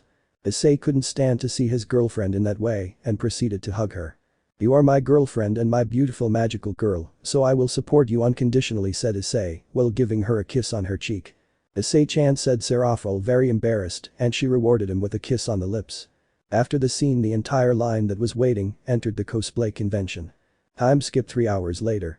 After Seraphol dressed as a magical girl and saw the professional cosplayers, it was time for the mini magical girl presentation tournament. The winner, a professional mangaka, would make a manga of the magical girl.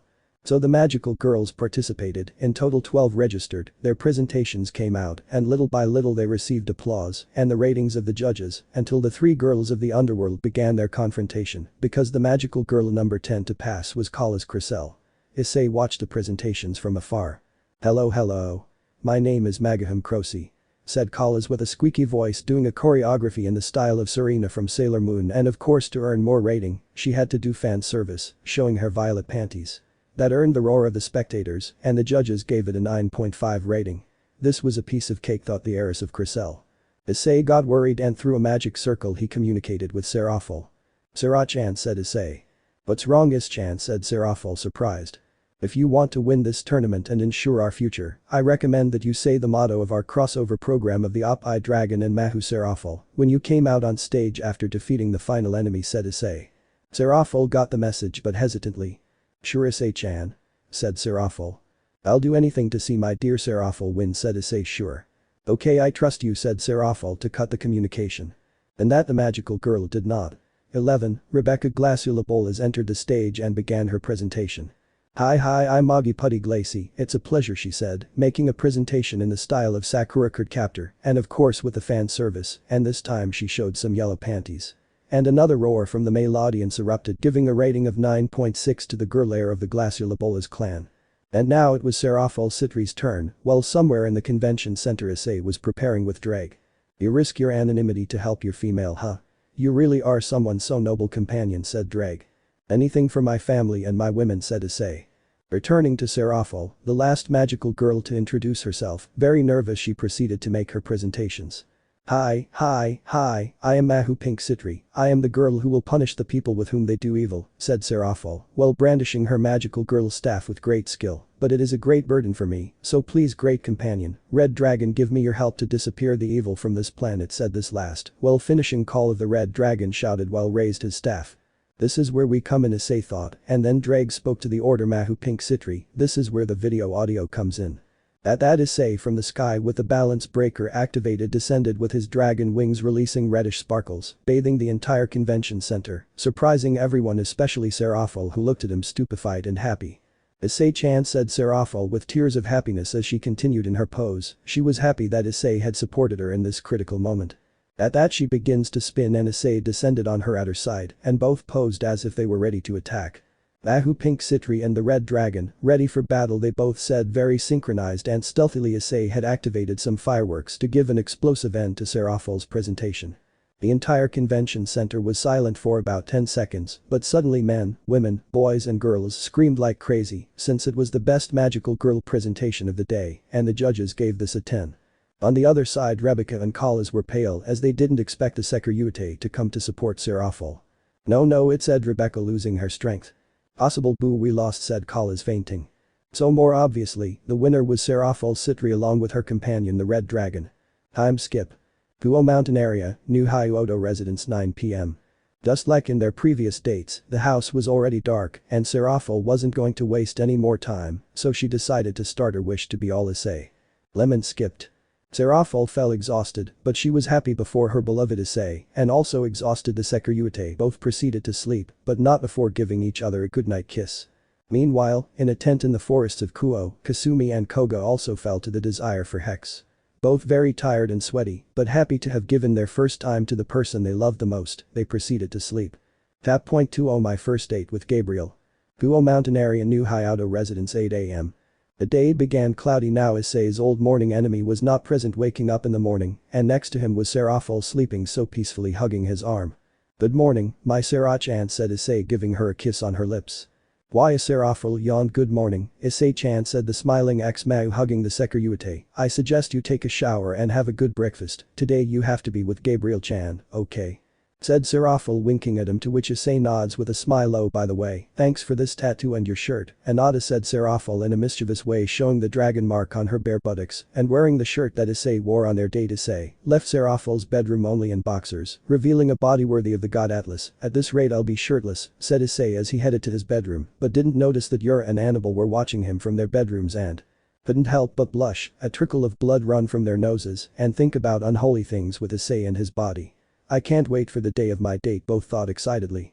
The morning passed normally until breakfast, but now they noticed two absences.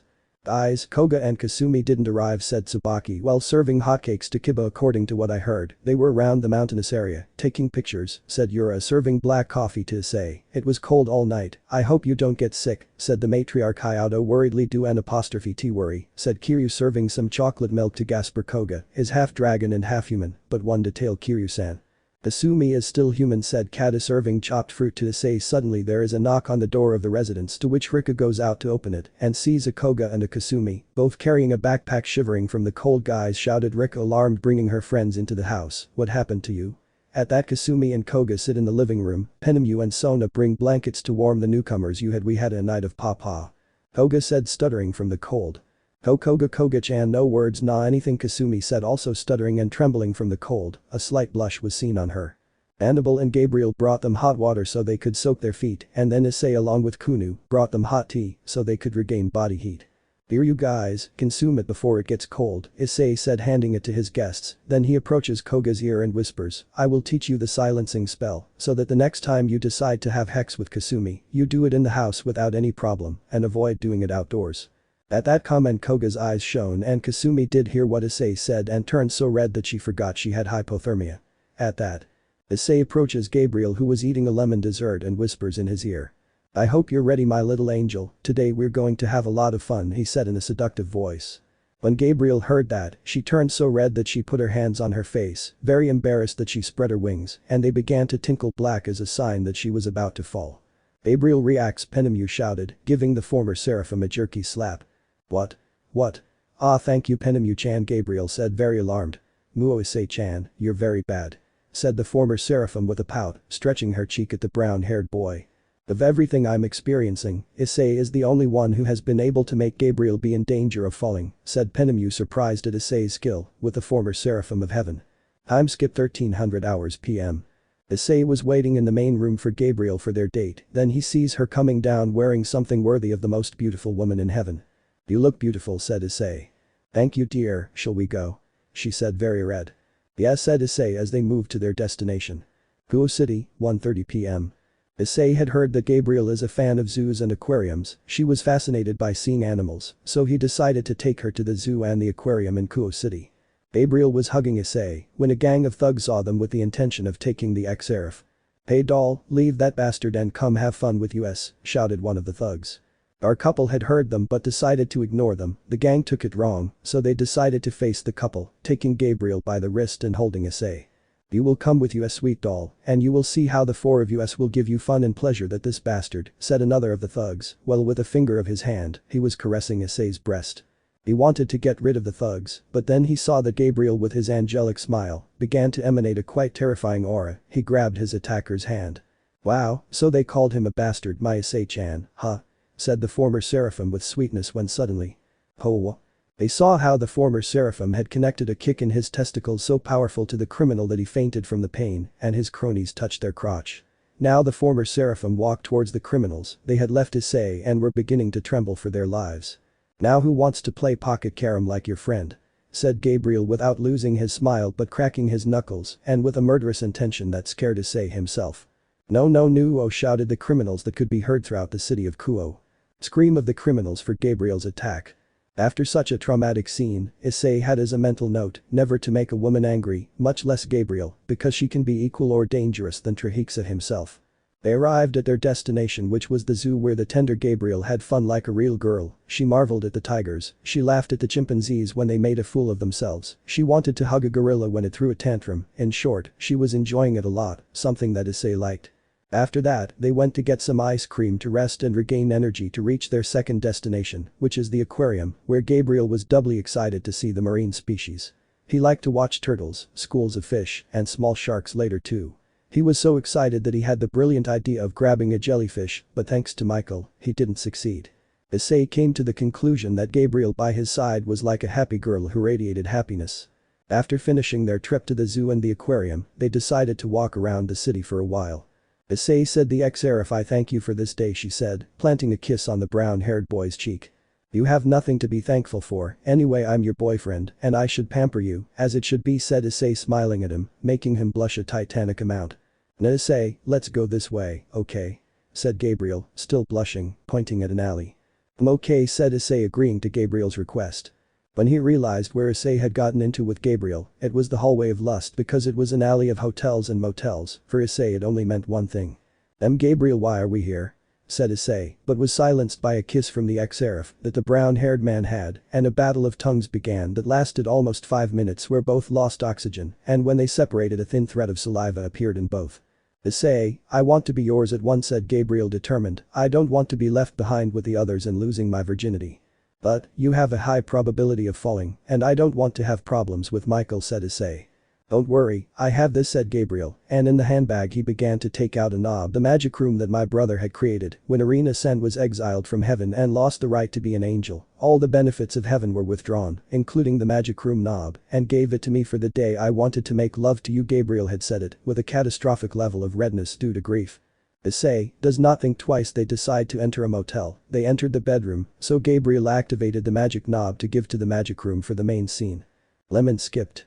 It was already 8 p.m. and Gabriel and Issei were leaving the motel, the former Seraphim very happy holding the brown-haired man's arm, and he just smiled at her and gave her the occasional kiss, so they both decided to return home to rest. Meanwhile, Kuoh Academy, building and home of the Gremory clan, 9 p.m. Now Arena Hyoudou, Ravel Phoenix and Elemenhold Karlstein, by order of Ria's Gremory, will walk again in this world as my servants, Ria's exclaimed after finishing the reincarnation ritual, and giving Arena Hyoudou Kiba's old evil piece to Elemenhold Karlstein, Gasper's old evil piece, and a pair of Issei's pawns to Ravel.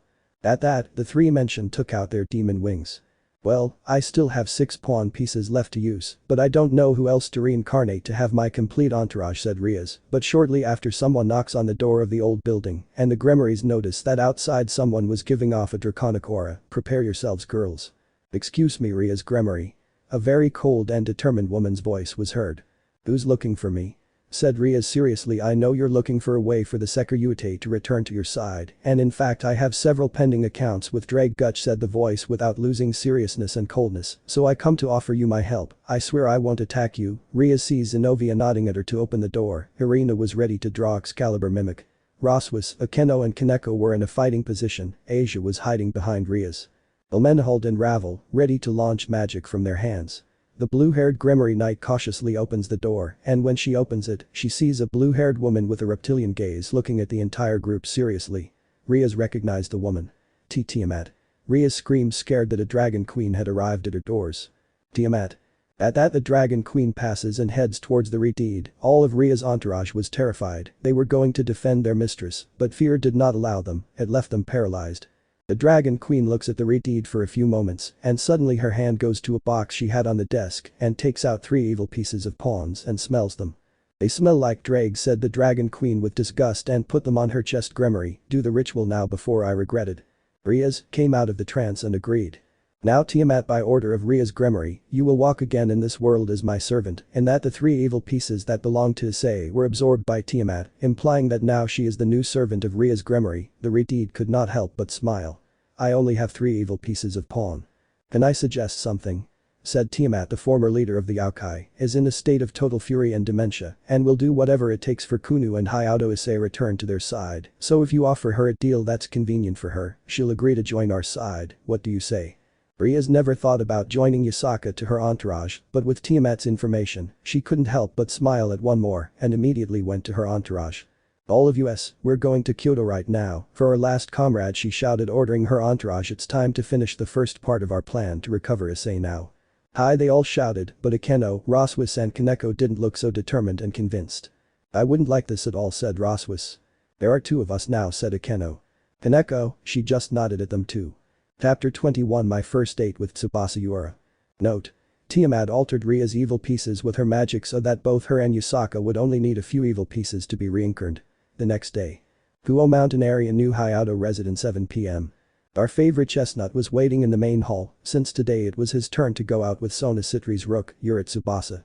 Thanks to Tsubaki and Sona's bishops, Momo and Ria, Issei planned to take Yura to a mixed martial arts match, since the blue-haired girl is a fan of the sport and there is no better event than the Iron Fist tournament, Tekken. Issei, am I late? A voice was heard coming from the stairs revealing Sona's rook dressed elegantly. Yura-chan, you look cute, said Issei. Issei, you embarrass me, said Yura, blushing a lot, playing with her hair nervously. Are we going? Said Issei, offering his arm to the blue-haired girl, who gladly clung to it, very happy, and in a teleportation circle towards the city of Kuoh. Kuoh City Fight Arena 2000 hours. The magnificent Kuoh City Arena dazzled like a colossus in the city where the main activity was mixed martial arts fighting. It shone like a professional football stadium. Many people walked around the outside of the arena, from anxious children and teenagers to people of great prestige, great magnates and people of great influence in the city. Yura and Issei headed to the arena and got front row seats where they would see the fights better. Suddenly, one of the workers of the arena approached them to give them the program for today's event. The first fight. Lin Xiaoyu vs Leo Kleeson. Second fight. Warang and Steve Fox vs Eddie Gordu and Sergei Dragunov. Third fight. Feng Wei and Brian Fury vs Martial Law and Raven. Fourth fight. Alyssa Boskanovich and Asuka Kazama vs Lucky Chloe and Lily Rochefort. Fifth fight. Miguel Caballero Rojo vs Jin Kazama. Sixth Iron Fist Tournament Heavyweight Championship fight. Craig Marduk vs Armor King. Our favorite couple was talking about each fighter's fighting styles, and they both had a lot in common, especially with a fighter they didn't like at all, Craig Marduk. I hope Armor King, I beat Marduk, Yura said excitedly. Yes, you don't know how much I hate Marduk, Issei said. The show began and gave way to the first fight between the Chinese fighter Lin Xiaoyu and the trans fighter Leo Kleeson, where both showed a great display in martial arts, but thanks to Lin's skill, it ended with a powerful victory over the German fighter. The second fight, despite the fact that the Korean fighter Hwarang and the British boxer Steve were the favorites, were cruelly beaten by the Brazilian fighter Eddie by knocking out Steve and the Russian sergeant Sergei by applying a sambo ki to Hwarang, which practically sent him to the hospital unconscious. In the third fight, the troublemaking duo of Feng and Brian put their rivals in serious trouble to the couple supported by the entire arena, including Issei and Yura, the Jeet Kune Do fighter, Martial Law and the Ninja Raven, but the latter showed their mettle by defeating them, but leaving them very badly injured due to Brian's street fighting tricks and Feng's enormous strength. The fourth women's fight was quite close, since both couples complemented each other, showing off their entire fighting arsenal. But Alicia and Asuka kept the victory since Chloe's carelessness distracted Lily, and her rivals took advantage of that to finish the match. The fifth fight brought out one or another cry of excitement in the arena as two fighters who truly hated each other faced each other, the Spanish fighter Miguel and the current champion of the Iron Fist tournament, Jin Kazama. The latter obtained the victory by brutally knocking out Miguel by connecting a lethal hook to the jaw. The sixth fight gave rise to a confrontation where one of the most beloved fighters, Armor King, would face one of the most hated, Craig Marduk. The latter was despised for all kinds of tricks and dirty play he used against his opponents. The fight took place, and it was an encounter where both gladiators brought out the best of their fighting techniques, but after 5 minutes of combat, Craig took out an iron boxer, placed it in his right hand, and proceeded to connect a lethal blow to the jaw to Armor King, sending him to sleep. Issei realized this and proceeded to yell at him. "Miserable cheater, without your cheats you are nothing," shouted Issei very indignantly, but that shout was audible to Craig Marduk, who proceeded to leave Armor King alone, leave the ring, and go directly to the brown-haired boy with a face of few friends. "What did you say, kid?" Craig said with a voice that scared the entire arena except Issei and Yura. "Did you not hear, focus head?" Yura said angrily that without your tricks you are not able to be a champion. "My boyfriend is able to beat you without any problem." Craig proceeded to laugh rudely. "These kids today don't know who they're messing with," Craig said. "You don't want to fight me, will it be because you're afraid of me, right?" Issei said, provoking him, which he achieved when he saw that Craig was looking at him angrily. "Start riding your will, kid, you're not getting out of here alive," Craig shouted, pointing him to go to the fighting ring. As the colossal fighter returned to the ring, Issei was preparing to beat the shit out of that fool, but the fans begged him to give up on his decision to face him, but he always told him the same thing. "I'll finish quickly." They also asked Yura to convince Issei to give up, but she told them. "My beloved Issei, he is strong and that troglodyte will not beat him," said the blue-haired girl with a smile. When Issei got into the ring he saw how Amor King was carried away on a stretcher unconscious. "This will be for you," King said, Issei looking at the unconscious fighter. Craig gave the order to ring the bell and started the extra battle of the night, and in that Craig launched himself into the attack, throwing a series of punches and kicks at Issei, but for our protagonist, he dodged them so easily that it was practically like watching someone in slow motion. "Damn brat, let me give you a good hit and end your suffering," Craig shouted desperately so that he wouldn't hit the brown-haired boy. The arena remained silent when they saw that the lethal Craig Marduk could not hurt a simple amateur, then Yura yelled at him. "My love, if you beat him right now, today there will be hex from behind." The entire arena was petrified, including cameramen, fighters, and even Craig himself stopped fighting at Yura's comment, and Issei smiled and proceeded to counterattack the colossal fighter, and now he was the one who dominated, leaving Craig against the ropes, and finished him off by applying a German suplex. The referee gave the 3 seconds of surrender and ended the fight, declaring Hyoudou Issei the winner. What I didn't know is that the fight was broadcast live throughout Japan, and they heard Yura's commentary very clearly and directly. The underworld, the Hyoudou family and the Gremory clan watched the fight, and upon hearing Yura Tsubasa's scream, the Hyoudou family blushed in embarrassment. In their house the girls became jealous. The matriarch Hyoudou covered Kunu's ears so she wouldn't hear what Yura was saying anymore, and the patriarch Hyoudou just said, "Ah, how children grow." Sona just shook her head from side to side, disapproving of her tower's attitude. The Gremory clan exploded in jealousy to what Rias destroyed the television for the zealots that carried, and in the underworld, the leaders of the biblical factions and the Gremory clans, Citri and Phoenix, along with Razor, Ruval and Seekvaira Baal, burst into laughter and were proud before Issei and Yura. Grayfia rebuked him, although she also blushed in embarrassment, as did Lady Citri, Venelana Gremory and Lady Phoenix. After the fight our couple proceeded to teleport home, and upon arriving home, they both could not hold back their desire, and proceeded to kiss and above all Issei claim his prize for defeating Craig. Lemon skipped. They both finished exhausted but happy. Yura saw her beloved resting, and she had that feeling of wanting to see him like that by her side for all eternity, and even if she was sharing him with the other girls including her king, she would show him that she would always love him, despite all the problems that Issei suffered. Chap. 22 My first date with Annabelle Vapula. Underworld, Sirzech's palace 2 a.m. The mass had an impromptu meeting with the Yokai leader Raphtalia and her new advisor, Kuroka Hellcat. "Isaka escaped," said Sirzechs, quite incredulous. "It can't be, that sanatorium is impossible for someone to escape." "But it really happened," Sirzechs-sama said Raphtalia very seriously. "We found records of demonic energy in the room where Yusaka was confined. And not only demonic but also draconic energy in the corpses of the Tengu guards," said Kuroka equally seriously. "That draconic energy is different from that of the Seikvaira and the hacker Yuko, but we do not doubt that the dragon that attacked our guards is allied with the demon that freed Yusaka, and curiously, his aura disappeared from the face of the earth." "This is a serious matter," said Falbium with his usual laziness, but showing seriousness. "With the power that Yusaka has, she will be able to destroy anything and anyone, but against whom would she go in the first place? She would go for Kunu-sama." Raphtalia would say it is the only thing that was delirious in her seclusion. "Issei-kun and company must be in danger," says Ajuka seriously. "We must send someone to guard the safety of both Issei-kun and Kunu-chan." At that measure Kuroka did not hesitate to offer herself. "I will do it," said the ebony Nekomata. "I must correct my terrible mistake that I made in the past, if Raphtalia-sama allows me." The raccoon woman looked at her advisor for a minute. The three Mao looked at her with distrust, because despite the fact that Raphtalia gave her a chance to be a better person by working by her side, they still distrusted Kuroka for what she did to Issei. "Very well," said Raphtalia, "but you will not have any contact with the Seikvaira, his family and entourage. You will be like a shadow that will protect Issei-kun, Kuno-sama and his family from the darkness." Kuroka felt a little bad because she thought of interacting in that way with the brown-haired man, but she assumed the mission that her leader entrusted her with. Thus, the meeting ended. The three Mao retired, as did Raphtalia and Kuroka. "Kuroka-san," said Raphtalia, "I don't know if you think the same as me, but I feel that the Gremory girl. It has something to do with Yusaka's escape." "Raphtalia-sama, I think exactly the same," said Kuroka very seriously, "and it was good not to have told Sirzechs, otherwise he would have broken the union of the demons with the Yokai. But my question that still haunts my head is, who is the dragon that accompanies Ria's Gremory?" Your true mission will be to spy on Ria's Gremory's entourage and see all their activities, also watch the back of Issei-kun, and Kunu-sama Raftalia would say looking at Kuroka. Hi Raftalia-sama Kuroka would say as they both retreated in a transport circle made by Kuroka to head to Kyoto. Kuoh Mountain area New Hyoudou resident 7 p.m. Issei was waiting for Annabelle. They agreed to go to a dance in the underworld in Astaroth's territory. So Issei, wearing a gala suit, was reading a magazine at that Annabelle comes out with a nice dress showing off her beautiful person. Issei, how do I look, said Annabelle. You are very beautiful, Annabelle said. Issei very blushed. Thank you for the compliment, Anada, said Annabelle, and the last part she said with great effort and an inevitable blush. Well, it's time to go, said Issei, smiling at his queen. She hugs him by the shoulders, resting her head, to which the brown-haired man invokes a magic circle to teleport himself to the underworld. Underworld, Astaroth Clan Castle 8 p.m.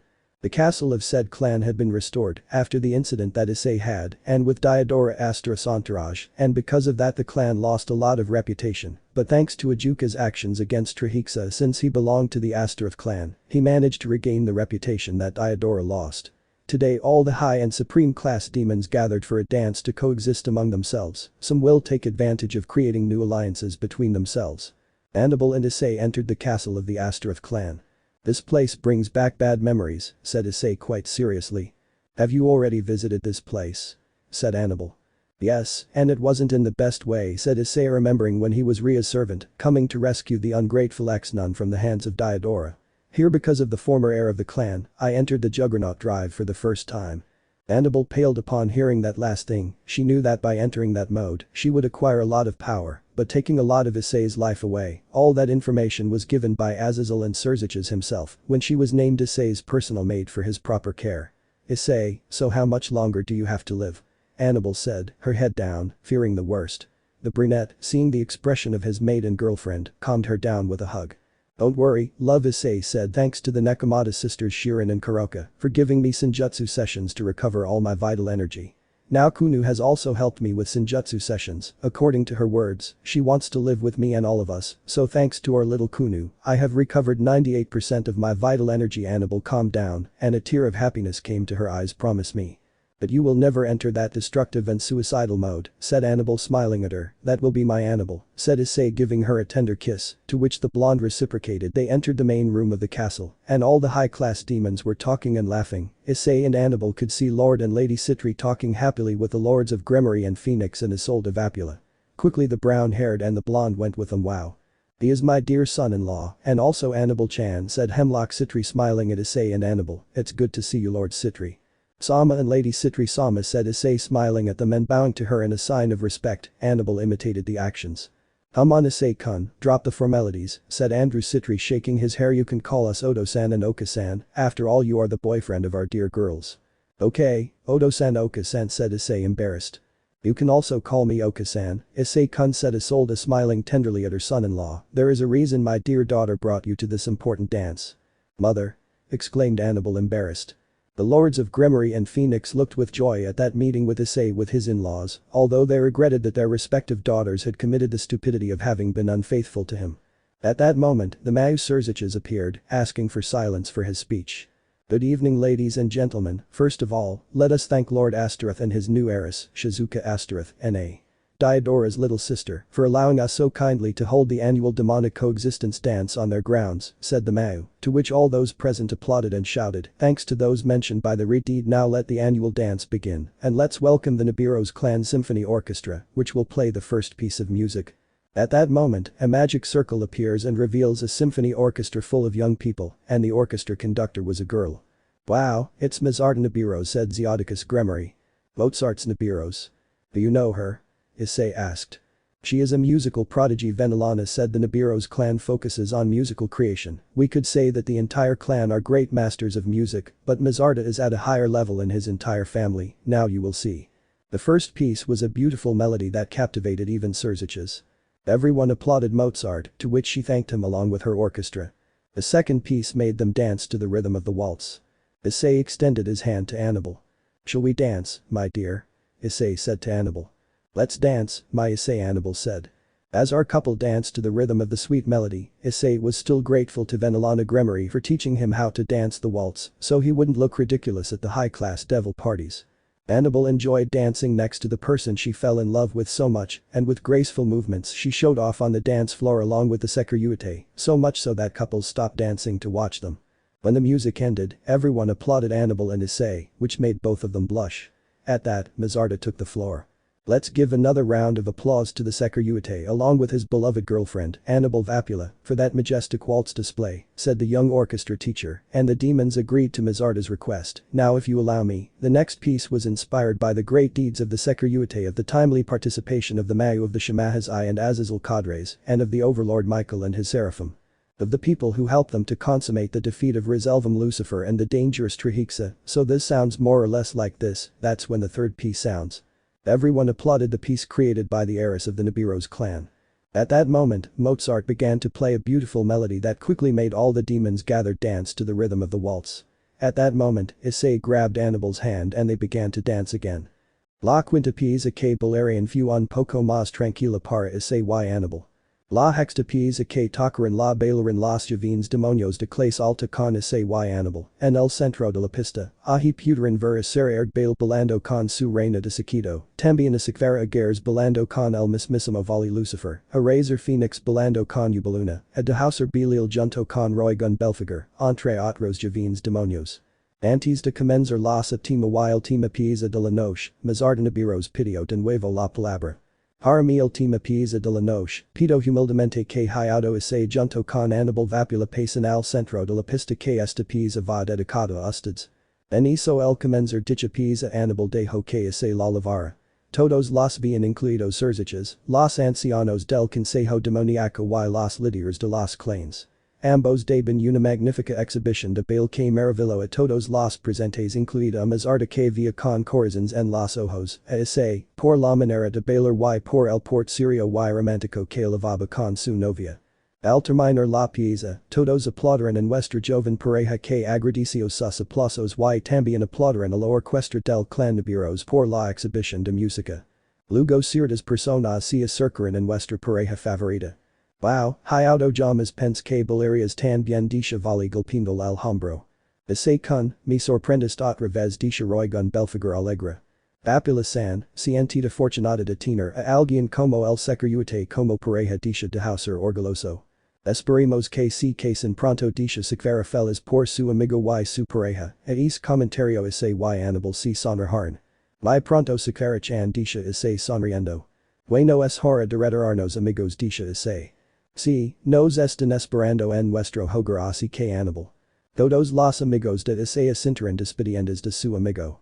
Annabelle-chan y todo tu nuevo harem han curado tu corazón del de no que te hizo rías, me alegra mucho por ti Issei Hyoudou dicha Serer bail sonriendo y mirando con orgullo a su amigo mientras se despedían de sus suegros y salían del castillo de Asterith. Zona montanosa de Kuoh, nueva residencia Hyoudou 1 am. Annabelle y Issei alegran a la residencia que igual estaba oscura y vacía. Issei dicha Annabelle te quiero pedir una cosa dicha la rubia muy roja. Sí. Dicha Issei. Hazme por favor dicha Annabelle sin aguantar las ganas de tener hexo con Issei y presidio a besarlo, a lo que el castano correspondió. Muy bien dicha Issei levando a su mate a su habitación lo hair por ti, la mujer que cuido de mi después de padecer la caída del dragón. Lemon skipped. The next morning, the Hyoudou family was having breakfast normally until they heard a knock on the door of the residence. Zalgo Issei said to proceed to open the door and reveal a gothic Lolita with expressionless eyes looking closely at Issei. So long time no see, my red emperor, I've come for you, said the Lolita smiling at him. Oh Ophis Issei shouted in shock. Chapter 23 An awkward moment with the dragon goddess. Kuoh Mountain area New Hyoudou residence 9 am. Issei stood face to face with the dragon goddess of infinity. I came for you, my red emperor said the gothic Lolita before a surprised Issei. Oh Ophis Issei shouted terrified. At the chestnut scream, the entire Hyoudou family interrupted their breakfast to attend to Issei's scream. Some were terrified like Issei, Sona, Kiba, Seraphol, Gasper, Gabriel, Annabelle and Penemu because they had the knowledge that Ophis had such great destructive power that it could easily extinguish humanity and the three biblical factions without any effort. In the case of Matsuda, Motohama, Katase, Murayama they had no knowledge of Ophis, but because of the scared face that Issei and his friends showed, they adopted an attack position. Kasumi looked at her friends with concern but Rika. Lolita shouted Misawa's girlfriend excitedly I want to hug her, she's a beauty. The blonde-haired girl was running to hug Ophis, but Tsubaki got in the way. "Don't come closer, she's far from being adorable, she's someone very dangerous," said Tsubaki holding Rika, who was still drooling happily and struggling to hug Ophis.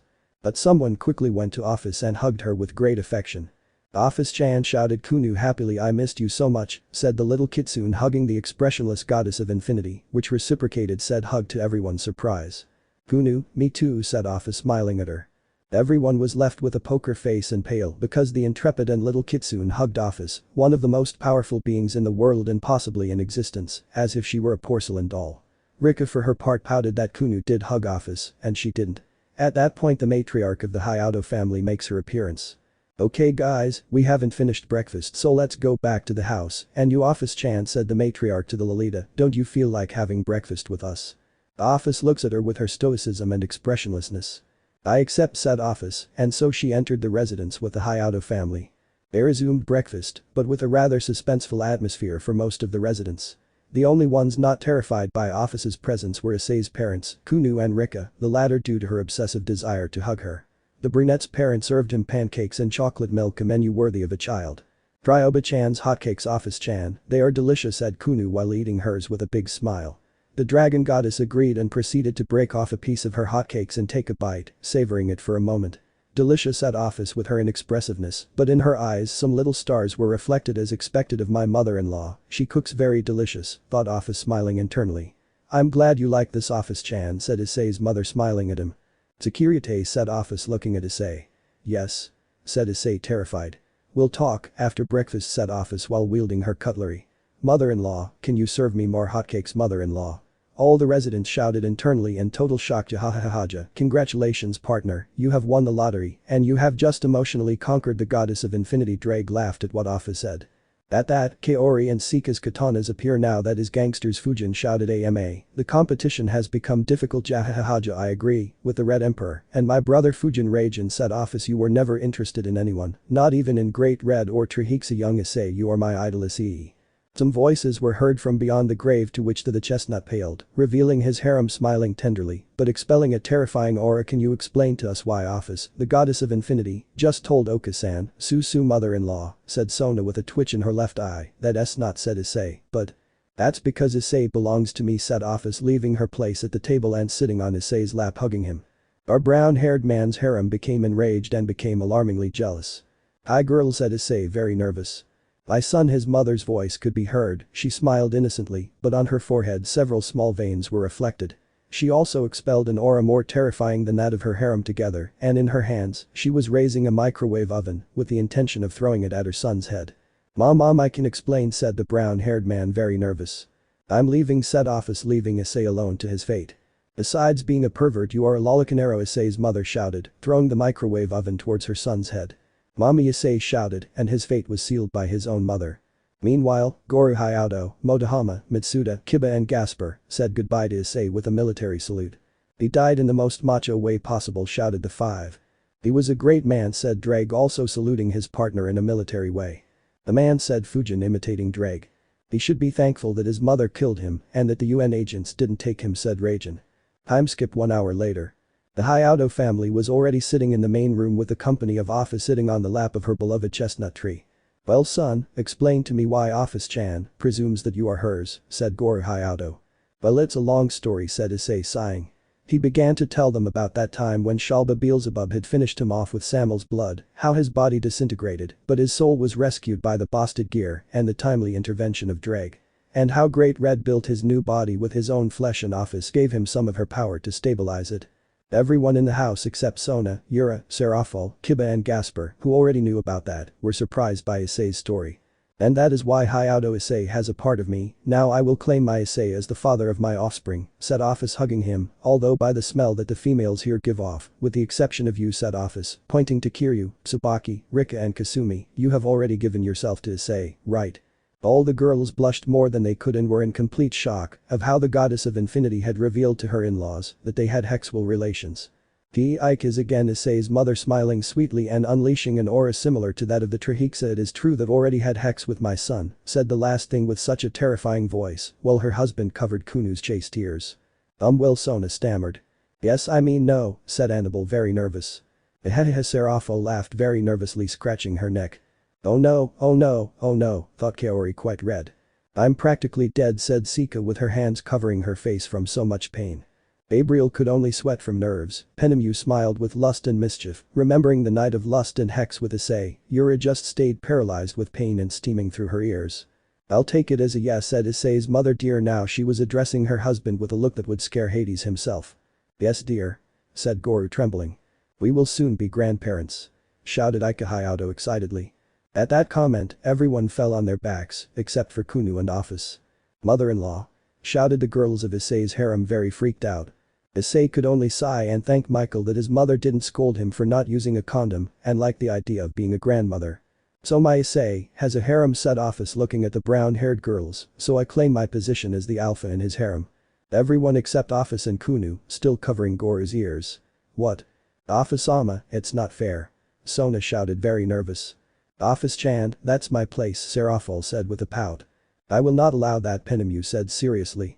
As his queen, that is my place, Annabelle said. That is not fair, Ophis, Sika and Kaori shouted at the same time. Ophis, tired of the tantrums of Issei's harem, began to unleash her abominable aura to make them shut up. Is there any problem with me being the alpha and main of Hyoudou Issei's harem, said the dragon goddess with murderous eyes, intimidating everyone. The entire harem fell silent and shook their heads.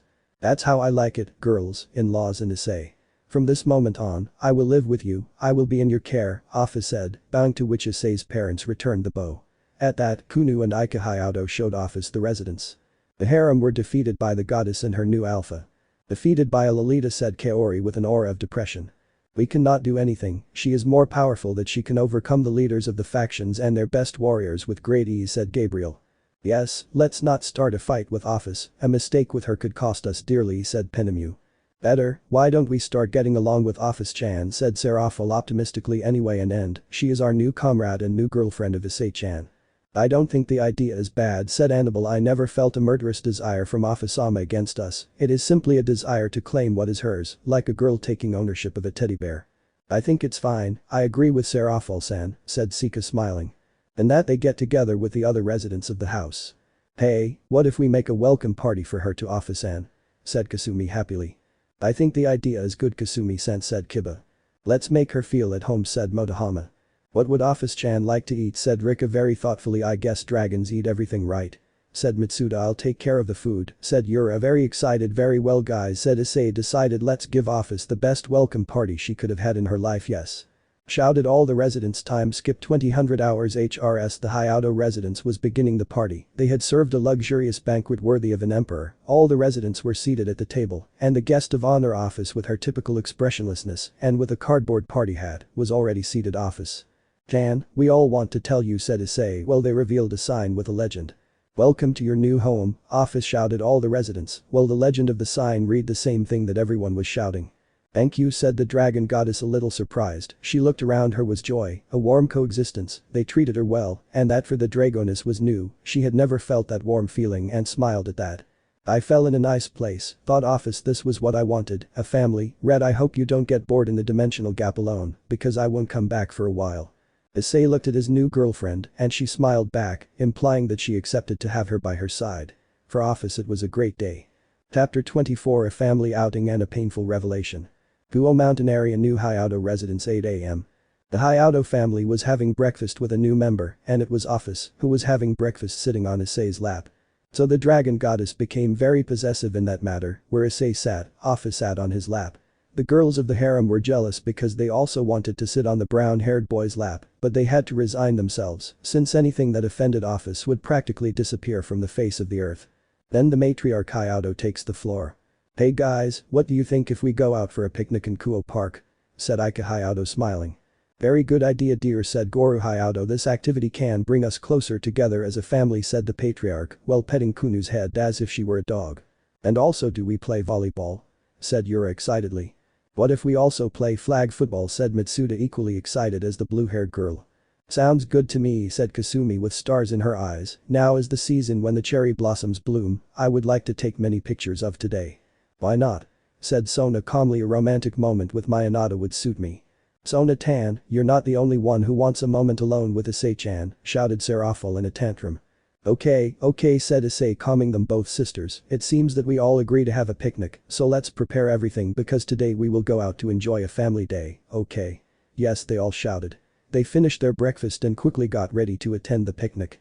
Hyoudou with Kunu, Yura, Sona, Tsubaki, Rika and Kasumi prepared the food that they were going to enjoy that day. On the other hand, Matsuda, Motohama, Issei, Kiba and Gasper carried volleyball, soccer and football balls and accessories in several suitcases. While the others tried to look good for today.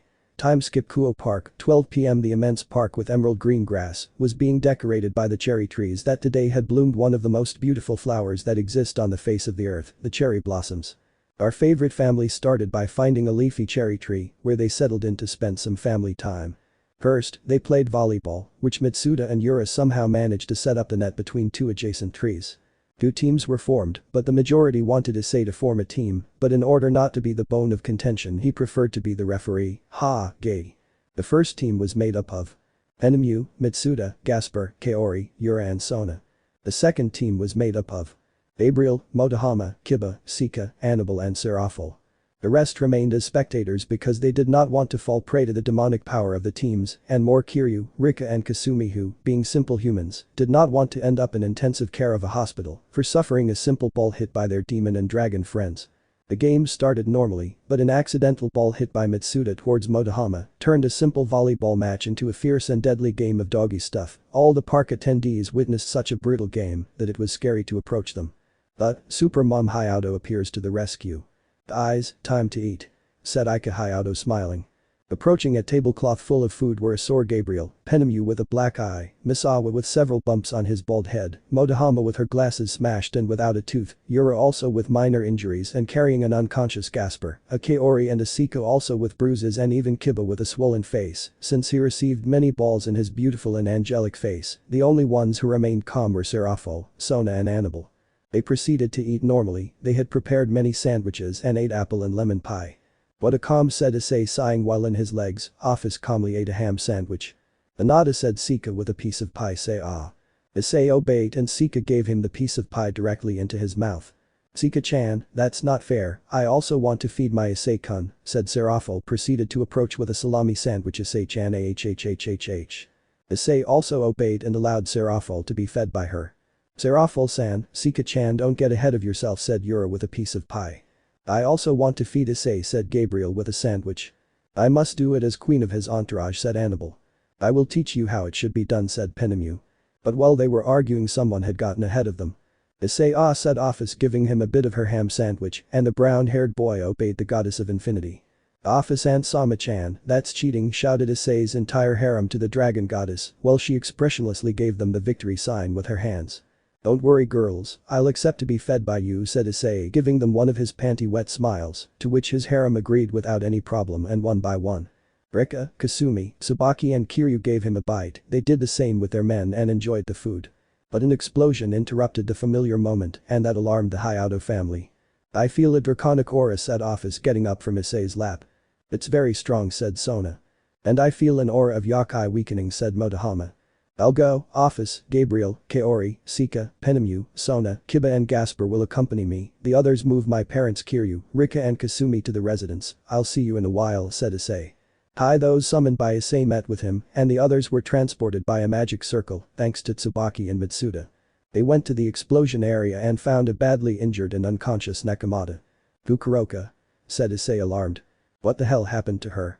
Said Sona, checking the Nekomata. I can barely feel her aura and vital signs. She was attacked by a dragon, said Ophis. That dragon that attacked her, its aura vanished in a second, and there are residues of its magic around. We must treat her in the hospital of my clan, said Sona. She is alive by pure miracle. Said her companions and proceeded to take her to the underworld. Underworld, Citri Clan Hospital, 4 p.m. The Hyoudou family was waiting for the doctors to save Kuroka from the attack she suffered, and then one of them came out of the emergency room. Ready, the Nekomata Kuroka is stabilized, said the doctor to the relief of the family. Hyoudou, you can come visit her. Obeying the latter, they proceeded to meet the fully bandaged Nekomata. Kuroka, said Issei. Issei Naya? Said the Nekomata, and when she saw her beloved brown-haired girl, she couldn't hold back her tears and began to cry inconsolably. Issei was beginning to feel somewhat uncomfortable since he was with a person who had betrayed him. Usually he would feel indifference towards her, but when he saw her eyes full of regret and true pain, he began to feel sorry for her. "Kuroka, it seems you have something to tell me, right?" "Sniff, yes," Issei Naya said, the Nekomata beginning to calm down. "This was something that Shirin Akeno and Roswas were going to keep to ourselves, by order of that miserable Riaz," said Kuroka, who when she mentioned Riaz's name, showed an intense hatred. "Our version of why we were unfaithful to you, something that I did not agree with." "Well," Issei said, "guys, can I have a moment?" "No, Issei Naya, it is necessary that you also listen to it," said Kuroka with a still sad face. Flashback. In the building of the occultism club was the ex-harem of Issei gathered. "Girls, it's time to talk about our wedding with Issei," said Riaz. "Apparently the preparations are already 60% done, and we are less than 3 months away from marrying him." That made all the girls happy. "I can't wait to marry Issei," said Asia, very happy. "I already want to get pregnant by Issei," said Zenobia. "I hope Michael-sama blesses me and darling in this next step that we will take," said Irina happily. Riaz listened to all the screams of her entourage and friends who were in love and engaged to the brown-haired. "Well, I have gathered them because I have noticed that we do not have enough experience in matters of being great women," said Riaz with her typical smiley egomaniac, "and I feel that this will be a trigger that can complicate our marriage with Issei." "So what do you suggest we do, Riaz?" said Akeno with a face that seemed like something was not going to be right. "One of my university classmates who is on an exchange from France had told me that before getting married, she had affairs with another boy behind his back to enrich herself from that experience, even though that means giving our first time to our adventure boy," said Riaz, convinced of what she was saying. "So our plan to satisfy Issei will be to have lovers to obtain that experience that we need so much, and that our marriage is a success for all eternity." At that comment there were whispers where Riaz's idea was approved, only 5 people did not agree. "What stupidity are you saying, Riaz?" Akeno shouted. "I do not think at any time about being unfaithful to Issei. I will not approve this idea." Roswas shouted furiously at his lack of respect to Issei. "Don't count on me, Buchu," said Kaneko. Kuroka and Yusaka just gave Riaz a disapproving look. "Come on girls," Riaz said, trying to convince them. "Think about it, it will be for the good of Issei and ours." "No," shouted the 5 women who did not agree. Riaz, losing her patience, invokes a magic circle and decides to punish Akeno, Kaneko and Roswas with a spell of submission to the servant. Shirin shouted Kuroka in order to attack Riaz, but Zenobia and Irina got between her. Riaz and repelled Kuroka with sacred and demonic rays, stamping her on the wall of the building. Kuroka, said Yusaka, worried about the Nekomata. Riaz stopped the punishment to her 3 servants. She went escorted by Irina and Zenobia towards Kuroka and Yusaka. "Look, you mangy kitten," said Riaz with a not very pleasant grimace, "I will not allow an insubordination of you 5 to put at risk our beautiful marriage with Issei, so Kaneko and those other 2 will have no choice but to obey me and you. If you do not want Kaneko to suffer, you better also look for a good lover so you can acquire that experience." Finish the deed. "I refuse," said Kuroka.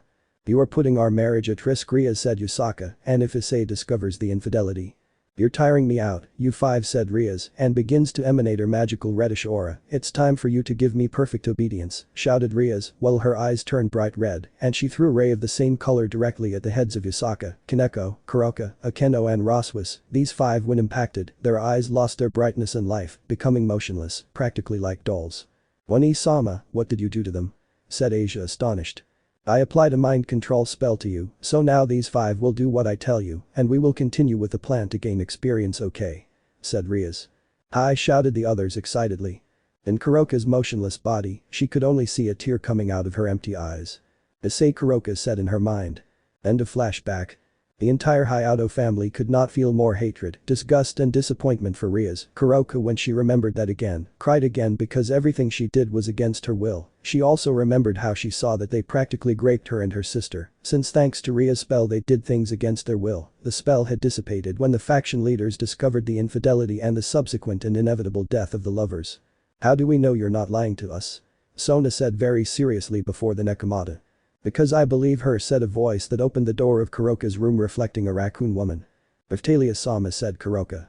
"Hello," Kuroka said, Raftalia smiling at her. "I think you have not introduced myself. My name is Raftalia, new leader of the Yaokai faction," said the raccoon woman, bowing. "The honor is ours," said the Hyoudou family. "Well, I came because I had been informed that Kuroka, who is my advisor, had been injured and was being treated in the Citri clan hospital," said Raftalia, "and by pure accident." I heard the story of Kuroka's infidelity and the 5 girls of your now ex-harem, and let me tell you that she does not lie, said Raphtalia calmly. Kuroka discovers your mark, then the Nekomata put the robe aside, uncovering her chest a little, and then it was revealed a tribal tattoo-style mark on her chest. This Naya is the mark of slavery, said Kuroka. I put it on her myself as proof that she would tell me that same story with the risk that if she lied to me, she would suffer a severe punishment, an electric shock, as if a lightning bolt from Thor himself hit you, said Raphtalia seriously, but when she told me that story, the mark never activated and I concluded that she wasn't lying. Issei quickly went to Kuroka and hugged her. When she felt the arms of her beloved brown-haired girl, it felt so good, that warm feeling that she missed so much and had lost because of Ria's and other tears, came out of the Nekomata's face, but it was of happiness.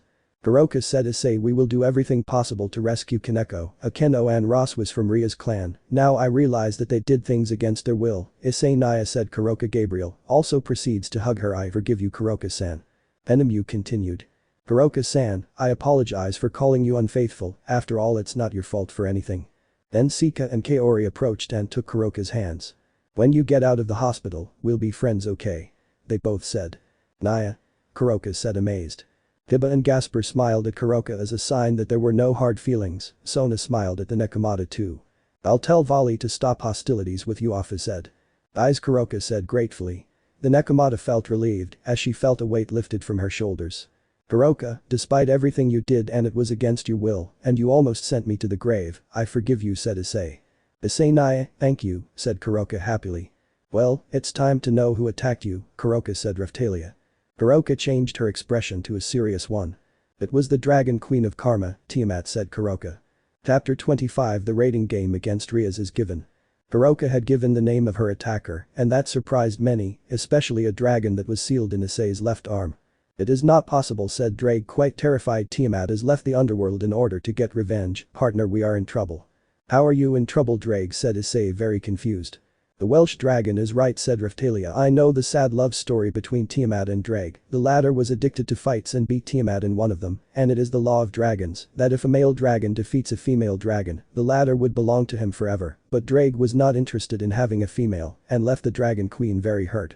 Is that true, Red Lizard? Said Issei, very angry.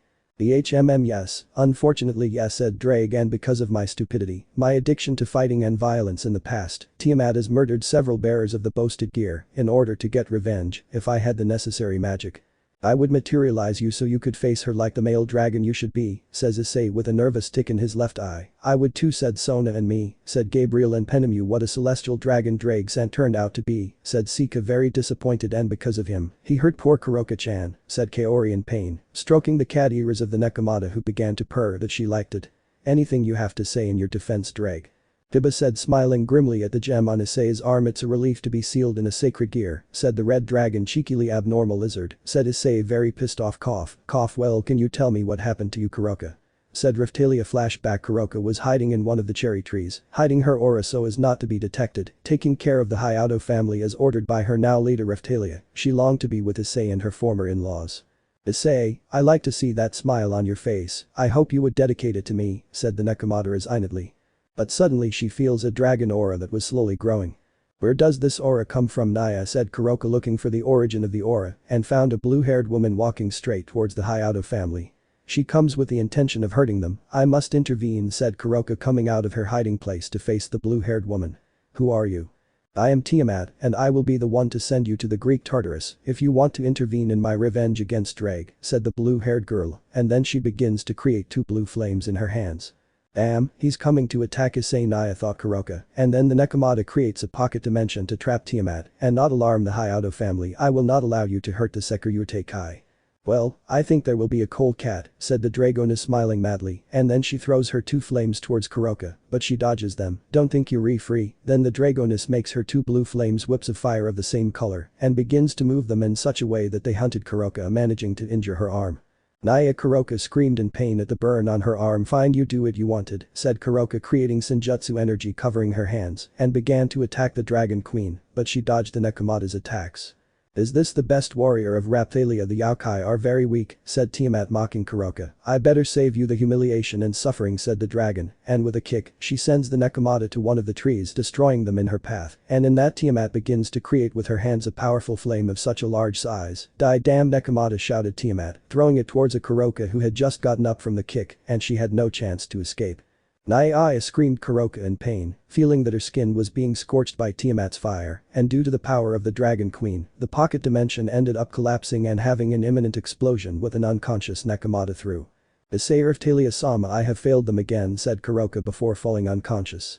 Tiamat was about to finish the matter until she received a call through Ria's communication circle. "Okay, my king," said Tiamat, "a miracle saved you, Nekomata, my king needs my presence right now," said the dragon as she teleported away, leaving the Nekomata almost in agony. End of flashback. "Thus ends my story," said Kuroka. Everyone was shocked to learn how Tiamat had defeated Kuroka in such a simple way. "But she said she had a king. Is Tiamat part of a demonic entourage?" said Penemu. "That's right," said the Nekomata.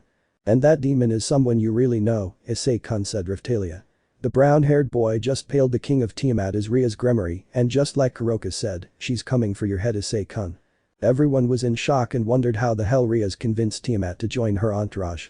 "And that's not all, I should T have told you this, but given the acute situation that has arisen, it is time to tell you, Yusaka, the former Yokai leader, has disappeared, and in fact I have come to warn you, Issei, Yusaka is no longer the same as before. She has lost her sanity and has become quite hostile and aggressive," Rapthalia said without losing seriousness. "She is also coming for your head and Kunu-chan's, and I have a feeling that Ria's Gremory has something to do with Yusaka's disappearance." The situation worsened. Two of the most powerful magical creatures were after Issei, and not in a loving way. "What do we do, Anata?" Sona said, very worried. "Sona, tell Tsubaki to gather the rest of my entourage and move to Sirzech's palace." Sama said. Issei determined it is time to put an end to the whims of that stupid girl and save Akeno, Kaneko and Raswas. "Aren't you thinking about?" said Gabriel. "That's right," said Issei. "Gabi-chan," said Issei, looking at everyone with a smile. The entire Hyoudou family knew what he had in mind, and they returned that smile. Underworld, Sirzech's palace, 6 p.m. The Hyoudou entourage with Sona and Tsubaki included wanted to see Sirzechs urgently. They were received by Grayfia. "Issei-sama, it's nice to see you, but it's somewhat surprising to see you here without warning," said Grayfia. "Hello Grayfia, we want to see Sirzechs-sama," said Issei seriously. The maid, seeing Issei's expression, knew that something bad was happening. "Very well, wait a minute," said Grayfia, entering Sirzech's office. A while passed and Grayfia came out, giving them permission to enter, and there they found Sirzechs at a desk working on paperwork. "Hello Issei-kun, for you to come without warning, you must have something quite important to tell me," said Sirzechs, very tired. "That's right Sirzechs-sama," said Issei, "I want to have a rating game with Ria's Gremory." That statement made Sirzechs stop his work of paperwork and stared at Issei and his entourage. "And may I know the reason why you want to fight with my sister?" Sirzechs said, impressed. "Well, it will be a long story," Issei said to Sirzechs. He told him about Kuroka's story of that fateful day where Ria's planned the adventure where they were unfaithful to him, but pointed out that Kuroka, Akeno, Kaneko, Raswas and Yusaka did things against their will due to a mind control spell that Ria's Gremory applied to them since they had said no to her sister's plan. He also told him about the attack by Tiamat, Ria's now new pawn, against Kuroka in the human world in order to attempt Issei's life. Sirzechs, hearing that, felt very ashamed, partly because of the treatment given to Kuroka, Akeno, Kaneko, Yusaka and Raswas. If they had known that they were under a brain control spell, they would not have ended up as martyrs, since they were emotionally damaged twice as much, and to solve the problems he promised that he would talk to Gondal, Aten and Barakiel to fix their personal relationships with both Akeno and Raswas, and the 4 demon girls would be compensated. And he also felt angrier and sadder for what Ria's and her entourage did. It seems the punishment was not enough for his cute little sister to take responsibility for her mistakes and correct her behavior. "Very well, I will prepare the rating game for a month from now, and what would you ask for in case you beat my sister?" said Sirzechs. "The main one, to free Kaneko Taoju, Akeno Himejima and Raswas from your sister's entourage," said Issei, "and I have 2 other requests written on this paper that I also want to be fulfilled if I win the rating game," said the brown-haired man, giving him a folded piece of paper, to which Sirzechs read it and a smile formed on his face. "I hope you beat my sister," said Sirzechs, smiling. "Well Issei-kun, we will go notify Ria's about the rating game, you can accompany me with someone else." "Sika, Kaori, come with me," said Issei, and the mentioned ones were quick to be by his side. The others return home. Grayfia, you come with me, said Sirzechs, and his loyal wife also stood by his side. Well, it's time to go, said the red-haired Mayu, teleporting to the Kuoh Academy with Issei, Grayfia, Kaori and Sika. Chapter 26 Hellish Training. Kuoh Mountain Area, New Hyoudou Residence, 9 p.m. The entire Hyoudou family was in the main room discussing the raiding game against Ria's Gremory. Issei was mentioning the catastrophic consequences if the Redeed won the raiding game. It's practically all or nothing to get rid of the Gremory entourage, said Issei very seriously. I never thought that Ria's Gremory would be so mean as to destroy the happiness of all of us, said Koga very angry. Koga-chan, I don't want to separate from you, said Kasumi very worried. The four-eyed man only smiled at her and kissed her on the forehead as a sign that she shouldn't worry. It seems that our destiny as a team and as a family will be decided in this raiding game, said Misawa, hugging Rika, who also showed great concern for her friend. It seems that we are going to train after a long time of lazing around, said Serafol, smiling in a resigned manner. But it must be an extreme training, said Gabriel. Remember that Ria's has Tiamat and your mother Kunu on her side, said the angel. The little yokai, knowing about the bad move Ria's made to her mother and the mental state she was in, was more than willing to save her, although she was still undecided on whether to forgive her or not. I will do my best, said the little yokai. I will save mother, and I will save my family. I will not allow the tomato puree head to separate me from Issei, Abachan and Ajisen. You'll have to go over my dead body Gremory to separate me from Issei, said Annabelle seriously. I won't allow that second-rate demon and her entourage of bores and crazy women to offend me and separate me from my love, said Sika angrily. She'll regret that moment when she wanted to mess with me and the Hyoudou family, said Kaori indignantly. We'll also avenge Kuroka-san. We have pending accounts with that lizard with hypoxia, said Penemu, referring to Tiamat. Well guys, it seems we'll have to move our pieces quickly, said Issei. We must go with our teachers to intensify the training. Everyone nodded at Issei's decision. Well, I'll go to London for Siegfried so he can train you again, Koga, said Penemu, withdrawing in a magic circle, to which the four-eyed man nodded. I'll go to Thailand and bring Sagat, said Gabriel, withdrawing. Looking at Misawa, smiling. Yahoo Urika, you will meet my master, said the bald head excitedly. I'll go for Tannen, said Serafal, equally moving to the underworld. I'll go for Azazel, said Issei, also teleporting towards Grigori's headquarters in the underworld. After the four members of the Hyoudou entourage, Aloli raised her hand to ask to speak. What's wrong, Ophis-chan? Said the matriarch Hyoudou. It's not very common in me, said Ophis, but since I am now part of the family and soon to be Issei's wife, I will help them in their training. Wait, you mean that, said Sona. That's right, I will train them too, said Ophis. Flashback 2.5 hours later.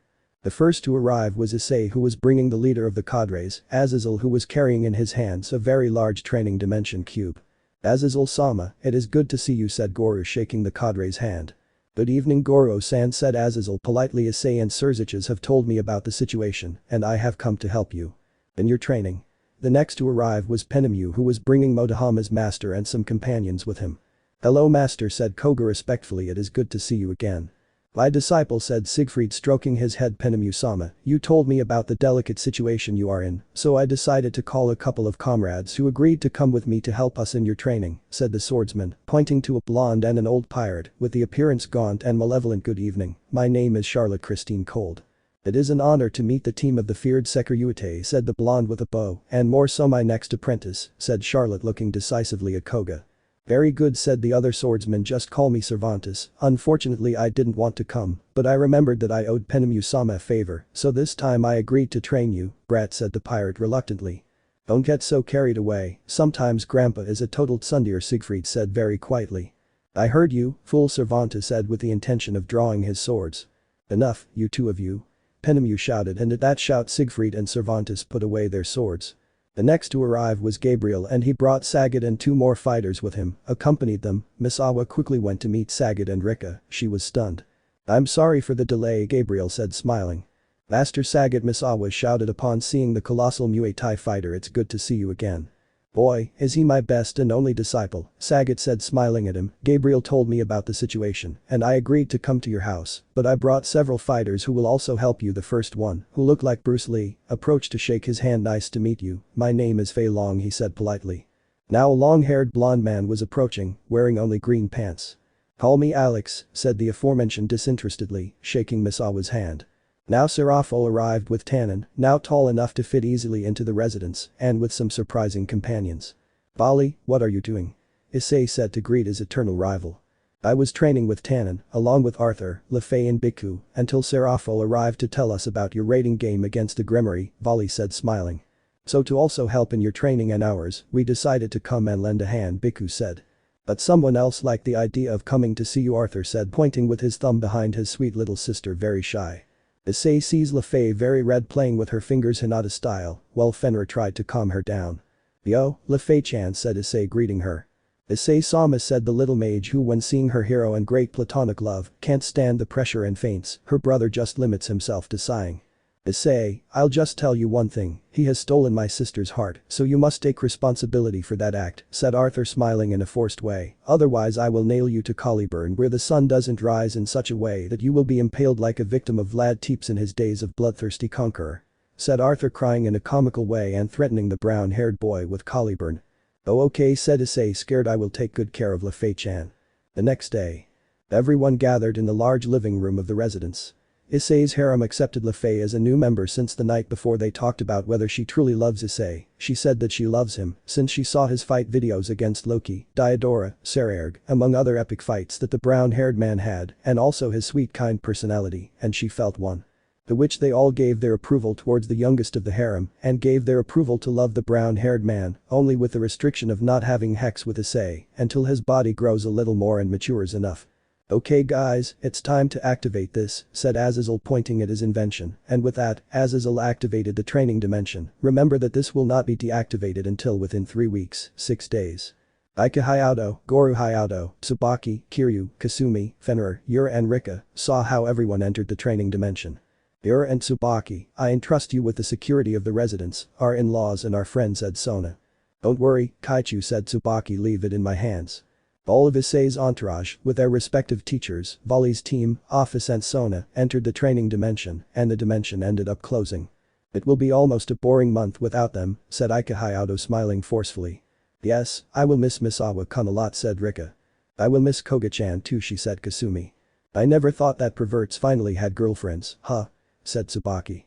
Asper made me change a lot, and I really love my little one, said Kiryu, smiling. Okay girls, let's clean the house, okay? Said Goru. Hi, shouted all the girls who lived in the house. English. Time skip 3 weeks 6 days later. Training summary. The first 2 years. The video of the beginning of Encifrum begins one-man army. In the training dimension, the entire Hyoudou family underwent a very devastating and pandemonic regime that a normal demon would fall dead from exhaustion, but our protagonists demonstrated qualities and attitudes that did not allow him to give up. With a pair of perverts. Misawa perfected his Muay Thai attacks and learned from Feng, Jeet Kune Do and Alex a little street fighting and some wrestling holds. He was subjected to 1 vs 1, 2 vs and 3 vs 1 attack sessions. In addition, his body became more marked and his sacred gear, Raksha Oblivion, can now keep it active for more than 24 hours, and now he could easily destroy gold, platinum and titanium ingots with his fists. His appearance changed radically, now he looked more handsome since he let his hair grow and had a more serious character. Motohama mastered 100% the attacks with his sacred gear Rock Howl. Rock Sound Wave attacks were already a little more destructive that could crack a small mountain and destroy rocks and metals without any effort. Like his friend, he was subjected to attack simulations of 1 vs 1, 2 vs 1, 3 vs 1. He learned from Charlotte to also use a rapier and from Cervantes to use 2 swords. Motohama's appearance changed radically, especially in his character and his sharp gaze.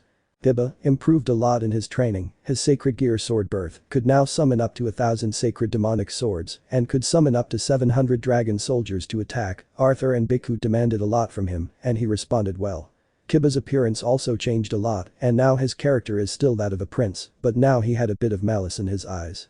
Gasper and Kunu were the most punished in their training. Since Volley and Lefay were hard on them, Gasper began to develop more resistance to physical and magical attacks because he was subjected to grueling physical training by Volley, and because of that he was already beginning to develop skill in hand-to-hand combat and also began to develop blood magic like Scarlet from MK11. Kunu for her part was also subjected to hellish magical training by Lefay. To the point that she already mastered the Senjutsu magic of the 4 natural elements, water, fire, wind, earth, and the 2 universal ones, light and darkness, and also developed resistance to magical and physical attacks, and thanks to Volley she learned to fight hand to hand. Finally her transformation into Kyuubi could already be dominated and kept active for 18 hours straight. Both boys changed their appearance, giving Gasper a very masculine attractiveness and Kuoh a body of infarction that would rival a lot with Zenobia, Irina, besides being very beautiful.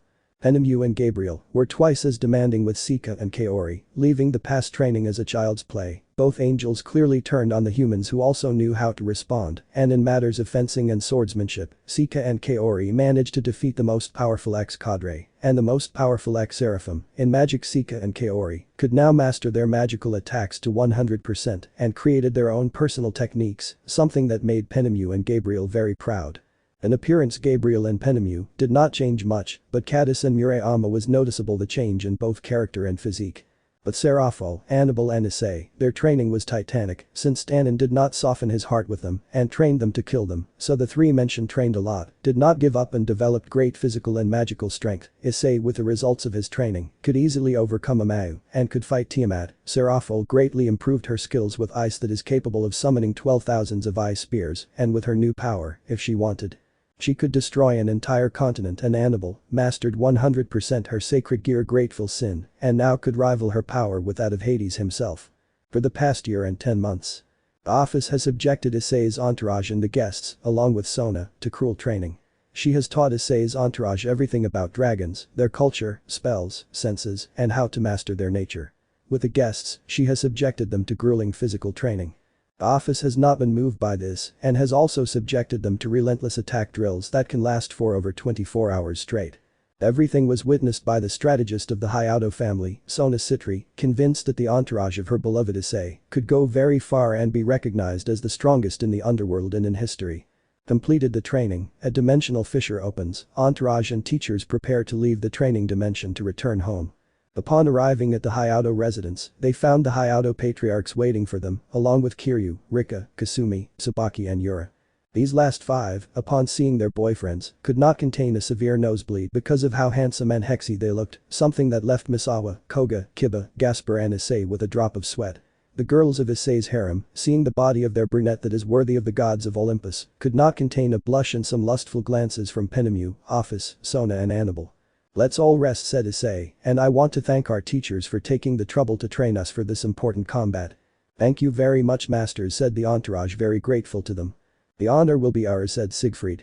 "I really liked you, brat," said Servate, smiling. "I hope you win," said Fang. "Teach that scoundrel Gremory a lesson," said Alex. "We will witness your fight," said Charlotte. "Eyes, you are our greatest pride," said Sagat. "So go destroy that disgrace of the Gremory family," said Vali. "I trust you, Issei-sama," said Lefei, giving him a kiss on his lips. "And all of you." Issei, not being able to feel more grateful, smiled decisively. "Wait a little longer, Akeno-san, Kaneko-chan, Roswa-san and Yasaka, and you will be free once and for all," thought Issei. They all had dinner, teachers and students as a united family, and proceeded to rest for the final day, where their destiny as a family would depend on this rating game. For them, losing was forbidden. Tap.27 Issei vs Rias PT.1. Rating game arena 7 p.m. The arena was at maximum capacity, all for what?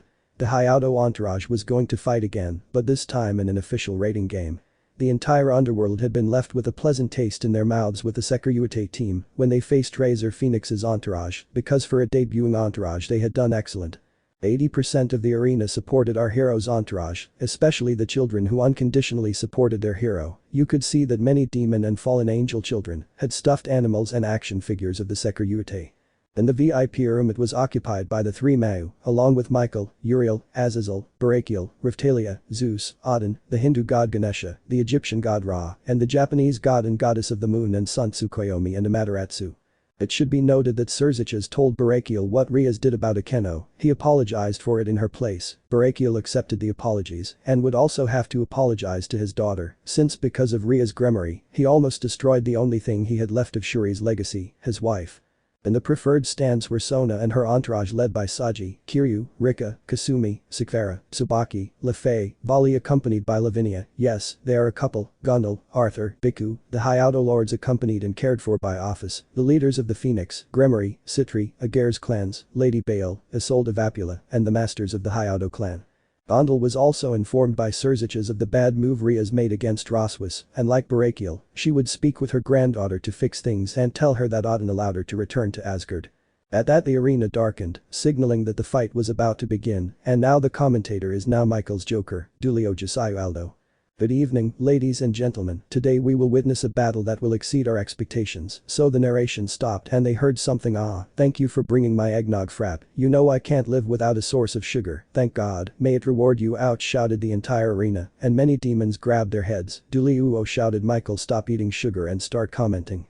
Haha, excuse me, Dulio said, embarrassed at that the symbol of the Gremory clan appeared in the western area of the arena and music accompanied it. Now we present Ria's Gremory Center.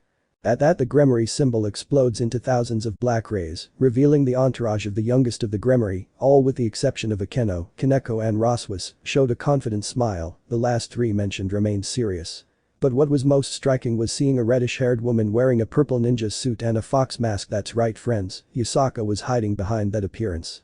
Suddenly the arena darkened again and a song began to be sung, this time the symbol of the Hyoudou clan, where two red dragons surrounded a sword, appeared and accompanied by reddish lasers, began to illuminate the audience and amaze the children.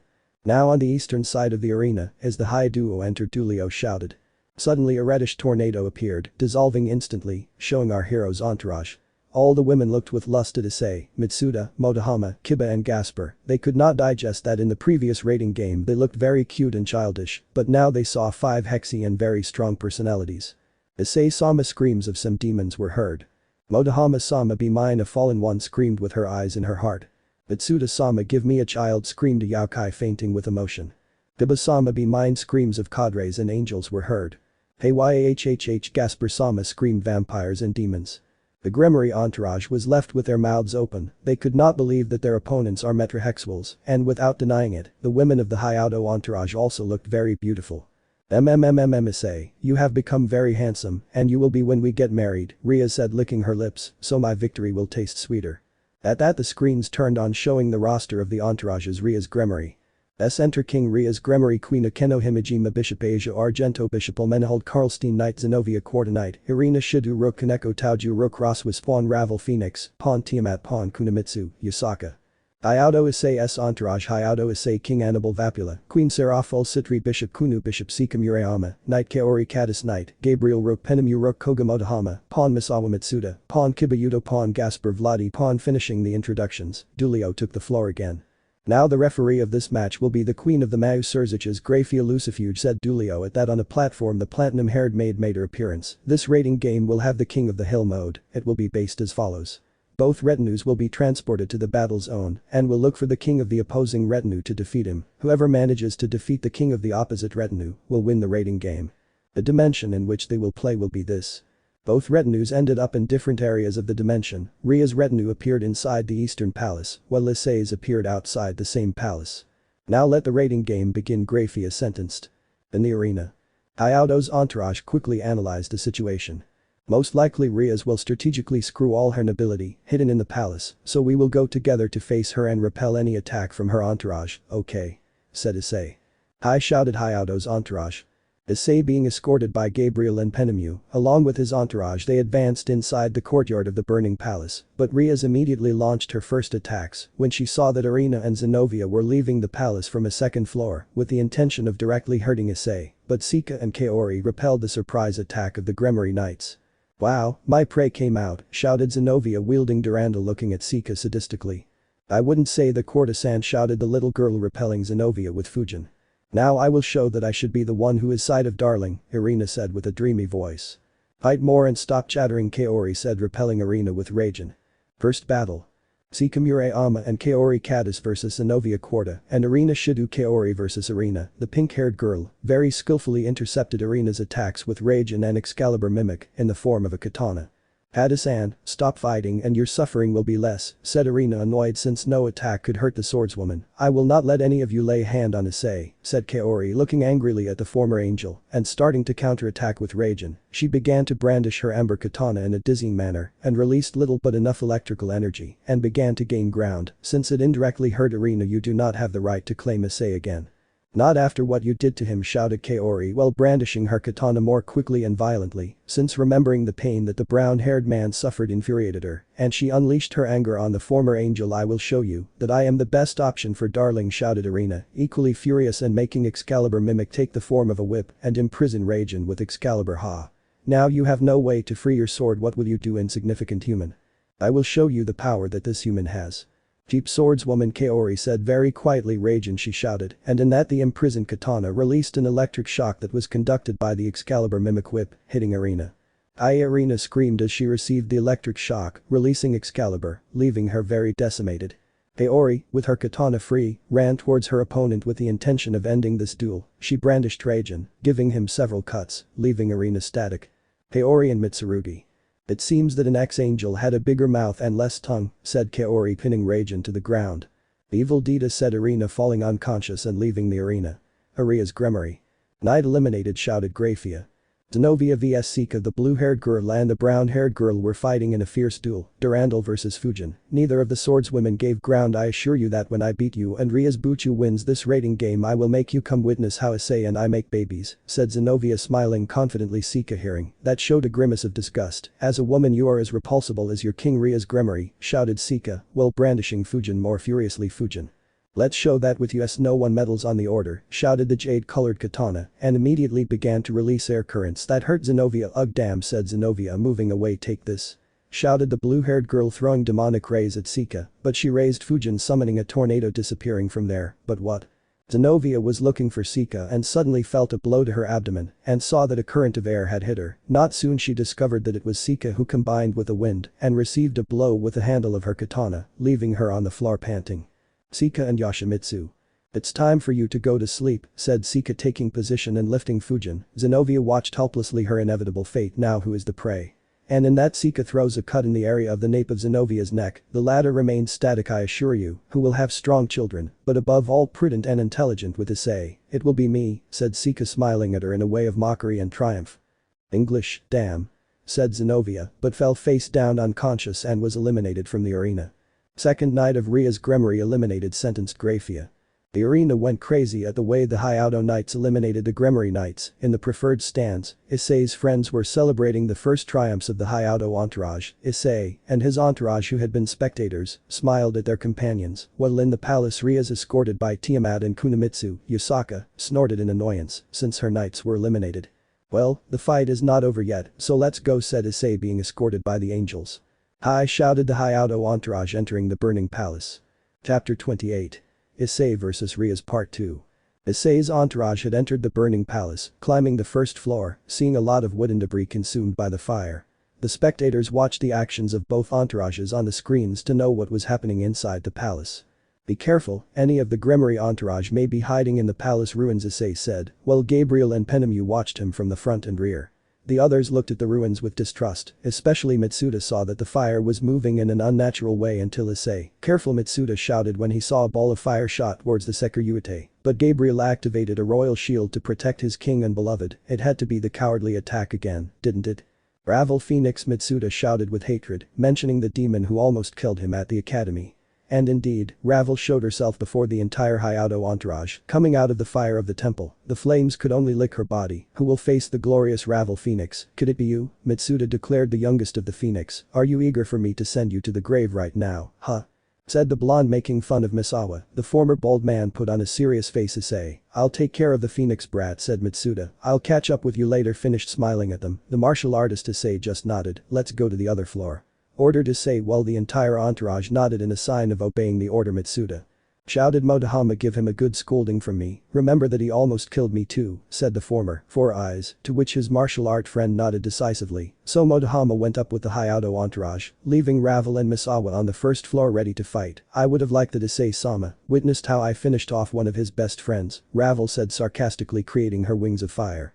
The day the phoenix, its wings will be extinguished, Misawa said, adopting the Muay Thai fighting position Raksha Oblivion, the martial artist shouted, and the tiger-colored bandages appeared on both his arms and legs. Fight 2, Misawa Matsuda vs Ravel Phoenix. Ravel began throwing fireballs so quickly that Misawa dodged them without difficulty and quickly began a hand-to-hand combat attack, but Ravel dodged it with her wings. Miserable human, you have no hope against a demon, said Ravel, laughing. Who told you I was just human? Said Misawa, smiling at her, and suddenly her red dragon wings appeared on the scene. Boo, but how? Said Ravel, stupefied. She couldn't believe that one of the biggest losers of the Kuoh Academy was half dragon and half human. I must thank you Phoenix-san, that because of your attack in the human world and being on the verge of death, I obtained my power, thanks to Issei and his devil pieces, said the martial arts expert smiling at her, and at that statement Ravel became enraged, since not only did she almost kill him that day, but she survived and Issei made him stronger. Now where are we? At that Misawa began a game of cat and mouse, little by little he outpaced Ravel in flight speed until suddenly, he caught her by grabbing her by her hair. Let go of me damn you. Ravel screamed in pain. As you order Princess Misawa screamed, whipping Ravel on the wooden floor of the temple, hitting Ravel in the abdomen. Ga, the youngest of the Phoenix, complained, but he counterattacked, making his hand a blade of fire, stabbing Misawa in the abdomen. Guaya. The martial artist screamed, grabbing his abdomen with severe bleeding. Wretch. Ravel gets up from the ground and looked triumphantly at Misawa. Wow, and to think that you were going to put up more of a fight. It will be a shame that when we win the rating game, you will have to separate from your beloved girlfriend, who worked so hard to get, said Ravel, mocking Matsuda. When he heard what the youngest of the Phoenix said, he began to get angry. I don't know what Rika Kano saw in you, but I feel that she loved you out of pity rather than love. Who would want a pervert? Who? Ha ha ha ha ha, said Ravel mockingly.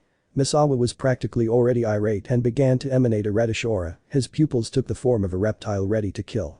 Meanwhile, in the stands of the arena, the Lord Phoenix, upon hearing their daughter's mockery, could not feel so ashamed for despising their opponent.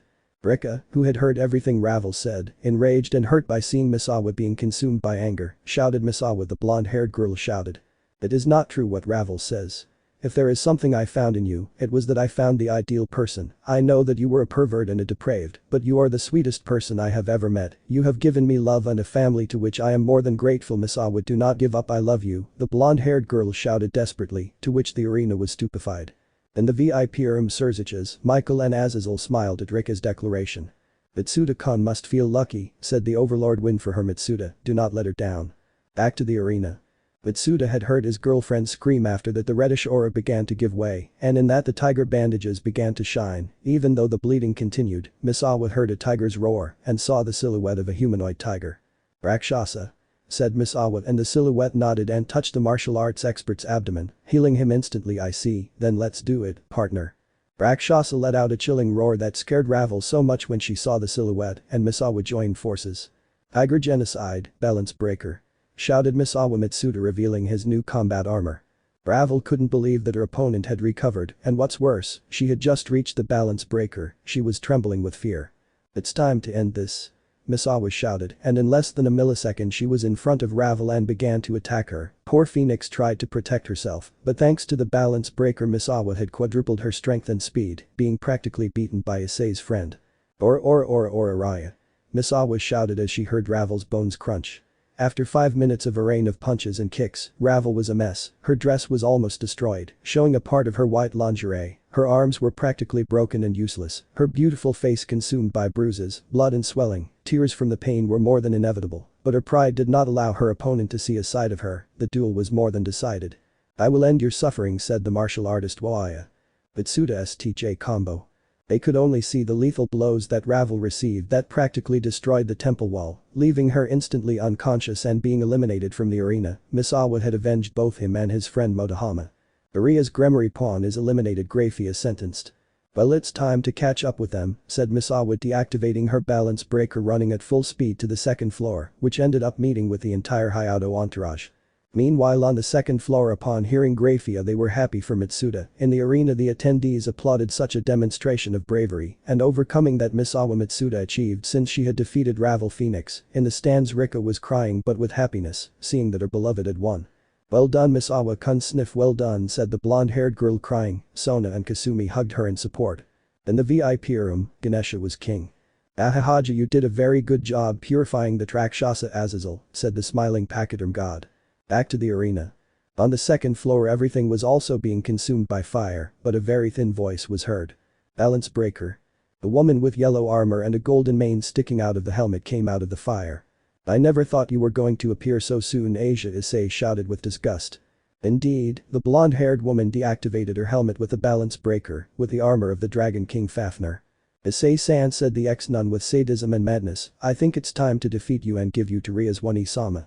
Issei was going to appear his boosted gear, but someone crossed between them, and it was nothing more and nothing less than Asper, said Issei, surprised.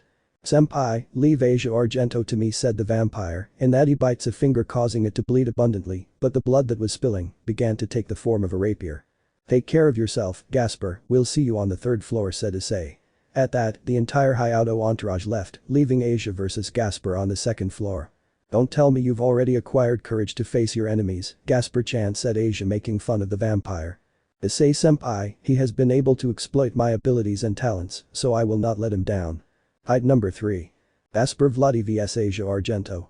Asia reactivates her Fafnir's artificial balance breaker helmet and begins to attack Gasper with hand-to-hand combat while the half-vampire began to defend himself. Damn, Asia-san attacks hard, thank God Volley-san subjected me to more devastating sessions, Gasper thought as he defended himself from Asia's punches and kicks, and in that a kick launched Gasper, almost hitting him against the wall, but he recovered again. Wow, Gasper-chan, I see you're not the weak-hand chicken you were before, Asia said, smiling, but you won't be able to compete against my great power combined with Fafnir, she said, while creating a ball of luminous energy. Dragon breathe. Asia shouted, throwing the sphere with a luminous face, but Gasper had an ace up his sleeve. Forbidden Baylor View, Balance Breaker. Gasper shouted while his eyes turned reddish, transforming into his counterpart Gasper Baylor, beginning to emanate the power of darkness, and the moment Asia's attack hit, Gasper's darkness devoured the destructive sphere. But what, said Asia incredulously, her best attack was easily dispelled, she saw how Gasper approached her slowly. I'll get away from my hikikomori. Said Asia, tired, invoking her twin light healing, but that was her biggest mistake. Gasper froze Asia in time, approached her calmly and stood in front of the ex-nun, deactivated his ability to freeze time, smiled macabrely at the ex-nun, she paled and suddenly. Slash. Gasper had destroyed Asia's armor from the chest area, leaving her defenseless. Gasper S. Raphael. I'll steal your special ability, Gasper sentenced, grabbing Asia by her school blouse, showing his fangs, and proceeded to bite the ex-nun on the neck. Ah. Asia screamed in horror as she felt Gasper absorb her twin light healing ability and a little blood, leaving her with just enough to continue living. I'll leave you alive, Asia Argento, said Gasper, while Asia cried in pain, and that Gasper, using his newly stolen ability, healed Asia, leaving her as good as new. But slap. He knocked her out with a blow to the back of the neck, eliminating her from the rating game. UA Bishop of Ria's Gremory is eliminated, said Grayfia, surprised to see a display of terror from Gasper. In the stands, Kiryu, seeing her boyfriend act, drooled with lust and love. Gasper-chan. I love you. Kiryu shouted. Gasper deactivated his balance breaker and ran to the third floor, where his team was waiting for him to continue his journey to face Ria's Gremory. Chapter 29. Issei vs. Ria's. Point 3. Issei and company had reached the third floor, but it was seen that darkness reigned, there was not a trace of fire. It was when some sounds of heels walking on the wooden floor were heard. It seems that my other companions were defeated. It seems that today I will have dinner earlier than expected. Perhaps it will be the blood of dove, will it be the blood of an exquisite crow, or will it be from the ex-Mau, or from my two favorite species, from a fresh human or a red dragon, said a cold woman's voice. I will behead you before you lay a hand on them, is that understood, Elmenhold, said the brown-haired man with repudiation, and when mentioning the vampire's name, she appeared in her usual gothic clothing. She looked with her cold eyes at Issei's entire entourage, she focused more on seeing Kaori Katase and Seekvaira Murayama, she wanted to drink the blood of both. Come on, Issei, is that how you greet me in such a curt and cold way, one of your future fiancés? Not even when we met in Romania was I so rude to you, Elmenhold said, smiling at him. Wow, it seems you don't forget that you earned the rudeness when I saw your lover massaging your breasts and you kissing him. Issei said calmly, but in his words there was poison, to which Elmenhold changed her arrogant countenance to one of regret. But that has an explanation, Issei, Elmenhold said. Ria-san's plan was to gain experience to please you, we were using those humans to gain knowledge of what it felt like to love a human. For shut up. Issei shouted, do you know that the more you talk, the only thing you're making me understand is that you and most of the Gremory entourage are only interested in playing with the feelings of others. As many say, once unfaithful, always unfaithful. Elmenhold froze, tears streaming from her carmine eyes. Now, thanks to most of you, I knew who the women were who would never abandon me, I knew who my true family was, and now they fight by my side, for that I must thank you, Issei said, smiling at his entourage, to which they smiled back. Elmenhold began to get angry, she took out a bottle containing blood and drank it all, and it began to give off a crimson aura similar to that of her king. So Gremory has given you some of her blood, huh? Said Penemu without losing her calm, and it seems she's not the only one who has given you blood. Gasper said, I smell like dragon and yokai blood. So Tiamat and Yusaka gave you some of their blood, Gabriel said with a grimace of disgust. But someone from Issei's entourage took a step to imply that he would face the vampire of the Karlstein clan. Issei, allow me to face this vampire, Motohama said. Every time she speaks, she only makes me angry. Okay friend, I'll see you on the 4th floor, Issei said. Guys, we're leaving. Hi. Shouted the Hyoudou entourage to leave his friend against the pure vampire. I never thought my prey would offer itself voluntarily, said Elmenhold, licking her lips. I will taste your flesh and blood when I'm done with you. You will be impaled on my gladius before trying, said Motohama. Roc Howl fight no.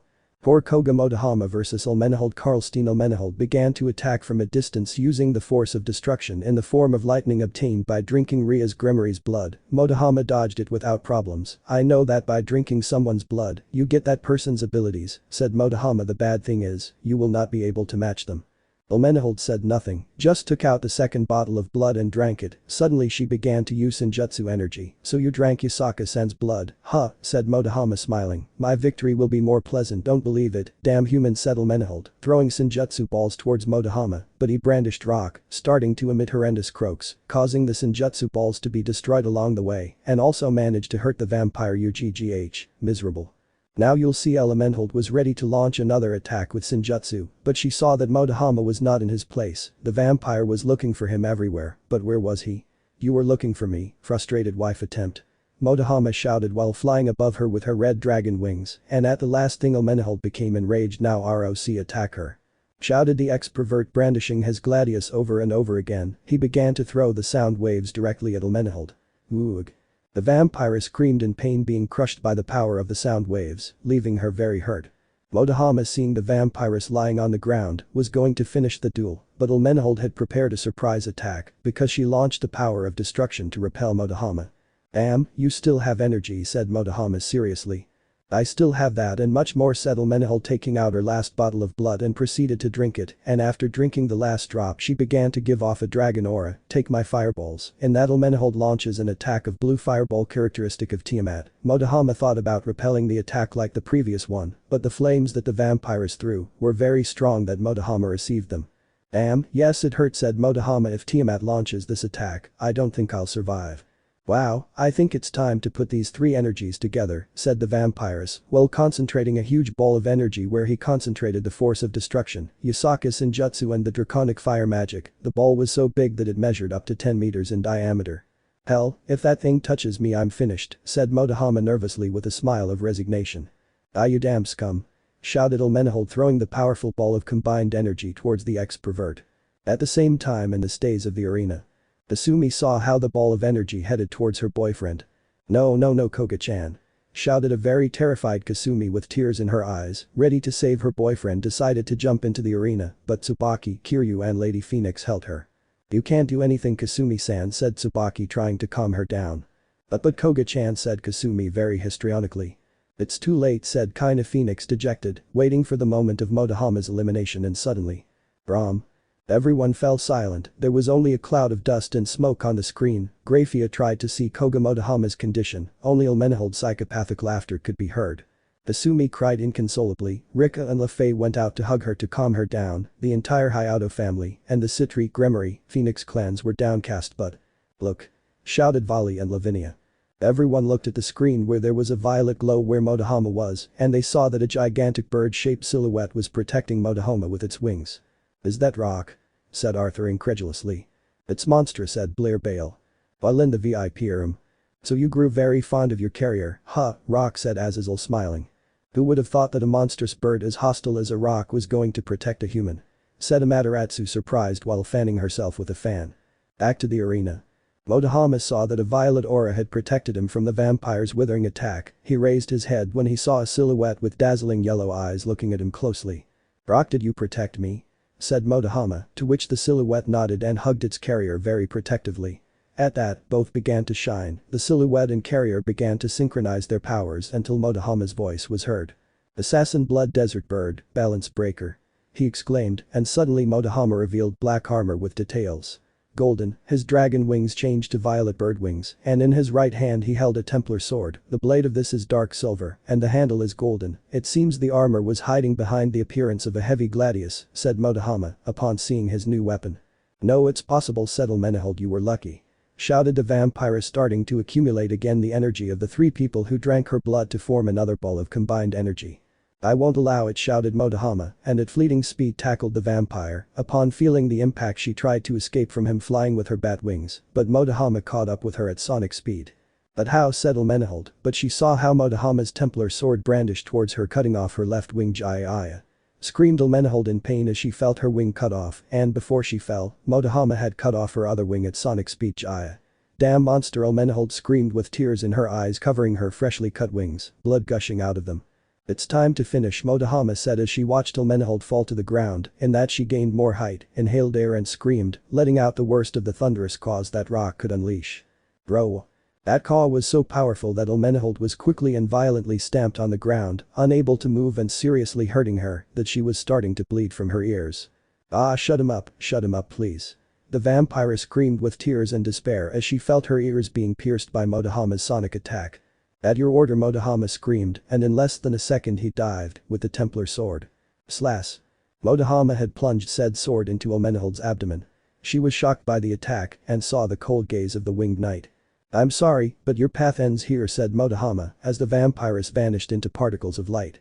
"Last bishop of Ria's Gremory is eliminated," shouted Grayfia. The arena went crazy for that epic return of the pawn Hyoudou. The Citri clan was very excited and jumped for joy. Volley, Arthur and Biku had gotten up from their seats to applaud Motohama's performance, but the happiest and most excited was Kasumi, who was crying with a smile and a blush. "I think I fell more in love with my Koga-chan," said Kasumi as she shed tears of happiness, seeing that her boyfriend was safe and still in the raiding game.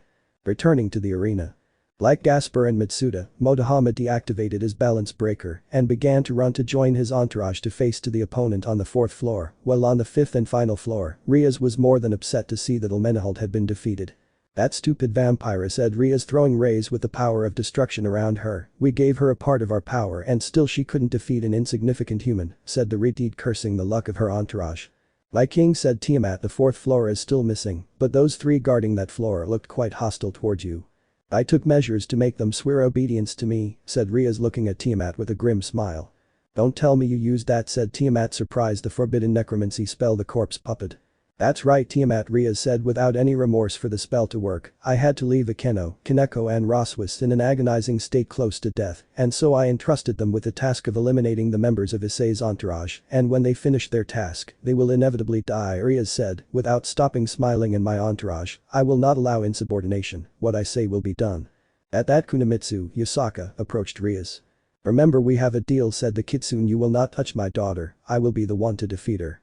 "Of course I don't forget her, stupid kitsune," Rias shouted out of her mind. "Kunu will be your prey." Kunamitsu only gave her a grimace of disgust. Returning to the Hyoudou entourage. The 4th floor was as dark as the 3rd. The members of the entourage remained alert until suddenly they heard the footsteps of 3 people, but they heard their gasps, as if they were short of breath. "Alert," said Issei, taking out Ascalon, and his entourage took out their balance breakers and weapons to defend themselves from the next threat, but suddenly they saw 3 people who were the least willing to fight with them. The audio of the Nox Arcana video begins. Threshold of Madness. Akeno-san, Issei shouted, seeing the priestess walking like a zombie, with a lost and lifeless look, her complexion completely white with almost no trace of life. "Kaneko-chan," said Gaspar, looking at how she was in conditions similar to Akeno's. "Roswa-sensei," shouted Hyoudou Kiba in horror, seeing the former Valkyrie in conditions similar to those of the Fall and the Nekomata. At that, Kunu and Penemu used their magic tracking on their 3 opponents and noticed something that horrified everyone. "No, it is not possible," said Kunu on the verge of tears. "What's happening?" said Seraphol, terrified. "It is one of the most impure techniques in the history of magic, a necromancy technique. The corpse puppet," said Penemu in horror. "And I feel that the origin of the magic in them 3 comes in the necklaces they carry," said Kunu, pointing to the respective necklaces worn by the 3 members of Gremory that gave off a black and green aura that surrounded their owners. "In the VIP room." Nuo Akeno shouted Barakiel with tears in his eyes while being held by Ganesha, Tsukuyomi, Ra and Azazel. "Nuo, he killed my daughter." "Rias, this time you went too far, you won't get away with it," said Sirzechs, twitching with anger. "No, Ross-chan," said Auden, lamenting the fate of his ex-Valkyrie. Michael, Riftalia and Amaterasu could only hug him in solidarity.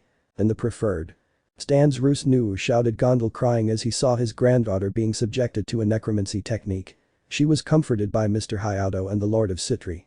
The lords of Gremory, Ophis, Volley, Saji and Sona had truly been enraged by what Ria's Gremory did. At Citri Hospital. Hiroka was watching the raiding game in her room until she sees her little sister being put under a necromancy spell. Noosh irony. He killed my little sister. Kuroka screamed crying, while the demonic nurses could only helplessly watch the black Nekomata's lament and felt hatred and repulsion towards Ria's Gremory. Returning to the arena. Issei and company only saw 3 victims, 3 innocent martyrs of a bad move by a capricious girl who is capable of committing illicit acts in order to fulfill her goals. No one in the Hyoudou entourage had felt hatred, disgust, anger towards a person, and in Gabriel's case, pity. Ria's Gremory, we will never forgive you for this. Issei shouted with tears in his eyes when he saw Keno, Kaneko and Raswas in corpse mode. Hap. 30. Issei vs Ria's PT.4. The Hyoudou group began to crumble in sadness upon seeing that Akeno Himejima, Kaneko Taoju and Raswas had been killed by their king Ria's Gremory to fulfill her whim of having Issei, if not for a red dragon, a Japanese god of thunder and a Japanese god of wind. Comrade, the 3 girls have not died, shouted Ddraig as his gauntlet materialized. What are you saying, Ddraig, says Issei resignedly. At that the 2 katanas of Katase and Murayama also materialize. AMA, Seekvaira and company. What the red dragon says is true, all 3 are in agony, but they are still alive, shouted Fujin. I still hear them breathing with difficulty. At that, everyone using their sharp dragon hearing can hear that the 3 Gremory girls were indeed breathing, panting, and not only that. I can hear their hearts still beating, but they are slowing down, said Annabelle. The 3 have their time counted, no more than 30 minutes to live, said Raijin. You must remove those necklaces that contain that necromancy spell. Issei, following Raijin's advice but first recreated a communication circle to call someone in specific. In the preferred stance. Who is speaking? Said Andrew Citri.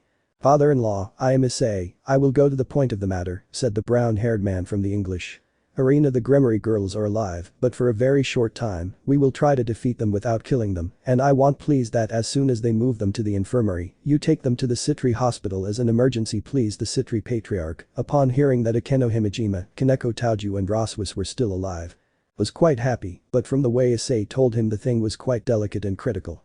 Okay, Issei, said Andrew Citri, I will start making preparations for the hospital to care for 3 people. Good luck and defeat Ria's Gremory. We all wish you to emerge victorious from this raiding game, said the Citri patriarch, getting up from his seat. Dear, why are you leaving? Said Hemlock Citri. Because our son-in-law will save those 3 girls and I will support him, said Andrew Citri. What do you mean, Dad? If they are, said Sona, trying to digest what Andrew was saying. Ed? No, Issei just told me that Akeno, Kaneko and Raswas are still alive and he and your team will do everything possible to save them, and I will go to the hospital to prepare for the arrival of 3 patients in critical condition, at his request, Andrew said to his daughter, smiling at her. Sona could not contain her excitement at knowing this wonderful news, but when the family and friends of the Hyoudou knew what the Citri patriarch said, they were very happy and hopeful that they could save them, especially Gondal, who had regained his hope that they would save Raswas. Issei, I entrust my granddaughter to you, said Gondal worriedly. In the VIP room. Sirzechs had received the information from the Citri patriarch and communicated it to Betrayal, who regained hope that Akeno would come out of this alive. Hyoudou entourage, save my daughter, said Betrayal. In the Citri hospital, the entire hospital English was busy. Doctors and nurses were moving from one side to the other, since Lord Citri himself had ordered that preparations be ready for 3 patients in delicate to critical condition. Kuroka heard that these patients were from the raiding game that was in progress between Issei versus Rias and came to the conclusion that her little sister was alive. Issei Naya, I entrust Shirin to you, said Kuroka, anguished. Back to the arena. Issei was already planning the strategy to free the 3 rebel Gremory. Kunu, Gasper, Annabelle will not participate in the fight directly, this will be your role in this. Gasper, Annabelle, I need you to be ready with medical magic and in your case Kunu with healing senjutsu ready when we need you, okay? Said Issei seriously. Hi, the 3 said Kiba, Motohama Matsuda will take care of Kaneko-chan. Gabriel, Penemu and Serafal, you will take care of Raswas, Seekvaira will be with me, we will take care of Akeno, remember the important thing is to remove the collar and hurt them as little as possible, okay? Said Issei. Hi, shouted the Hyoudou entourage, the audio of the Radiant Historia video begins. Red Locus. Fight, no. 5 Hyoudou entourage vs Akeno Himejima, Kaneko Taoju and Raswas, corpse puppets, NA. The fights happen at the same time. Kiba, Motohama and Matsuda vs Kaneko Taoju. The albino Nekomata came out like a rocket, attacking Motohama with a blow and his enormous strength, but he blocked Kaneko's attack. Ouch. If Kaneko-chan hits hard, said Motohama, then he went against Kiba, who also blocked a series of attacks based on punches and kicks with great effort. He managed to keep up with the Nekomata's pace. Kaneko-chan, said Kiba, very saddened, and finally he went against Matsuda, but he managed to stop Kaneko in her tracks, since the only hand-to-hand fighter was fighting the Nekomata, thus passing 5 vital minutes, where both fighters exchanged punches and kicks in full view of Kiba and Motohama. Until Matsuda was able to subdue Kaneko through an Aikido ki, disabling her right arm by putting his knee on the white Nekomata's shoulder. The white Nekomata tried to free herself from the ki by throwing a Senjutsu ball at Matsuda, but Motohama quickly disabled her other arm. The Nekomata tried to get away from Hyoudou's 2 pawns. Grow, Kaneko shouted angrily. Kaneko-chan, calm down, Motohama shouted. Kiba, now or never. Matsuda shouted, lifting Kaneko's collar chain, but suddenly the collar began to give her an electric shock. Gwaya. Matsuda-san, said Kiba worriedly. Don't worry about me, Kiba, do it now. Shouted Matsuda at that Issei's pawn had prepared his best sacred demonic sword. We will free you, Kaneko-chan, you woo. Shouted Kiba, launching an attack with his sword in the direction of the necklace chain that the Nekomata had crashed. Kiba broke Kaneko's necklace, and at that, the Nekomata stops moving, and a dark green aura in the shape of a skull begins to come out of her, abandoning her. At that, Kaneko's body begins to return to its natural skin color. Motohama felt the Nekomata's pulse and became alarmed. Oh no, Kunu-chan, quickly, we're starting to lose her. Motohama shouted in alarm. Hi, shouted the little yokai at the call of the former four-eyed man, beginning to supply Senjutsu energy to the Nekomata. Gabriel, Penemu and Seraphol vs Roswis. The Roswis puppet began to launch rays of light in the direction of Penemu, which the ex-cadre quickly dodged, but at the same time the puppet began to duplicate the rays launched. Gabriel and Seraphol also dodged the attacks. Damn it, Seraphol shouted, if we continue like this we won't be able to get close. There must be a way to get close to Ross-chan, said Gabriel. Penemu had landed. She saw that Roswis didn't move from where she attacked. Wait a minute. She's not moving, Penemu thought, and something occurred to her. Seraphol, freeze Ross's legs. But we would hurt Ross in the process, said the ex-mag, alarmed. It's no time to discuss. It will be a slight damage compared to the fact that if we don't act, we will lose Roswis forever. Now freeze her legs. Penemu shouted. Seraphol didn't want to argue and threw a strong blizzard in Roswis's direction through a magic circle. The puppet got into a defensive position, and when the blizzard ended, Roswis's legs had frozen. Puppet tried to unblock them, but it was useless.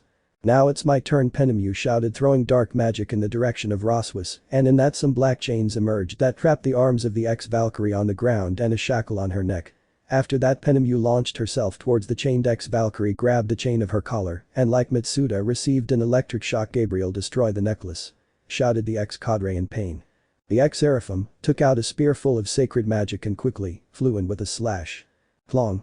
Gabriel had broken Roswis's collar where the necromancy magic was stored, and then a dark green aura in the shape of a skull began to emerge in the ex-Valkyrie, abandoning her completely. Seraphol, seeing that the necromancy magic had abandoned the inert body of the former Valkyrie with her own magic, unfroze Roswis's legs. Penemu grabbed her and put her face up. Just like Motohama took Ross's pulse. Asper, quick. Use the stolen twinlight healing on Ross, Penemu shouted. Your order. Gasper shouted and began to use Asia's newly stolen ability on Roswis. Issei Hyoudou, Murayama and Katase vs Akeno Himejima. Akeno immediately entered Fallen Angel mode and began to launch lightning towards the swordsman, but they quickly neutralized Akeno's attacks. Sika and Fujin used the wind to cancel Akeno's thunder abilities, while Kaori with Raijin absorbed them. Akeno's puppet proceeded to create a sacred energy sword and went out to fight Issei, who defended himself with Ascalon in his glove. Akeno, please react. Issei shouted. At that, a tear came out of Akeno's empty eyes. I said the Akeno puppet very forcibly while continuing to attack the brown-haired man and separated from him with a kick. Issei shouted Murayama and Katase as they met their king. Listen to me, girl, said Issei seriously, you will do what I say. We will only have one chance to free Akeno from the spell, okay? Both swordsmen shouted. Kaori paralyzes Akeno, said Issei.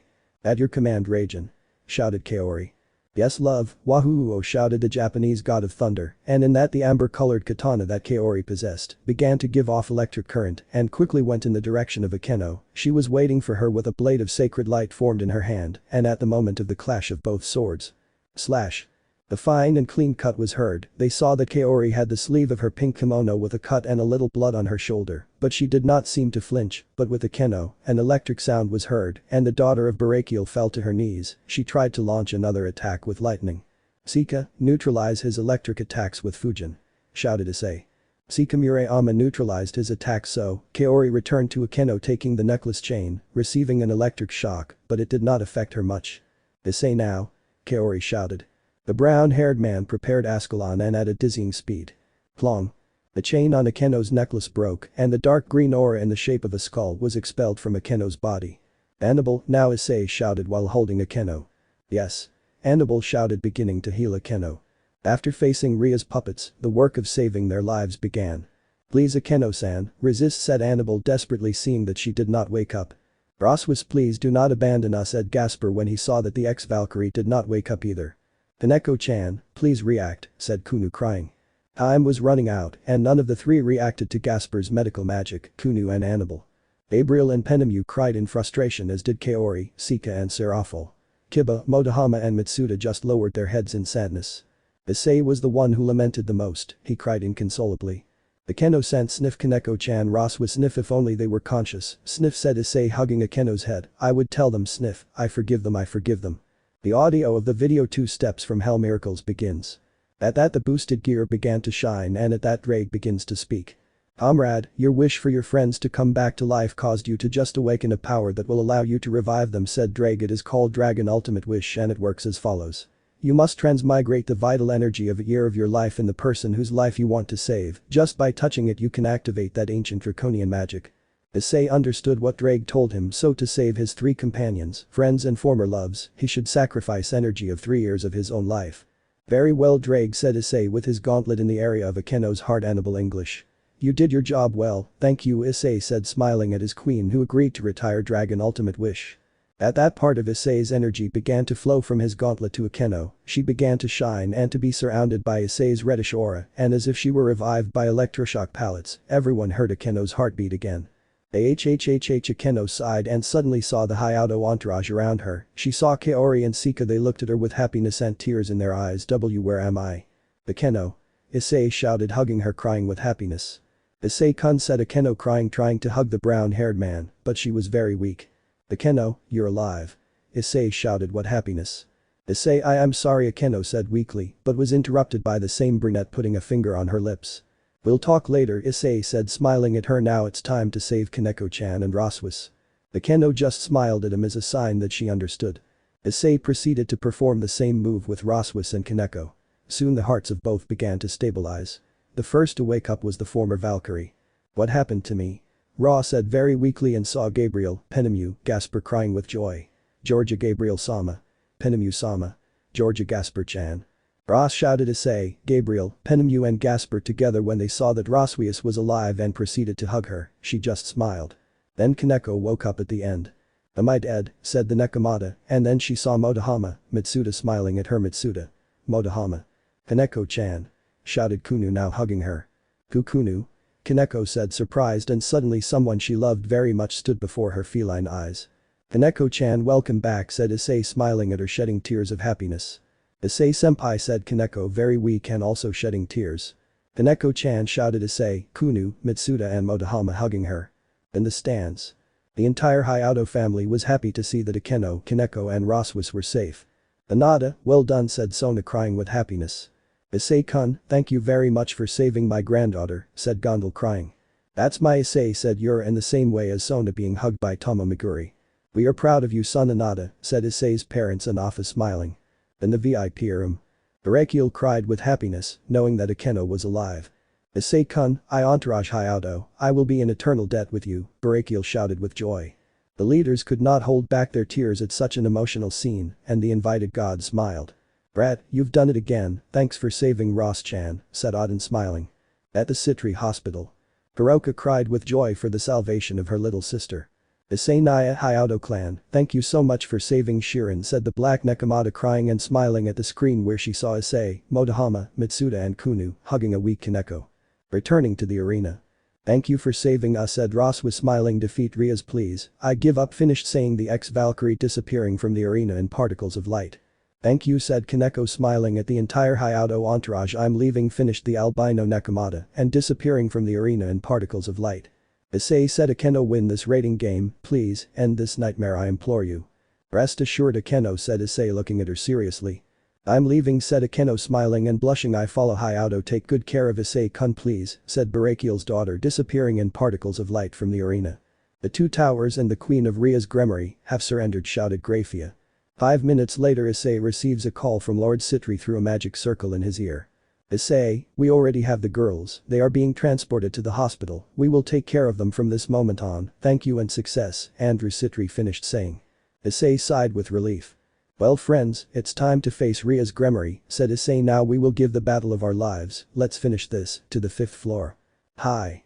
Shouted his entire entourage as they went up the stairs to the 5th and last floor. Pap. 31.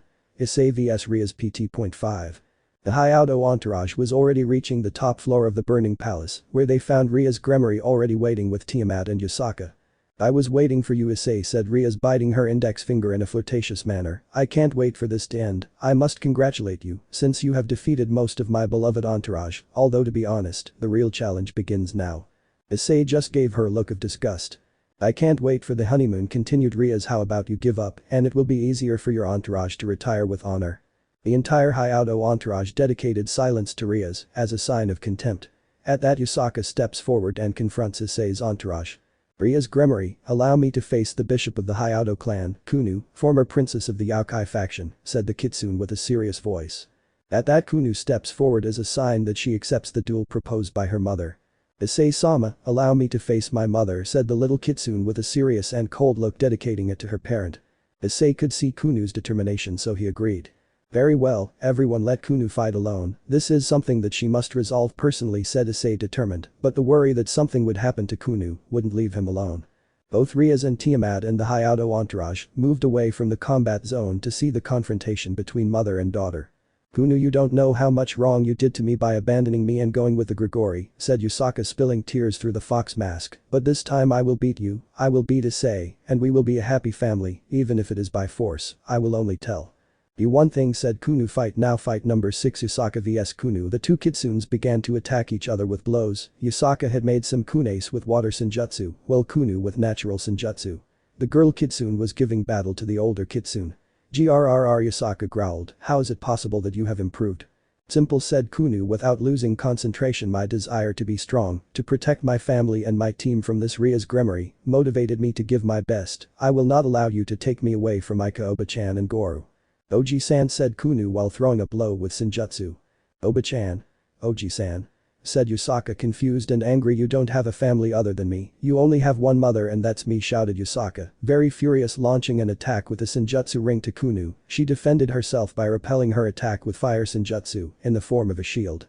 You are not my mother, shouted Kuoh, very furious, launching herself into the attack. You are a servant of Ria's Gremory, the damn one who stole me and hurt my mother that fatal day. Kuoh screamed, and in that moment smash Kuoh had hit Yusaka in the area of the face, where she broke the Japanese fox mask into 1,000 pieces, knocking the older kitsune to the ground.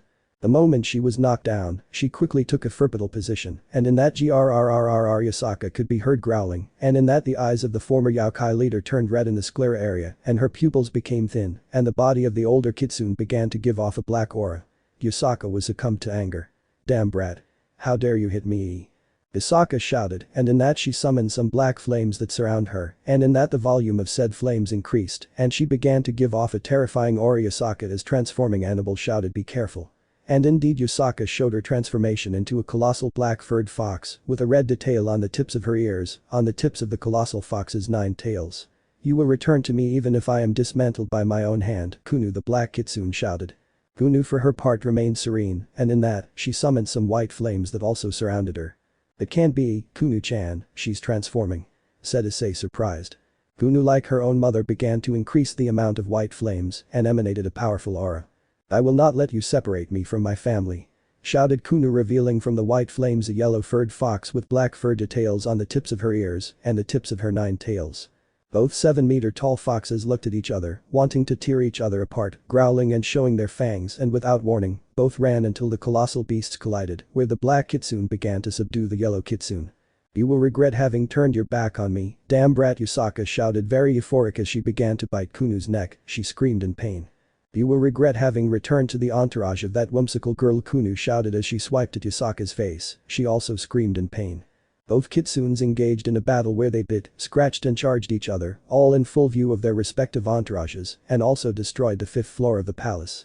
Issei and company watched with pain that confrontation. They could not stand that mother and daughter were engaged in such an intense and bloody battle, while on the opposite side, Rias and Tiamat smiled at that spectacle.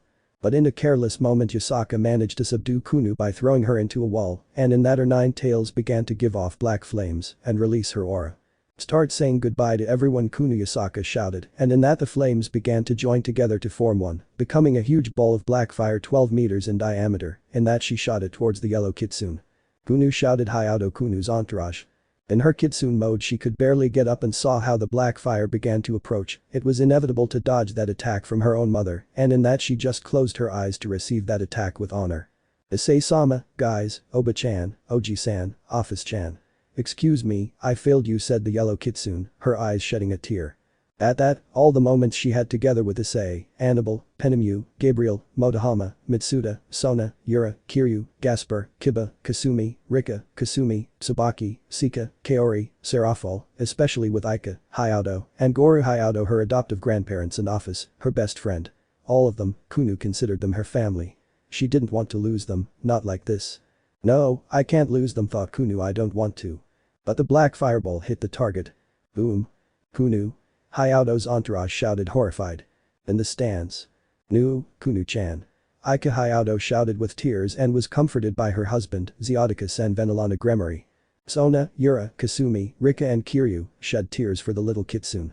In the VIP room. The leaders and invited gods had gotten up with terror and heaviness since they had seen that Yusaka had killed their daughter, especially Raphtalia. She was very horrified in the way that she was shaking and thinking of the worst. The sepulchral silence and horror took over the entire rating games arena. Returning to the arena. The area where Kuoh was surrounded by black fire. There were no traces of Kuoh. "Yusaka, good job," said Ria, smiling. "One less plague." But Issei began to move forward, ready to confront the former leader of the Yokai. "Yusaka," said Issei, trembling with anger. "Because why did you attack your own daughter?" said the brown-haired boy, and his eyes turned into reptilian ones. The black kitsune just remained silent, still contemplating the place where Kuoh was. She was about to face Issei when suddenly. Fume. The light began to illuminate the area of the black flames, and in that, a white fire began to emerge. It began to extinguish the black fire, and suddenly that same white fire took the silhouette of a fox that practically looked at the black kitsune. The latter looked in disbelief. "No, it's not possible. I should have defeated you with my attack," shouted Yusaka. The fox silhouette began to extinguish its white flames, and the silhouette finished disappearing to reveal Kuoh in her humanoid form, but her hair had changed color from blonde to white, and her eyes had changed from honey to reddish. They gave a cold and penetrating look. "Yusaka," said Kuoh. "It's time to end this," said the little albino kitsune, and with that, her hands began to release white fire and began to create a huge ball of fire. In just a few seconds it managed to increase its size until it reached 15 meters in diameter. Yusaka just watched in terror as her daughter's new power grew. "Damn you," shouted the black kitsune as she also began to accumulate black fire in a huge sphere. Both kitsunes had their fireballs ready. Yusaka in her beast form and Kuoh in her humanoid form looked at each other coldly, as if they weren't mother and daughter. "I," shouted Yusaka as she threw her black fireball. Kuoh wasn't far behind and proceeded to throw her white fireball, and with that. Plaff. Both fireballs had collided. One didn't want to give in to the other. Yusaka tried to hold onto the fireball, while Kuoh held hers with her hands. "Kunao!" Yusaka screamed furiously and desperately. "Your dream with that family is over. I will kill them all, and you will return to me." "No, I will not let you hurt my family," Kuoh screamed, remembering an image where everyone was smiling. "Neither you, nor Tiamat, nor Ria's Gremory will not hurt anyone." Kuoh screamed, and in that, remembering her loved ones, she gained the necessary strength to begin to overcome Yusaka's attack, and the white fireball began to absorb the black fireball until it was shot towards the black kitsune. She, seeing the determination of the lesser Yokai, was surprised to see what her daughter is capable of. Resuming her humanoid form, she only limited herself to smile. "Daughter, thank you for opening my eyes. I am very proud of you. Now I realize my mistake. The big mistake I made. I still remember when you told me you wanted to be like me. Now I am the one who wants to be strong and determined like you, daughter." Heh. How the roles were reversed, Yusaka thought when. Pabuam. The arena was silent again, and in the explosion zone, Yusaka's body lay badly injured, with a ninja suit destroyed, showing her exuberant body, but full of burns and injuries from the cruel combat. Kuoh couldn't stand it anymore. "Mother." shouted the little yokai with tears in her eyes, proceeding to carry her mother's head in her arms. "Daughter," she said very weakly, "I thank you very much. That." "Mother, don't talk," said Kuoh. "I know what that damn unfortunate woman did to you," said Kuoh, pointing at Rias. She only limited herself to smiling proudly. "I can only you to say that even though you almost killed me in this duel, you made 2 serious mistakes and threatened to destroy my family, and Team Sniff, I forgive you, mother," Kuoh shouted, crying in Yasaka's chest. The former leader began to shed a few tears, and after a long time she smiled again, since despite having lost the match, she won her daughter's forgiveness, and that, for her, was enough. "Daughter, forgive me for all the pain I caused you," said Yasaka, hugging her, crying. Kuoh continued crying inconsolably because to stop her own mother, she had to hurt her and left her in very bad condition. "Mother, forgive me, Sniff, forgive me for hurting you emotionally," said Kuoh, crying. "Forgive me for hurting you, Sniff." "I'm proud of you, daughter," said Yasaka, as she began to disappear into particles of light from the arena. "Please win this rating game, daughter, and support Issei a lot. I love you so much," said Yasaka as she disappeared completely from the arena. "The fairy E," shouted Kuoh, crying inconsolably as she hugged Yasaka's last particles of light. "The pawn of Ria's Gremory has been defeated," said Grayfia. In the preferred stands. Issei's family and friends did not celebrate that victory as it had a very bitter taste. Hyoudou, Hemlock Citri, Venilana Gremory, Kina Phoenix and Blearbale cried a lot for Kunu's emotional moment for having forgiven her mother. "I'm proud of you, Kuoh-chan," said Hyoudou, smiling and crying. In the VIP room. Everyone stood up from their seats in a sign of respect and honor for Yasaka and Kuoh. Azazel couldn't hold back his emotion any longer and began to cry as well, comforted by Michael and Amaterasu. Back in the arena. Issei and his entourage approached Kuoh. She stood up and with a determined look at Issei, she only meant one thing. She was more than willing to help Issei to defeat Ria's Gremory on behalf of Yasaka and the other 4 girls who were harmed by the Redeed's decisions. "Ria's Gremory," Kuoh shouted, "in the name of my mother and the people you hurt, we will defeat you," said Kuoh. Pap. 32. Issei vs Ria's PT final. In the stands. Ophis heard the Redeed statement. Gremory got up from her seat and sentenced. "That girl has dug her own grave," said Ophis, looking with some pity at the Redeed. "What do you mean, Ophis-sama?" said Zeodicus, somewhat worried about his daughter. "What Tiamat forgot to tell her daughter is that we dragons are very protective and territorial with our things and the people we love, so she practically committed a serious offense towards Issei, and he is not the only one offended," said Ophis. "How is it that he is not the only one offended?" said Venilana, still not understanding the message. "Issei's entourage is 50% dragon, so they also messed with the females of Motohama, Matsuda, Kiba and Gasper," said Ophis with her typical stoicism. "And don't even mention Issei's marked females," said Ophis, pointing at Sona and Yura. These two were beginning to give off a murderous aura because of what the Gremory said. They had been marked by Issei, but their feelings had been draconized, so they felt a lot of anger for the Redeed. Females are more dangerous when it comes to protecting their males. "So Ophis-sama, that means," said Seekvaira, Agares, paling. "That the Gremory clan will have to look for another heir. Ria's Gremory and Tiamat have signed their death sentence," said Ophis, smiling evilly at the heiress of Agares and the patriarchs of Gremory. "They will have to deal with an entourage of furious dragons." Returning to the arena. The Hyoudou entourage, upon hearing Ria's Gremory's ultimatum, fell silent, all with their heads down. "What's wrong with you?" said Tiamat. "Were you so impressed by my king's words that you were speechless with fright?" "Ha ha ha ha," said the Dragon Queen, laughing at the state of her opponents, but stopped laughing when she felt a strong pressure. Ria's also paled when she felt that immense power. The audio of the video begins. The Hyoudou entourage began to give off a reddish aura in the form of fire. They began to tremble in the arena, and then they raised their faces, showing reddish eyes and a look of hatred and sick anger, looking at the Gremory king and pawn. "Ria's Tiamat," said Issei with a voice from beyond the grave and full of anger, taking a fighting stance. Gasper, Motohama and Matsuda entered their respective balance breaker. Kiba took out the best of their sacred demonic swords. Gabriel and Penemu unsheathed their spear and sacred sword respectively, just as Kaori and Sika materialized their katanas. Kuoh and Seraphol, in an apple-like manner, were preparing magic in their hands. Annabelle invoked her grateful sin and dangerously brandished the double scythe. Everyone was possessed by hatred and anger. "You will regret having messed with my girls and my family." And that Issei entered his balance breaker. "Boosted gear scale mail," shouted Ddraig, revealing the armor of the Seekvaira wearing at the brown. Tiamat smiled. "Ha! What I expected," shouted the blue-haired girl, then begins to transform as she envelops herself in a torrent of blue fire and reveals a colossal sapphire blue dragon. "I will make sure you die once and for all. Ddraig. Final battle. Ria's Gremory and Tiamat vs Hyoudou entourage. The Hyoudou entourage launched an attack with Motohama and Kiba in front wielding their swords. Tiamat receives them with a powerful flare, then Kuoh and Serafel create a shield spell with water and ice to protect the swordsman. Sub-Zero shield. Serafel shouted. Ipsia defense. Kuoh shouted. Both girls, having already reached the balance breaker, saw Tiamat and felt so much anger towards the dragon goddess that the weather began to roar, thunder and lightning struck the destroyed palace, and the wind began to blow away the debris. English. Tiamat felt terror for the first time.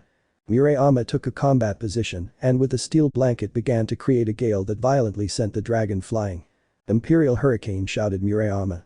Tiamat was being injured by the hurricane, meanwhile Kaori with the magic of 2 rays that fell from the sky, turned them into sticks to begin playing the drums on her back and thus began the pink-haired girl invoke the rays of the Japanese god of thunder. Explosive lightning, shouted Kaori, and in that a red ray was inserted into Sika's hurricane towards Tiamat, and in that, the mixed attacks of Sika and Murayama began to take effect and Tiamat was being victim of both attacks, being electrified and hurt. Daiaya screamed and roared the dragon until both attacks caused an explosion. Boom. And Tiamat fell from the sky impacting the palace courtyard. No. No cannot be, said the dragon with great difficulty. I the queen. You underestimated my retinue, Tiamat said Issei taking off the Seekvaira helmet, and you underestimated my knights even more. I warned you, Tiamat said Ddraig, now pay the consequences for underspecting them. Damn you, said the dragon queen, her last words before falling unconscious, and in that she begins to disappear from the arena in many particles of light. Last pawn of Ria's Gremory has been eliminated, shouted Grayfia. The arena was roaring with excitement as they had seen how Tiamat was defeated with great teamwork by the Hyoudou retinue. Returning to the arena. Ria's Gremory watched helplessly as they had defeated her best ally, and in that she sees her destiny when she sees that the Hyoudou retinue had surrounded her. She could not articulate the words since for the first time once in her life, she felt fear and despair. Issei, said the Redeed looking closely at the Seekvaira with absolute terror. He looked at Ria's with hatred and then grabbed her by the neck of her school blouse. No please. Eyes, would you do the honors? Said Issei. Aye, they all shouted. This was for messing with my Rika. Shouted Matsuda, and in that he had connected Ria's a strong blow to the thoracic area, breaking some of her ribs. This was for messing with Kasumi. Shouted Motohama, still with his balance breaker, he connected another blow to Ria's abdominal area. This is for Kaneko-chan, shouted Gasper, connecting a kick in the Redeed's back. This is for Akeno-san. Shouted Kiba and got a cut with his sword in the chest area of Ria's Gremory. This was for Issei, shouted Gabriel and Penemu, giving 2 cuts with spear and sword with sacred energy to the Gremory. This is for Roswis-chan, shouted Serafel, and also gave a kick in Ria's face. This is for Mother. Shouted Kuoh, giving a hammer blow to the upper area of Ria's back. This is for Kuroka-chan, shouted Sika and Murayama, giving 2 cross blows to Ria's face. This is for messing with the Hyoudou family and for the pain you caused Issei, and you didn't. I matters. Annabelle shouted, connecting a cut with her scythe. After the attacks, Ria's looked so helpless and pathetic, her clothes torn, her body consumed by blood, blows, cuts and bruises, the Redeed who only murmured mercy, mercy. Issei approaches and grabbing her by the neck decides to end this. With this, I break anything that was linked to you, said Issei looking at Ria's with hatred. She wanted to get rid of Issei's right hand, but Ddraig's voice could be heard. Boost X 100. Disappear from my sight, Ria's Gremory. Issei shouted Dragon Nucle. The brown-haired boy connected a blow to Ria's abdomen that practically knocked her flying out of the arena, also causing internal bleeding as she vomited blood from her mouth and fell to the ground unconscious, beginning to disappear from it. Ria's Gremory has been defeated, which is why I declare the Hyoudou entourage the winner. Grayfia sentenced. Chapter 33 Consequences. Celebration and a new opportunity. Senpai is proud of me. Gasper shouted. Tsubaki, the rest of Razor's entourage, along with Gabriel, Penemu, Serafel, Kaori, Lefei, Seekvaira, Ophis, Lavinia and Sika, were talking to Ubeluna, Razor's queen. She was caressing her belly. Ubeluna-san, that means that, said Tsubaki excitedly. That's right, Razor and I are expecting a baby, said the violet-haired girl happily. The girl screamed with excitement at Ubeluna's news, while Razor realized that. It seems that she already gave the news, said the heir of the Phoenix family, smiling. I'm very happy for you, said Kiba. How many months pregnant is Ubeluna-san? Said Saji, interested. Barely 2, said Razor without losing his smile.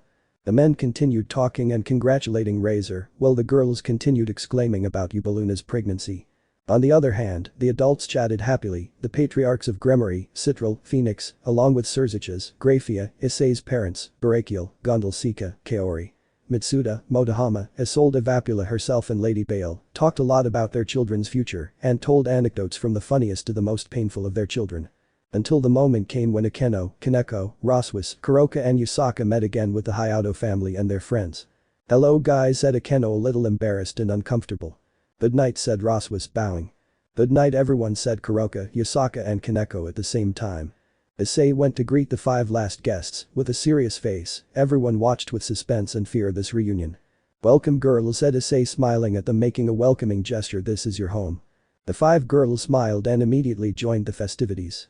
Yusaka began to talk with the adults calmly about family matters. Kuroka ate as if she hadn't eaten in months and had practically finished a quarter of all the food prepared. Kaneko and Roswas had gotten together with the girls to talk about the care given to Yubaluna before and after birth. While Akeno, "Issei-kun," said the black-haired girl, "can we talk alone for a while?" "Oh sure." Akeno-san, Issei said. At that both entered the house, being seen by Yusaka, Kuroka, Roswas and Kaneko as they follow them. Issei and Akeno take a seat in the main room. "What do you want to talk about?" Issei said calmly.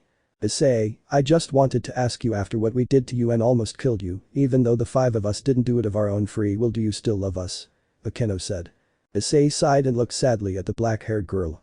"Akeno, in order to save my life from the fall of the dragon, I had to eliminate my feelings of love I had for all of you, including you 5 who were manipulated by Rias," Issei said sadly. "So answering your question, no, I don't love you."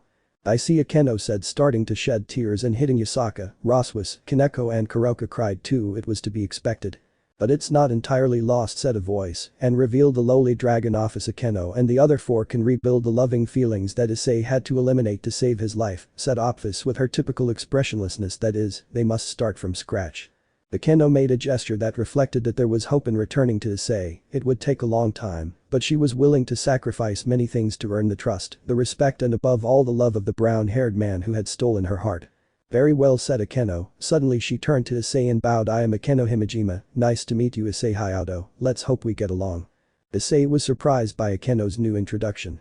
"Senpai," a voice was heard and revealed Kaneko accompanied by Roswas, Kuroka and Yusaka. "No," said the albino Nekomata to also address Issei and imitate Akeno's action. "My name is Shirintauju, nice to meet you, Issei Hyoudou, I will be in your care." "Senpai." Now it was Roswas who imitated the action of her 2 friends. "My name is Roswas, it is an honor to meet you, Issei Hyoudou, we hope to get along." Then it was Yusaka. "My name is Yusaka, former leader of the Yokai faction.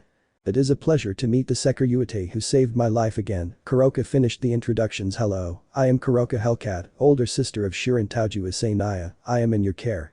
Issei just smiled and returned the bow. "The honor is mine," said the brown-haired boy. "Okay girls, it's time to have fun with each other." "Hi," the 4 ex-Gremory girls and Yusaka shouted with a smile they hadn't shown in a long time. In the middle of the party, Sirzechs had informed him that from now on, the 5 ex-Gremory girls would be staying in his house and that he shouldn't worry about Rias if he located them, since he had personally extracted the evil pieces from Akeno, Kaneko, and Roswas. Issei agreed at the Mao's order. And the house was going to be remodeled so that the new tenants could stay and live there, and so could the guests for the night.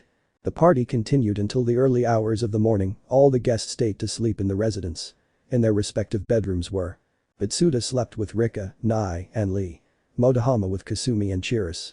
Gaspar with Kiryu and Raruko. Issei along with his harem. Although Issei's girls invited the 5 new tenants to sleep with Issei, these 5 preferred to earn that place with effort, so they went to their respective bedrooms. Issei was grateful that his family had increased and had freed himself from a weight that they had carried in his heart for a long time. Giving forgiveness to Akeno, Kaneko, Roswas, Yusaka and Kuroka lightened his soul and his way of being. Chapter 34. The Trial and End of Ria's Gremory. Underworld, Palace of the 3 Judges. 11 a.m. We are in the Supreme Court of the Underworld where the 3 judges of the Underworld, Iakos, Minos and Radamantes, were judging Ria's Gremory, Asia Argento, Zenobia Quarta, Irina Hyoudou, Elmenhold Karlstein, Ravel Phoenix and Tiamat. These were with handcuffs and anti-magic shackles. But how did we get to these instances? Let's do a flashback. Flashback. As we can remember, Rias and her entourage committed several crimes. A month had passed since the raiding game of Issei Hyoudou against Ria's Gremory. The latter had been in a coma for 2 weeks until she woke up in the hospital. Iridid saw that her entire entourage, conscious but with lost looks, even the powerful Tiamat, had a totally empty look. The reason? They were detained on several charges and were considered criminals awaiting trial. It would no longer be Sirzechs who would judge her, but leave it in the hands of the 3 judges of the Underworld, known for being cruel, merciless, and fair. Rias couldn't believe what her entourage was telling her. She wanted to escape from the hospital, but she was wearing anti-magic handcuffs on her wrists, and the doors and windows were reinforced with anti-escape magic. She was still in disbelief that her sweet Oni-chan had done that to her. When the day of medical discharge arrived, what remained of the Gremory entourage were transferred to the palace of the 3 judges of the underworld. End of flashback. The court was in process while the 3 judges looked at the accused with a death stare. They knew of the crimes they had committed. The Gremory looked with hatred and contempt at the judges. There were many people witnessing the trial, including the patriarchs of Gremory and Phoenix, Sirzechs, Betrayal, Gondal, Issei, Annabelle, Kiryu, Ophis, Matsuda, Akeno, Kaneko, Roswas, Kuroka and Yasaka. How do the accused consider themselves? Mino said sarcastically, waiting for the typical response from the criminals who had stepped into his room. Innocent, shouted the Gremory. At such impudence Minos began to laugh in such a rude way. Innocent, said Iakos, they do not know why they are here. Said the raven-haired judge, looking with a sick contempt at the repeated Gremory. The Gremorys remained silent. I already supposed so. At that Radamanthys takes out a scroll and begins to read. Rias Gremory Asia Argento, Zenobia Quarta Rena Hyoudou Ravel Phoenix, Elmenhold Karlstein and Dragon Tiamat are accused of the following crimes considered serious. The attempted murder of the former Valkyrie Roswas, the semi-fallen Akeno Himejima and the Nekomata Kaneko Taoju, also adding that a necromantic art spell severely prohibited for 700 years was used by Rias and her entourage on those affected. Several Tengu guardians of the Yaokai faction were killed by Rias and her entourage. The prisoner was released from a mental asylum by Rias and her entourage. The attempted murder by Ravel Phoenix towards 2 humans with witnesses, considered a serious crime. The attempted murder of the Nekomata Kuroka Hellcat by Tiamat in the human world. In other words, she practically had charges against the Asgard, Yaokai, and Underworld factions. As if I care, Rias said, glaring at the former Gremory members, who gave the Redeed a look of indifference. Besides, they have no proof that I was the one who almost killed the former members of my entourage. Minos had stopped laughing and immediately went to where the Redeed was and grabbed her head. We don't need material evidence, said the judge, and with magic he makes a kind of opal helmet with an emerald in front appear and put it on her head. Rias tried to take it off with movements of her head, but without success. This is the helmet of the Greek goddess of truth Pallas Athena, and will reveal before everyone your memories that weigh you down the most, and you know with all your conscience that you committed a crime. Will reveal all your crimes before this honorable court of the underworld, said the judge, and at that description, Rias was horrified. The helmet began to work and immediately began to transmit its memories as if it were a movie theater. First was how they planned the infidelity towards Issei and the brainwashing towards Akeno, Kaneko, Kuroka, Yasaka and Roswas. Seeing that memory, the Gremory entourage began to cry, remembering what Issei suffered. Second was the plan to pressure Issei to return and had given the order to attack Issei's friends, and the second scene of that memory was Ravel's attack on Matsuda and Motohama, leaving them on the brink of death, and a small laugh was heard from Rias. Seeing that memory, Lord and Lady Phoenix could not feel more sorry and furious with Ravel, she only limited herself to seeing them with shame. The third memory was the massacre of the Tengu guards. The moment they arrived in Hyoudou, you could see how Asia smashed the guards' heads without any remorse, Zenobia impaled with Durandal, Irina sliced up with Excalibur, Mimical Menehold feasted on the falling guards in her fangs, Ravel charred the guards along with Tiamat. Likewise, Rias laughed at the misfortune of a guard who had been cut in half, and she limited herself to crushing his skull, and the already known release and escape of Yasaka when she was not in her right mind. Seeing that memory, some could not hold back the urge to vomit since that scene was barbaric. Not even in the Holy Inquisition were the attacks so bloody. In Ria's fifth memory, it could be seen that she had managed to violate a security seal in one of the forbidden bookstores that Ajuka guarded, and where she obtained a tome of necromancy magic, a forbidden magical art where it was used, and the eternal rest of the beings who had died was violated. Upon learning of the rebellion of Akeno, Kaneko and Roswas, with a corpse puppet spell, he would swear perfect obedience and incidentally get rid of them. Seeing that memory, Ajuka looked with intense hatred at the Redeed. Akeno, Kaneko and Roswas clenched their fists so hard in anger that they began to bleed, and the last memory was when in the raiding game, Rias was planning the strategy to confront Issei and his team. But before deploying to the floors of the palace she had attacked Akeno, surprisingly leaving her in agony. Asia also left Kaneko in the same circumstances, and Elmenhold left Roswas agonizing with an attack. It was also seen how Rias used the forbidden magic on her servants who were dying and got up from the floor like authentic puppets, with empty eyes. Rias and her entourage proceeded to laugh like psychopaths at what they did to Akeno, Kaneko and Roswas. When the helmet stopped transmitting Ria's memories, she was trembling and full of fear when she saw that her crimes and those of her entourage were revealed. Minos returned with the other judges, and Iakos took the floor. They will be imposed the maximum penalty, Iakos shouted, raising his hand, and in that who appear are Sirzechs, Griselda Quarta, Azazel, Reverend Hyoudou, Kinda Phoenix, Valerie Teeps and Ophis they will stop being demons. At such a sentence Ria's entourage turned pale with horror and began to cry, then their wings all spread out at that Sirzechs stood behind Ria's and a dark steel sword materialized, which the Mayu wielded. No Sama don't do this to me, Ria's begged mercifully, but Sirzechs looked at her coldly and then slash. English. Arya screamed in pain as she felt that one of her wings had been cut off, the other Gremory were horrified at what their king slash was suffering. Arya screamed with more pain when her second wing was cut off. Then Asia was the next to say goodbye to her wings, and the one who executed was Azazel. Slash. The ex-nun screamed when Azazel cut off her wings. Slash. She screamed with tears in her eyes looking at the cadre with hatred. Damn crow she said, while Azazel looked at her with indifference. The next was Irina when she saw that her father was with a sword. Sama don't do this to me said Irina with tears in her eyes. I do not have daughters screamed Reverend Hyoudou, a tear falling from his eyes. Slash.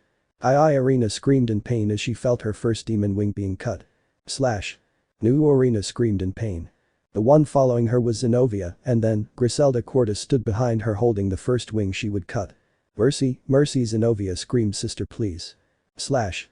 Zenobia screamed in pain as she felt her first wing being cut. Shut your mouth Griselda said, didn't you like to scream when you were opening your legs to that filthy and despicable human, when Issei was suffering the fall of the dragon because of you? Gabriel's Queen of Heart said. Slash.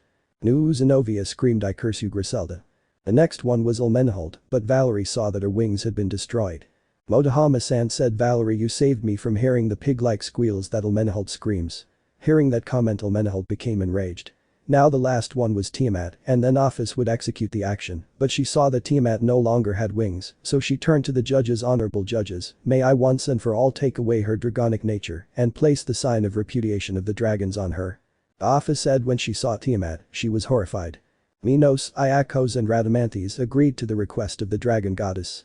At that Ophis with both hands placing them on Tiamat's brain and heart, began to recite a spell where you could see that Ophis took away her dragonic nature. Tiamat was suffering. Tiamat screamed until she could see that a dragon silhouette was extracted from her hair, and in that Ophis molded and compacted that silhouette into a blue sphere. Now you will live like a human said Ophis turning her back on Tiamat. Now the second phase of the maximum penalty is to surrender your powers and magic objects Iako sentenced. The one who was going to execute said punishment was Ajuka and Falbium, and that the two begin to recite a spell equal to Ophis's and immediately release some violet rays in the direction of the Gremory, where the silhouettes of demons were extracted from their bodies. At the same time they compacted them into a red sphere and immediately crush. They destroyed the sphere, the two Mau. They will live as humans, without powers sentenced the two Mass before a decayed Gremory. And that Azazel went to Asia and with a spell he extracted Fafnir and the Twinlight healing, without having to kill. Griselda snatched Arandel from Zenobia, just as Reverend Hyoudou snatched Excalibur Mimic from Irina. And now for the third part of the penance, we will go to the ice prison of Tartarus said Iakos, and the whole court was transferred to said prison, where the cold is so unbearable. Welcome to the illusory frozen desert Iakos showed in front of the foot of a mountain, some clouds that threatened to drop lightning on an icy pair, and several screams of pain and horror could be heard from many people who were in that prison. Since their crimes, death will not be sufficient punishment, they will be condemned to oblivion, to the cold, and to the illusory tortures of their own conscience for the rest of eternity shouted Rhadamanthys. At that moment, a grim reaper approached the three judges and the condemned women. Wow, so we have other prisoners huh? Said the reaper and apparently, they don't redeem themselves from their crimes. Well it will be very easy said the reaper, while grabbing Riaz by the hair and leaving her on the verge of throwing her into the void of the illusory frozen desert. The redeed just screamed in pain. Any last words before being forgotten? Riaz looked at her parents, her brother and Issei. Sorry said Riaz crying. Goodbye shouted the grim reaper throwing the redeed. Ooh shouted Riaz Gremory her last word until she disappeared in the dark clouds. The grim reaper now held Zenobia. Last word said the grim reaper. I curse all the factions shouted Zenobia with hatred. Good trip said the grim reaper while throwing the blue-haired girl into the frozen desert. Damn you shouted Zenobia until she was lost in the fog. The next one was Irina to be held by the grim reaper. Last word said the grim reaper, I deserve it. Sorry said Issei's former friend while he looked indifferently at Irina. Down Vage said the reaper as he threw Irina into eternal punishment. Ravel was next. Something to say said the emissary of Hades. Ravel looked at her parents and gave them one last smile. Forgive me, I love you, said the youngest of the Phoenix. Goodbye, shouted the reaper to Ravel throwing her into eternal punishment. Ah shouted the youngest of the Phoenix. At the scream kinda Phoenix began to cry being comforted by her husband and Sirzechs. It was Asia's turn last words. Nun said the Grim Reaper mockingly. The ex-nun looked at Issei and smiled at him too. Issei-san, thank you for welcoming me, as if I were part of your family, and sorry for being unfaithful. I deserve this punishment, and much more, said Asia, smiling and crying to the being she loved the most, and now she would not see him for the rest of eternity. Emissary of Hades. I am ready. The Grim Reaper did not think about it and threw her into prison. The blonde fell into the prison with a smile and tears falling from her beautiful face. Elmenhold continued. Some blood before your punishment, said the Reaper as she held the vampiress. She said nothing now. Farewell. Elmenhold screamed for the last time. To finish it was Tiamat's turn. Anything you want to say, my queen, said the Reaper laughing. Damn bag of bones, said Tiamat spitting at the Reaper. She connected with a blow to her abdomen. Suffer, screamed the Reaper as she threw Tiamat into the ice prison. Wretch, screamed Tiamat for the last time. Well, I'm leaving, said the Reaper, leaving the court to begin torturing and punish Ria's Gremory and her entourage for the rest of eternity. The trial is over, said Rhadamanthys, and transferred the attendance of the court to the palace of the underworld. Justice had been done, but the victory was very bitter, since Benelana Gremory and kinda Phoenix cried bitterly seeing their daughters being condemned for the rest of eternity. Sirzechs also cried. He knew it was his fault for having pampered his sister too much and not taught her discipline from the beginning.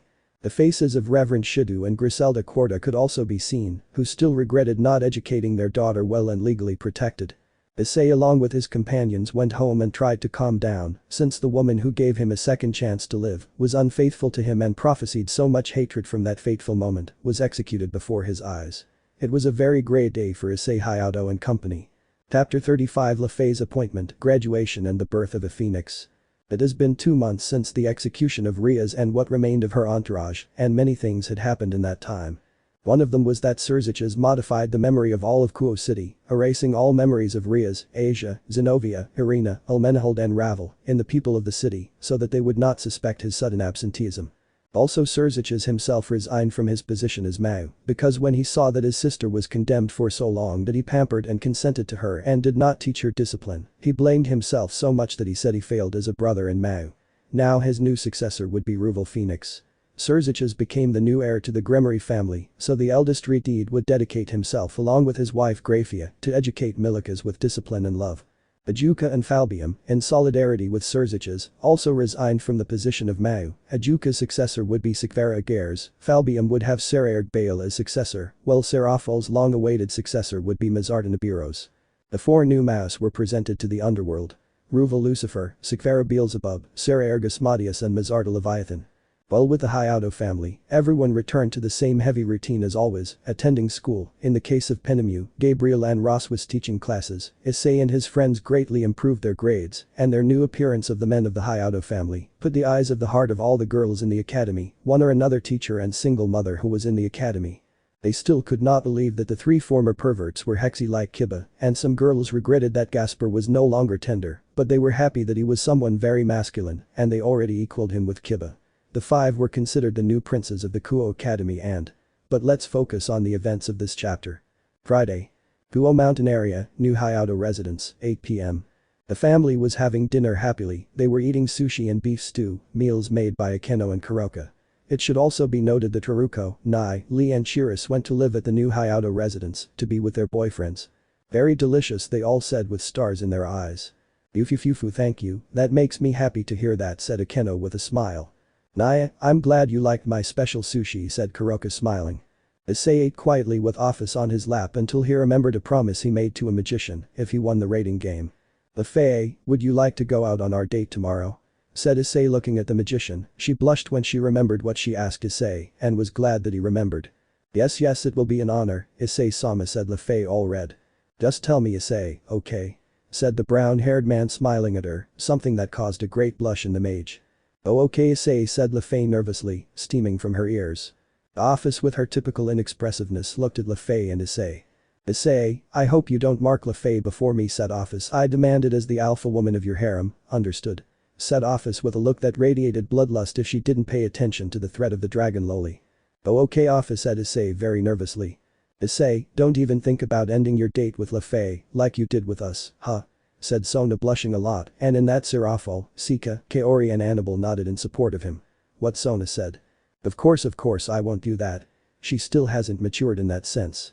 said Issei very red and embarrassed. Oba-chan, how did your date with Issei end, said the innocent Kunu to her adoptive grandmother. Oh that, let's say you did a lot of exercise to end up very tired and above all happy, to sleep well, said Hyoudou, giving a mischievous look to the women who already had hex with Issei, Matsuda, Motohama, Kiba and Gasper, they couldn't contain their blush. Okay, then I'll do the same. Shouted Kunu determined, and that everyone was turned to stone and looked at Issei indirectly. They said, what did you do to him, you miserable animal? I'll do 100 squats and 100 abdominals before sleeping. Said the little kitsune with stars in her eyes. They all fell back because of what the little and innocent kitsune said. After that they laughed and encouraged little Kuno's new healthy habit. LeFay was happy because she got her long-awaited date with Issei. At that, the new tenants gathered in a sort of assembly. We have to help LeFay look good for her date with Issei, said Akeno determinedly. We should give her some advice, right? Said Lee smiling at her. I think a spring dress would suit her, don't you think, said Raruko. I would take care of putting on her makeup, said Roswas. I have an ideal perfume to make her look good, said Kaneko. A little sweet perfume will make her more attractive to Issei-sama, said Nai very thoughtfully. It's decided, we will fix little LeFay for her date with Issei-sama, said Chirus. I can't wait for it to end with a smile on her lips. Issei Naya knows how to make a girl happy, said Kuroka. Operation Perfect Date for LeFay begins, said Akeno loudly. Yes, shouted the new tenants. Hey girls, it smells like burning in the kitchen, shouted Kiryu, in that they see that the teapot with Teflon on the handle was getting too hot and was starting to give off the smell of burnt plastic. Oh god, the tea water, shouted Akeno alarmed. The next day. New Hyoudou residence, 9 a.m. Issei was talking to Arthur about LeFay's tastes while he waited for the youngest of the Pendragon while she was finishing her shower when the new tenants of the residence were in her room. What are you doing here? Said the magician nervously while Akeno and company looked at her with an evil smile. So you will have one date with Issei, huh? Said Akeno with a mixture of mischief and sadism. Yeah, said the nervous mage when the four Nekomatas, the ex-Valkyrie, the semi-fallen, Raruko and Chirus approached her. Well, ladies, let's make LeFay pretty. Akeno shouted. Hi, her henchmen shouted. Shouted LeFay. Akeno selected the clothes for her date, Roswas helped her with the little magician's makeup, Nai and Lee combed LeFay's hair, Raruko painted her nails, Kaneko and Kuroka selected accessories such as headbands, earrings, bracelets and rings to match her outfit, and they also smelled the perfect and appropriate perfume for LeFay. In less than 10 minutes LeFay came out already dressed up with a satisfied smile from the new tenants. Thanks, girls, said LeFay thanking her friends with a bow. You're welcome, said Raruko happy for the blonde-haired girl. Enjoy your date with Issei-san. Then that LeFay comes down surprising Arthur and Issei. My sister is beautiful. Arthur shouted crying with joy and pride. And then you don't want us to tell you, sis-con, said Issei with a face of you are a weirdo. Issei, are we going? Said the little magician. Blah, of course, said Issei blushing a lot when he saw the little magician. Damn, she is very beautiful despite being a pubescent. Calm down, Issei, think about the Bible, thought the brown-haired boy. You don't even believe that, partner, said Ddraig. I will make an effort so that your draconian instincts do not claim the girl. It would be quite bestial of you to mark her at such an early age. I will thank you from the bottom of my heart, partner, said Issei mentally with tears of happiness while they moved in a magic circle. Shopping center of Kuoh, 11 a.m. Issei and LeFay were having fun like kids with a new toy. For LeFay, going to these kinds of places was a new experience as she never left a medieval castle, the countryside, the library, and the magic academy. Issei guided her around the places and explained the functions of the things that interested LeFay. First they went to the movies to see the movie Aladdin. For LeFay, it was something magical to see the cartoons for the first time in her life, and from there they went to a soda fountain to eat ice cream for the two of them. LeFay screamed with excitement when she tried a citrus fruit ice cream. Issei could only laugh at her reaction. They also went to the arcade, and there Issei had a hard time teaching her how each video game works, because in the dance ones, poor LeFay had two left feet. In the basketball ones she didn't score any points, in the ones to kick a ball to measure her strength, the poor magician kicked worse than a white belt in karate, but she showed an affinity for the sniper games, and she really liked those video games. After the arcade, they went to see dress stores where LeFay had little stars coming out of her eyes, imagining herself wearing those dresses.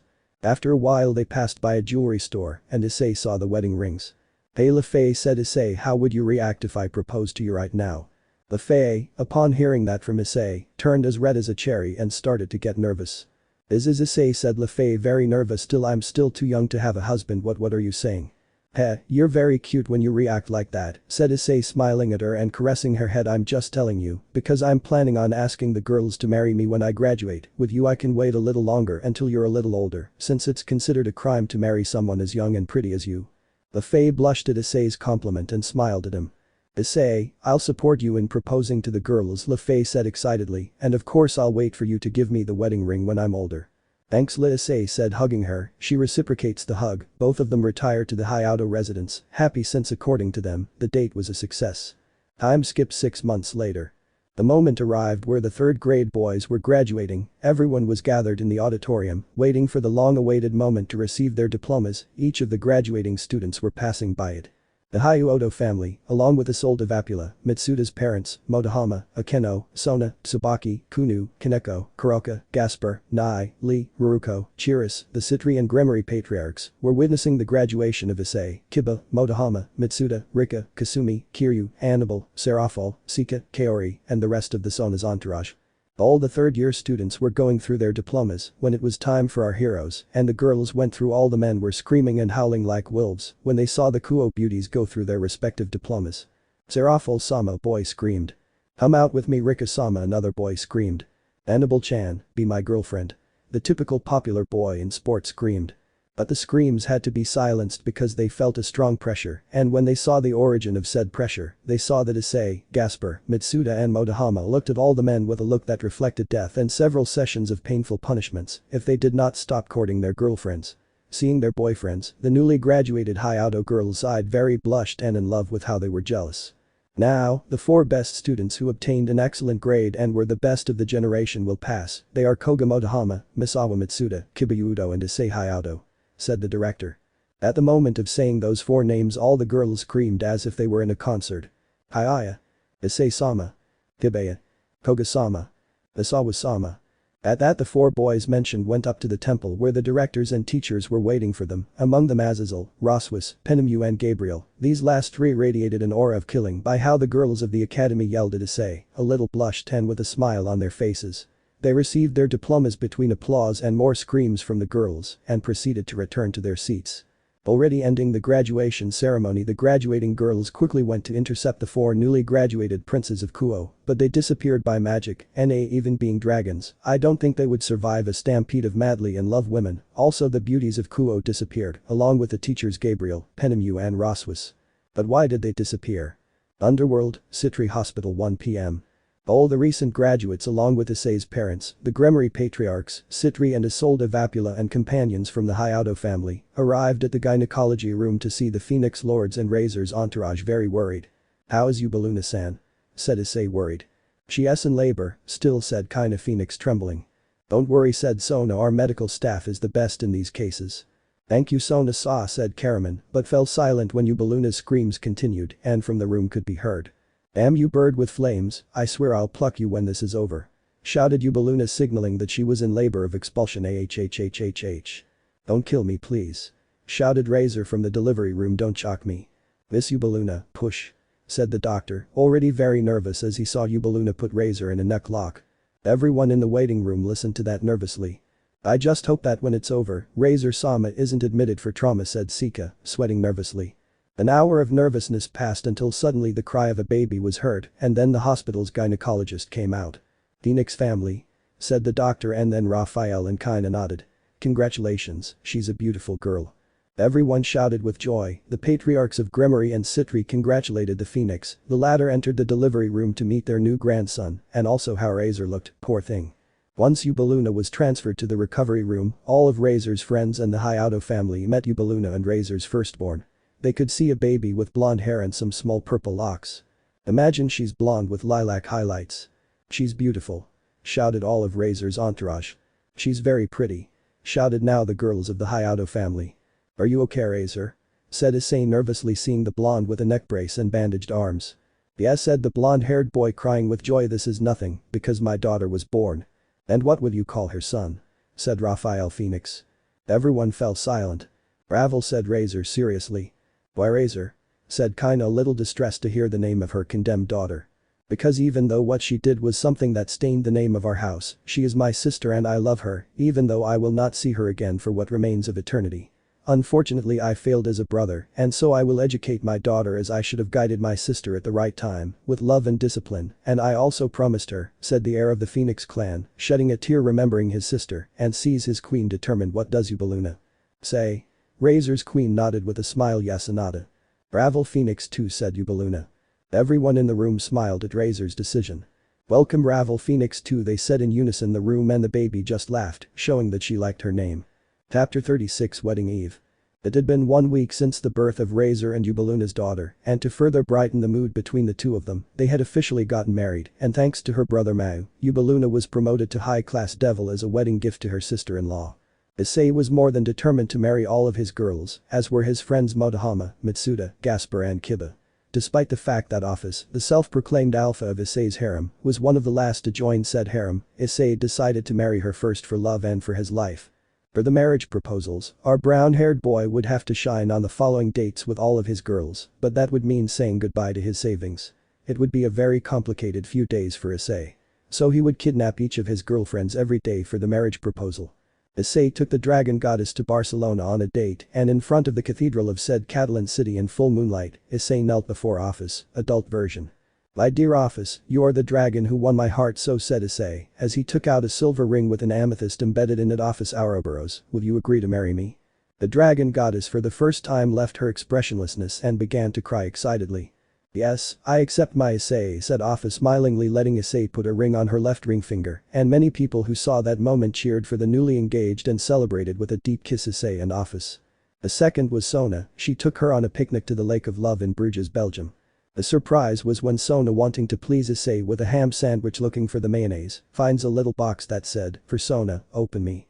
Sona shocked decides to open the box, taking the best surprise of her life to see a platinum ring with an embedded sapphire. What is this, Anata? Said Sona, about to cry very excitedly. Sona, you are one of the women who supported me the most and never abandoned me, said Issei, kneeling before the heiress of the Citri clan. Sona Citri, do you agree to marry me? Yes. Shouted Sona very excitedly, letting her put on said ring and celebrating her engagement with a kiss in full view of the residents of Bruges, who applauded our newly engaged couple. The third was Kaori Katase. Issei took her to Landmannalaugar, Iceland, to see the northern lights.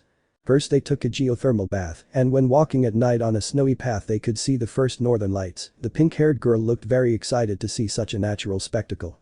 Issei, it's very beautiful, said Katase while watching the northern lights. At that our brown-haired girl kneels before the pink-haired girl and takes out a small box revealing a platinum ring with a pink tourmaline embedded. Kaori, said Issei while his knight watched him kneel. Issei? Said Kaori very excited.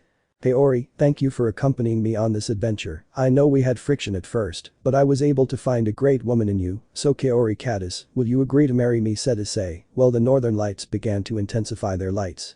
Yes, my Issei, shouted Kaori, hugging him and knocking him down in the snow, beginning to kiss her beloved brown-haired girl, while an old Viking who was passing by played a horn, a sign that another couple had just been formed in those icy lands. The fourth to propose to her was Gabriel, for which he took her to Rome. But first, the former Seraphim, along with her beloved, visited the Vatican before going to their final destination. The Orange Garden on Mount Avellino, where they would watch the sunset alone. Once our couple arrived at the garden, seeing the crowded Italian city. Issei, this is beautiful, said Gabriel very excited. Of course, but there is something I want to tell you, my beloved Gabriel, said Issei, doing the same with his others, revealing a pure gold ring. Gabriel, my beloved angel, will you marry this dragon? Gabriel, unable to contain his tears, nodded very vigorously as a sign that he accepted to get engaged to Issei, and some Roman residents saw this scene and shouted. Bravissimo. Gabriel and Issei proceeded to kiss to begin their wedding engagement. The fifth was Tsubasa, decided to propose to her in Mexico. Yes, my beautiful and dear Mexico, in Nanacamilpa, Tlaxcala being a good choice for a nighttime marriage proposal in a forest. They were walking along a path in the middle of the night, both with flashlights to see in the dark forest. Hey Issei, where are you taking me? Said Yura very excited. Calm down, you'll see, said the brown-haired boy, smiling. When they stopped at a fixed point in the forest, all you could hear was the sound of cicadas and the wind hitting the leaves of the trees. What are we waiting for? Said Yura very worried while Issei hugged her by the waist. Wait in 3, 2, 1 now. Said Issei, and in that the fireflies begin to appear, illuminating the couple. The fireflies played around Issei and Yura, the latter was very excited by the night spectacle. It's very beautiful. Said the blue-haired girl, contemplating the insects that illuminated the forest. Yura, said Issei as he also proceeded to kneel and also revealed a platinum ring with a lapis lazuli embedded. Tsubasa, will you marry me? Yes, I do, shouted the Sona Citri tower, excitedly taking Issei's face by the cheeks and proceeded to kiss him passionately, the fireflies witnessing the next union of Issei and Yura. The next was Seraphol, and for her there is nothing better than the city of eternal love. Paris, France. Both visited the French capital with great emotion until the late hours of the night. When at the foot of the Eiffel Tower, the chestnut tree proceeds to its same commitment ritual. "Seraphol Citri, will you marry me?" said Issei, showing her the dark silver ring with a blue kyanite. "Yes, my love," shouted Seraphol, hugging the brown-haired boy with great emotion, and the French who were walking by cheered the couple. Al-Amr. Next was Murayama, and they returned to Mexico to the Mayan ruins of Chichen Itza, and at the foot of the Kukulkan castle, Issei proceeded to do the same. "Murayama, will you marry me?" said Issei as he revealed his tungsten ring with a citrine. "Yes, my Issei," said the brown-haired girl as she kissed Issei, while the night show unfolded in the Mayan ruins. The next was Penemu, as she took her to Mount Fujiyama right there in Japan. When they reached the top it was practically the same. "Penemu, will you marry me?" said the brown-haired man as he revealed his silver ring with an emerald. "Yes, my little dragon," shouted the ex-cadre excitedly, smothering Issei's face in her breasts, and proceeded to kiss him. And finally it was Annabel Vapula, and for that they went to Germany to the Neuschwanstein castle in Bavaria. After visiting said castle, they traveled the romantic route until they reached the Marienburg Bridge, where he proceeded to the proposal for the last time. "Annabel Vapula, will you marry me?" said Issei, revealing a black steel ring with a dazzling ruby. "Yes, I want to marry you, my red emperor," said Annabel, very excited as she passionately kissed the brown-haired boy. After those days, the engaged girls showed off their engagement rings and unanimously decided to get married at the same time in one of the most famous cathedrals in the world. St. Basil's Cathedral in Russia. All financed thanks to Sirzechs, since Issei's last request when winning the rating game against Riaz was that Sirzechs be the best man of the entire wedding, something that the Redeed gladly agreed to fulfill for his ex-son-in-law and friend, Hyoudou Issei. Final chapter: The Big Wedding. St. Basil's Cathedral, Moscow, Russia, 12 p.m. The big wedding of Issei and his girls was taking place as a private event in the majestic Russian cathedral. The attendees' demons had a special necklace so that the holy place and the prayers of Michael, who will act as priest, would not affect them. Likewise, some of Issei's girlfriends also wore it. Michael waited at the altar along with Issei and his knights of honor. Vali, Saji, Matsuda, Motohama, Kiba and Gaspar. "I hope you are happy, Issei-kun," said Michael, smiling. "Take good care of all your wives and especially my sister." "Of course, Michael-sama," said Issei, smiling and nodding. The attendees were made up of the new head of the Gremory family, Sirzechs and Grayfia, accompanied by Zeoticus and Venelana. To the lords of Citri, Andrew and Hemlock. The Phoenix family, Raphael, Kaina, Razor with his retinue, Ubaluna and Ravel too sleeping in his mother's arms. Blair Bale, Azazel, Barakiel, Shmahazai, and Ramelich, Roygun Belfigur and his entourage, Dehauser Belial and his entourage, Reverend Hyoudou, Griselda Quarta, Riftalia, Yasaka and Kunu with Issei's parents. The Kuoh Academy Kendo team, Cao Cao, Biku, Arthur, Lefei, the Katase and Murayama families, Isolde Vapula, Lavinia, the Four Mass. Ruva Lucifer, Seekvaira Beelzebub, Sarah Ergasmodius and Mazarda Leviathan, the dragons Krom Kruich, Tannen, Great Red and Fafnir, all four transformed into humans so as not to alarm half of Moscow and Putin. "The brides are coming," Milikas shouted, running and taking a seat with her father and mother. The audio of the Magic of Love 2 Steps from Hell video is played as a wedding march. The first to appear was Murayama. Her parents were overjoyed and cried with emotion. The second to appear was Sona Citri. The lords of Citri smiled with pride for their daughter.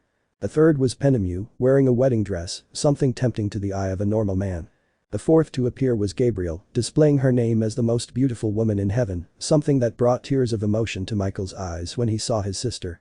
The fifth to appear was Seraphol Citri. At the time of her appearance, Hemlock Citri could not contain his excitement upon seeing his daughter in wedding attire.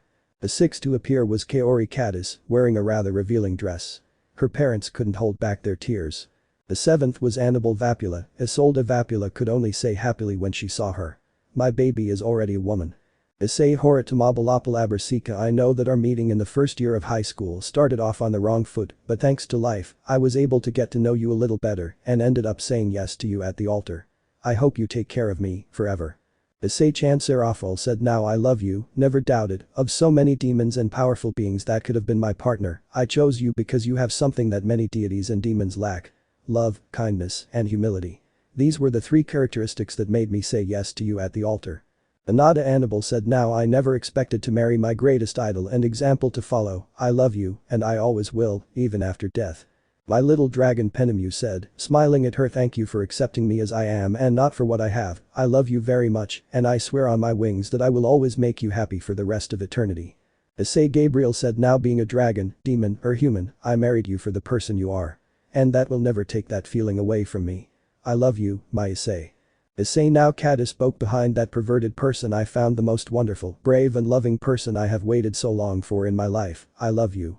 Issei Kunyura said, now I always liked you for your perverted personality and bad behavior, but your great protective, gentle and kind personality made me fall more than in love and say yes to you at the altar.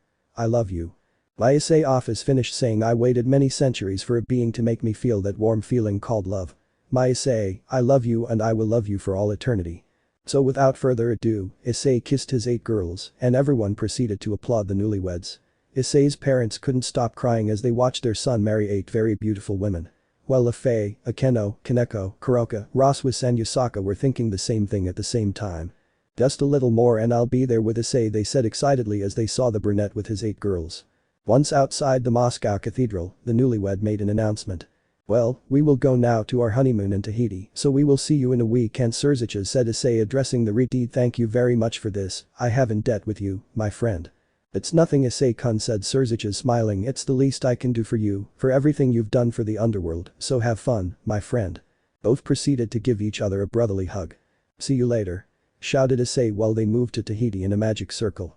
See you later, Sekiruite, shouted the acquaintances, family and friends of the Red Emperor Dragon. Now Issei knew that this was the beginning of a new cycle. Now as leader of his own clan, he would know that new problems would come, new challenges, but with the help of his wives, friends and entourage, they would overcome it without any problem. Now Issei's greatest challenge will be to please 9 women in one night of passion, who would not be willing to let go until they got pregnant, but that great challenge will be another story for another day. Pray for Issei. Let me know in the comments below if you guys want the next part. Also check out my other video that has been shown in left. Thank you for watching. If you enjoyed this video, please like and share this video. And have a fantastic day. Bye.